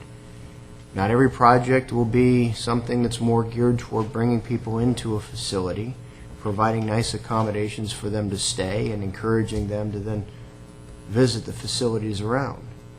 But it's all of those components working together in harmony, I believe, that is what will help promote and sustain agriculture and agricultural tourism in Placer County. And if I didn't believe that this was entirely consistent with and complementary of this board's efforts to promote viable agriculture in this county, I wouldn't support it. But I seconded the motion because I do believe it. Thank you. I'm sorry, go ahead. I just had a quick comment to Robert, and I don't disagree with with anything that you said, Robert. The one thing that I did want to mention is that I do think that there was at the beginning of this process a due process glitch, if you will, which could have affected what people thought down the road, and that being the inability of the Gold Hill folks to attend a hearing that was being put on by the Ag Committee. And I hope, I sincerely hope that never happens again. One of the things, and I'm not going to, I will comment that this is a business. There's no dispute about that. And for folks to make an investment in our community, there's got to be certainty. So I do think that this kind of got off to a little bit of a different leg when there is a hearing that's called and you can't show up to defend your piece of what happened. So that in and of itself raises an issue. Whether it raises itself to the level of a due process issue, it is of great concern to me that it happened on our watch. Council has. I was just going to ask if at this point the motion could be limited to the first recommendation, whether the board wishes to uphold the appeal or deny the appeal, and then we can address the project approvals, because I think staff would want the opportunity to come back with more, appropriate findings before the project is approved. That was my motion. Thank you. Okay. Supervisor Montgomery? You guys done? Yeah. Excellent. As Supervisor Duran brought up, quite appropriately, this is a de novo hearing, meaning this board can take any action across the board. And so I've been trying to figure out, is there a way to get to an approval of this project that addresses the community's concerns? And I've been working with the Carsons on this, have provided the Carsons and Michael Johnson, our director of CDRA, some conditions of approval under which I would be comfortable approving this. I don't hear those because Jack doesn't know what they are. I don't hear those conditions. It is. It's that Mr. Brown. If only we could all talk to each other. But, one of the issues that has come up that I am incredibly conflicted on is this question about, is there an ag use that's required for a community center? The answer is clearly no. But in this case, I think there's a little bit of a nuance to that question. And the nuance to that question is the Carsons have presented this as an agricultural, thank you for showing me the paper, I appreciate that. The Carsons have presented this as having an agricultural component. So one of the conditions that I would have to see in this, if I were to approve this, and the Carsons know it because they've seen this language, is that the permit must be tied to an identified existing and ongoing agricultural use. If the agricultural use is discontinued or markedly diminished, which would be determined by the agricultural commissioner, he hates it when I say those things, the permit may be revoked. So I think it's critically important that because it's critically important to recognize two things. Ag is not a requirement for a community center. I don't disagree with that. However, in this case, it has been highlighted as not the purpose, but a huge component of the community center. So I do think it's appropriate in this case, in a de novo situation, to say that would need to be a requirement for permit approval. Other questions have come up about this, in terms of things like noise.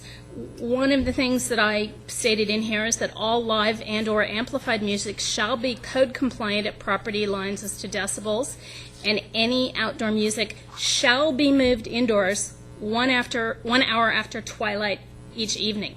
I think that would address a lot of the noise concerns. But again, if I don't see this in the motion, I can't support the motion.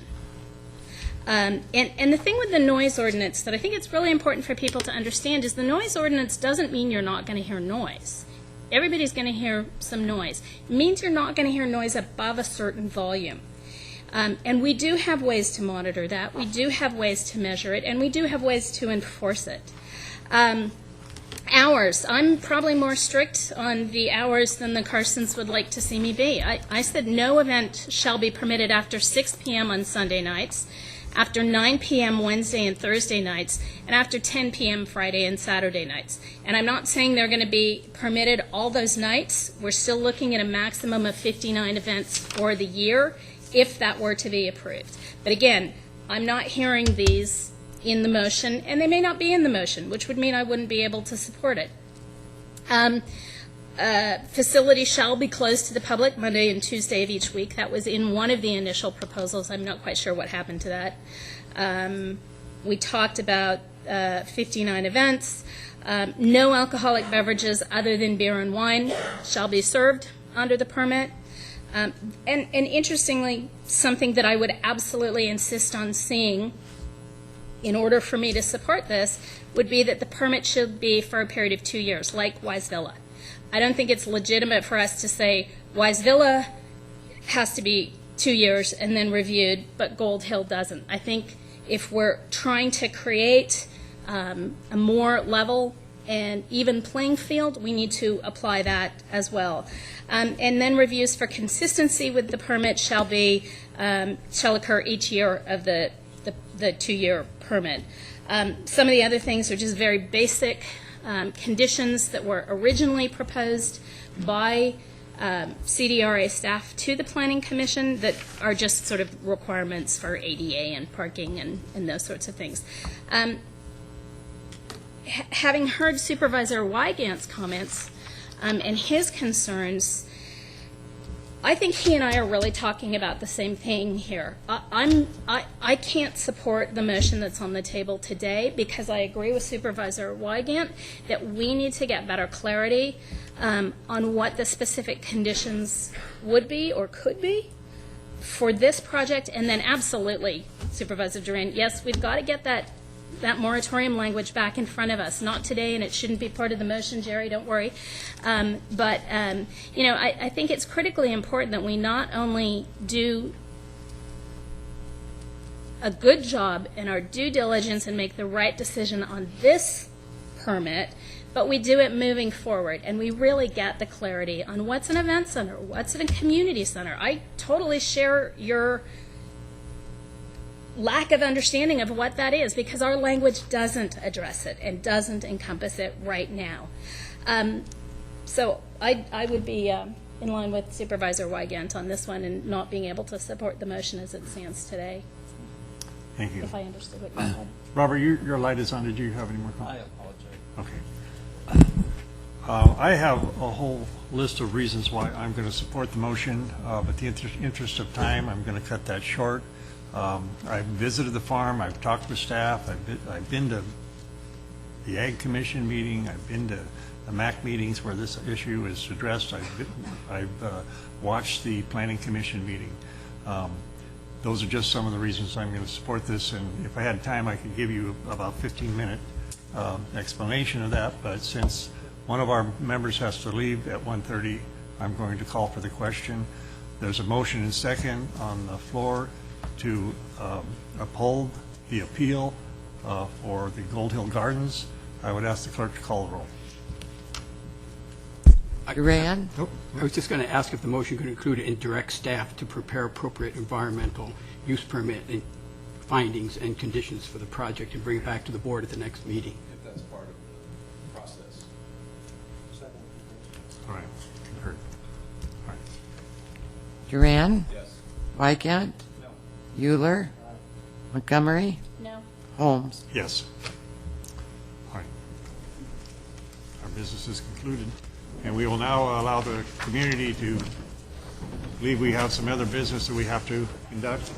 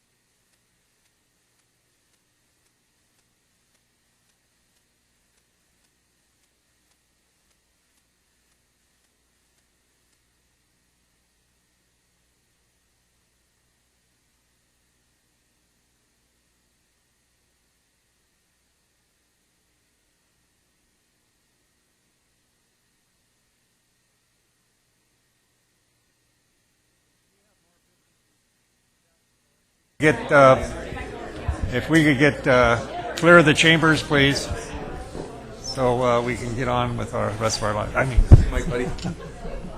Thank you. Thank you.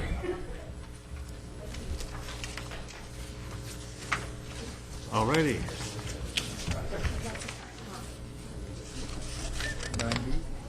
We'll be at, we're going to look at 9B today, finally. Thank you.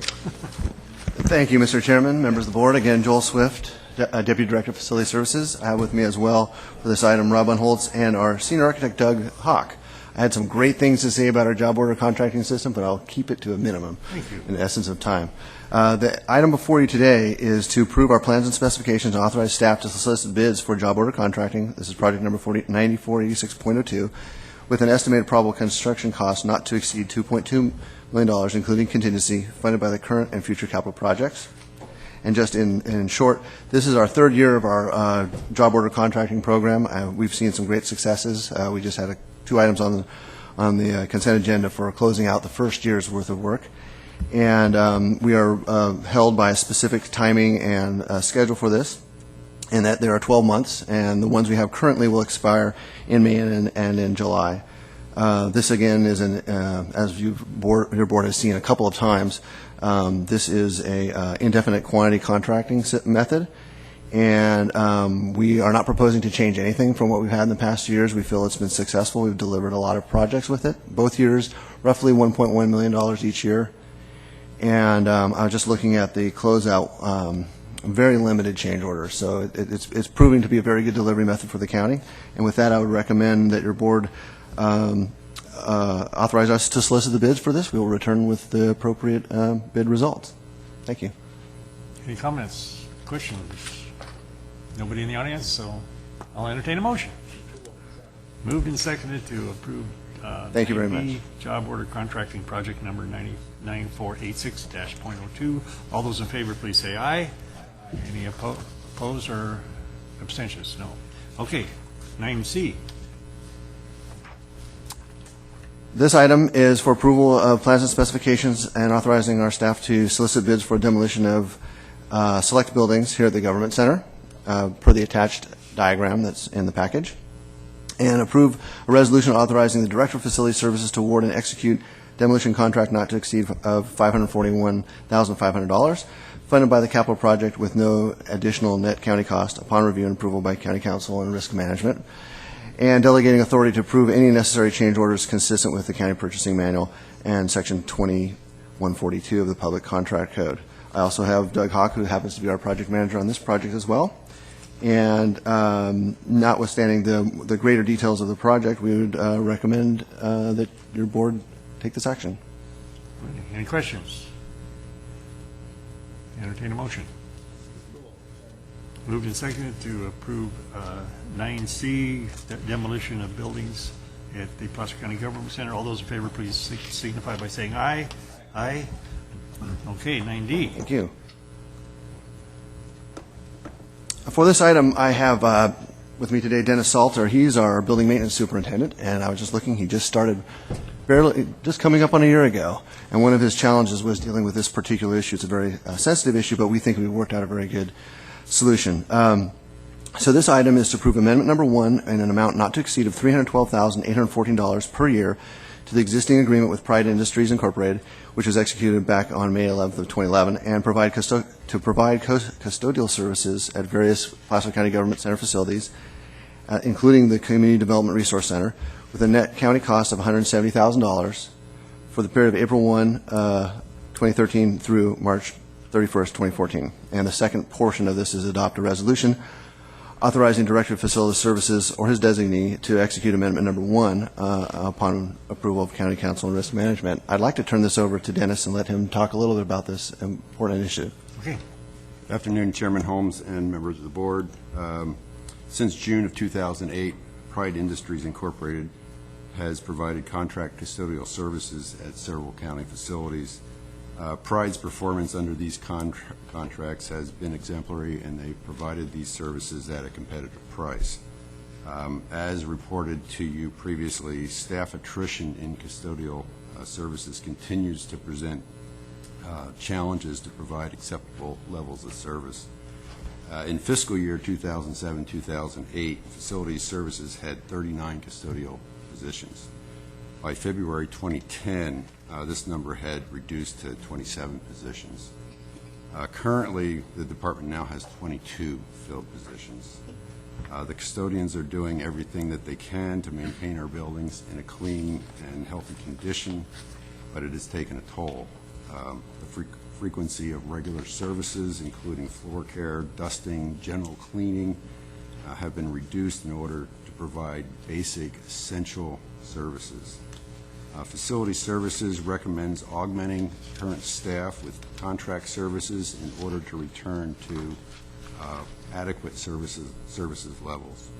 In keeping with your board's direction to evaluate alternative service delivery methods, staff is recommending an amendment to an existing contract with Pride Industries to provide custodial services to an additional 177,000 square feet of building space at various locations at the Placer County Government Center.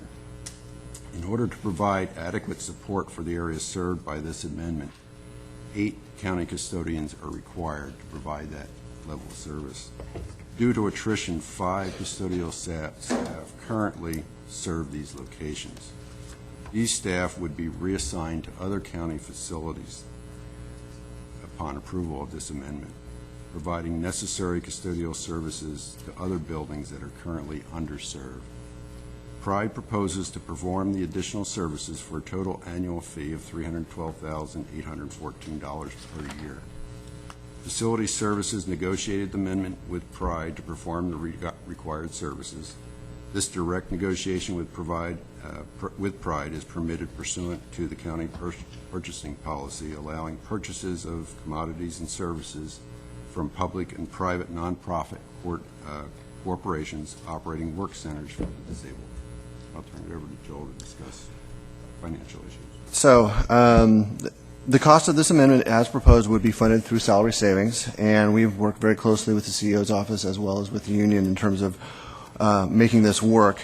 And in this current fiscal year, we have salary savings, and we have a current item in our budget proposal that addresses this as well. One of the things that this does, really, it helps us serve all of our buildings. We presently don't have a custodian assigned to this building or our building, and we're down at half levels at both the finance admin building and CDRC. So we've worked very closely with the staff and looked at the opportunities to be able to really make it easier for them to do a really good job and work hand in hand with Pride. That's proved to be successful. So without further ado, that concludes our staff presentation. We're available for any questions you might have. Any questions from board members? Okay. I'll entertain a motion. It's been moved and seconded to approve item 9D, custodial service contract, Pride Industries. All those in favor, please say aye. Aye. Any opposed or abstentions? Hearing none. Thank you. Thanks for your patience with us. Thank you. All right. Mr. Connect.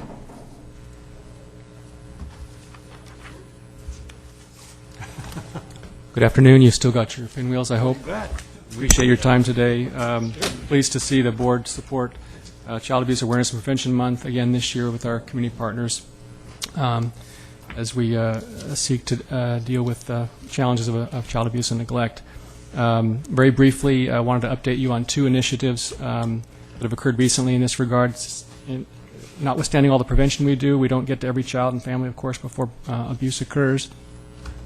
With the support of the Smart Policy Board, we've recently engaged in regional and statewide conversations in an effort to not only further the dialogue about treatment for early trauma, but to deliver on a longstanding need to better serve our most severely affected trauma victims.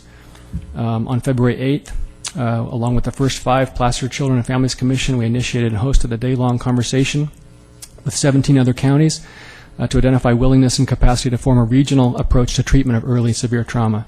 There was great energy in the room. It was a very exciting day. There was desire expressed to mobilize further and form partnerships, both private and philanthropic, to potentially create a regional trauma treatment center for our young Placer residents and those elsewhere in our region.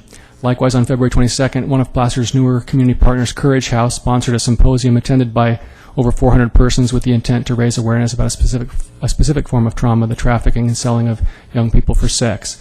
This hideous and despicable abuse victimizes hundreds of California teens each year. This event was a great success, and sponsors are looking forward to an annual event in this regard. So we just wanted to, again, express appreciation for your support for child abuse awareness and prevention, and let you know that the system of care teams are poised to participate and lead, if necessary, the local collaborative efforts to prevent severe abuse and to treat it when it does occur. Happy to take any questions. Any questions? I just want to thank you for your work on this. As we go out in the community, we can see signs of that occasionally, and it's encouraging when people ask me or any of our board members that we have resources that we can send them to. So thank you for Thank you. that. Thank you. Okay, and now we'll move to item 11, Public Works, Kings Beach Commercial Core Improvement Project, Property Acquisition from Ferrari Investment. Mr. Kratz. Thank you, Chairman and members of the board. Peter Kratz with Public Works. On this item, it relates to property acquisition requested for board approval of 2 adjacent parcels owned by Ferrari Investment LLC needed for what we call the West End parking lot for the Kings Beach Commercial Core Improvement Project in the negotiated amount of $500,000. The property is located west of Deer Street on the south side of Rainbow Avenue behind the existing Rite Aid in Kings Beach. The journey for public parking facilities for the project goes back to the mid-2000s with development, construction, and implementation of the Brook and Minnow parking lots. Today's property acquisition request relates to the 6th and final parking facility needed for the project. So we're happy about reaching that milestone. The property location is key to making sure adequate parking is available throughout the Kings Beach community, determined through a block-by-block basis. This property is located within the west block of the community, also referred as the Sea Klein to Deer Block area. The other parking facilities are dispersed across the community and are all east of the Ferrari property. We don't own property in this area where parking has always been proposed for the project. A couple of public comments came in on how the property value was determined, so I want to spend a couple minutes just addressing those comments. In terms of how we determine property value, a recent appraisal was determined through a third-party appraisal process conducted by Johnson Perkins and Associates. This firm is very well versed in real estate in the Tahoe area. The appraisal was done back in September 2012, and they looked at a lot of comparable properties in the Kings Beach community and came up with a range of between $437,000 on the low end to $546,000 on the upper end for a comparable size property with the existing entitlements and the vacancy that this land has. The final recommended appraised value is $480,000. That said, the agreed upon cost for the property has been established at $500,000, 4% above the recently appraised value of $480,000, but squarely in the range of the low end of $437,000 and the upper end of $546,000. It is not unique to agree on a price that may be over or under the determined appraised value, and that in the end we believe is reasonable using public dollars to meet the needs of a project. Based on the appraisal and based on finding an adequately sized property that geographically fulfills the project's parking needs and is owned by a willing seller, the department believes the agreed upon price is reasonable. As such, the department is asking your board to adopt a resolution approving a purchase and sale agreement in the amount of $500,000 and memorandum of agreement and an irrevocable power of attorney for acquisition of said property. In addition, we are asking your board to authorize the chairman to execute the agreement and memorandum and accept the grant deed. Details of the purchase are presented in the documents referred to in the resolution, which includes retention of certain entitlements by the owner that the county does not need for parking lot construction.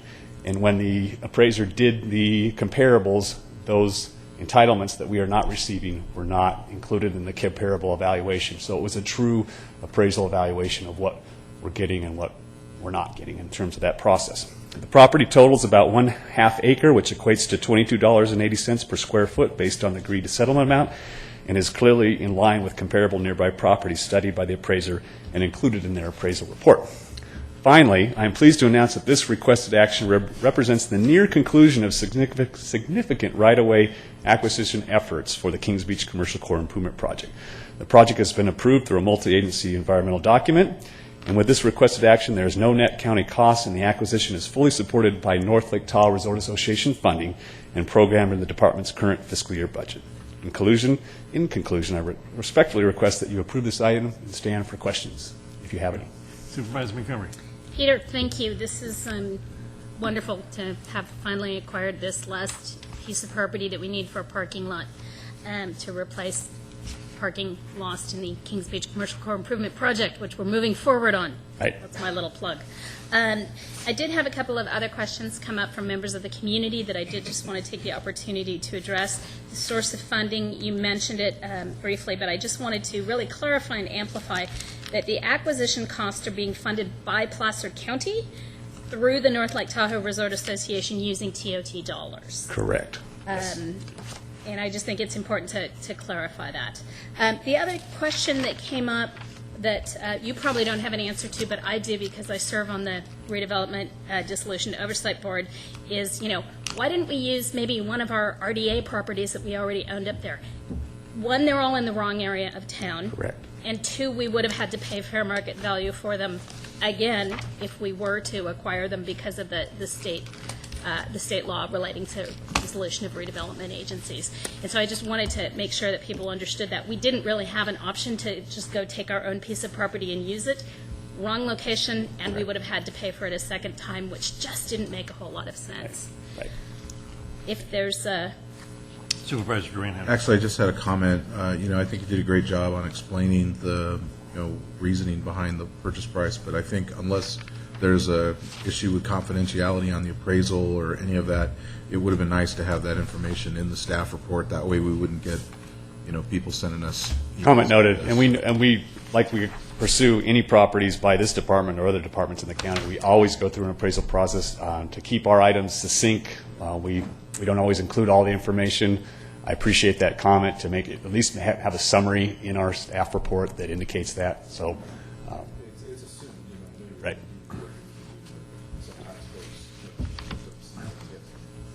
Here to there. Point well taken. Thank you. But again, job well done. So if there's no other comments, I would move that we adopt 11A, 1 and 2. Already, before we vote, I just want to point out that there is a public comment from Eli Waller from Kings Beach. I think we've all seen that. I just wanted to make that in the record. Okay, it's been moved and seconded to approve item 11, Kings Beach Commercial Court Improvement Project Property Acquisition from Ferrari Investment. All those in favor, please say aye. Aye. Aye. Any opposed or abstentions? Hearing none, the motion is passed. Thank you. Thank you very much. And now, The board will now adjourn to closed session to discuss the closed session items on page 5. 3 items of existing litigation, 1 item of anticipated litigation, and a conference with real property negotiator.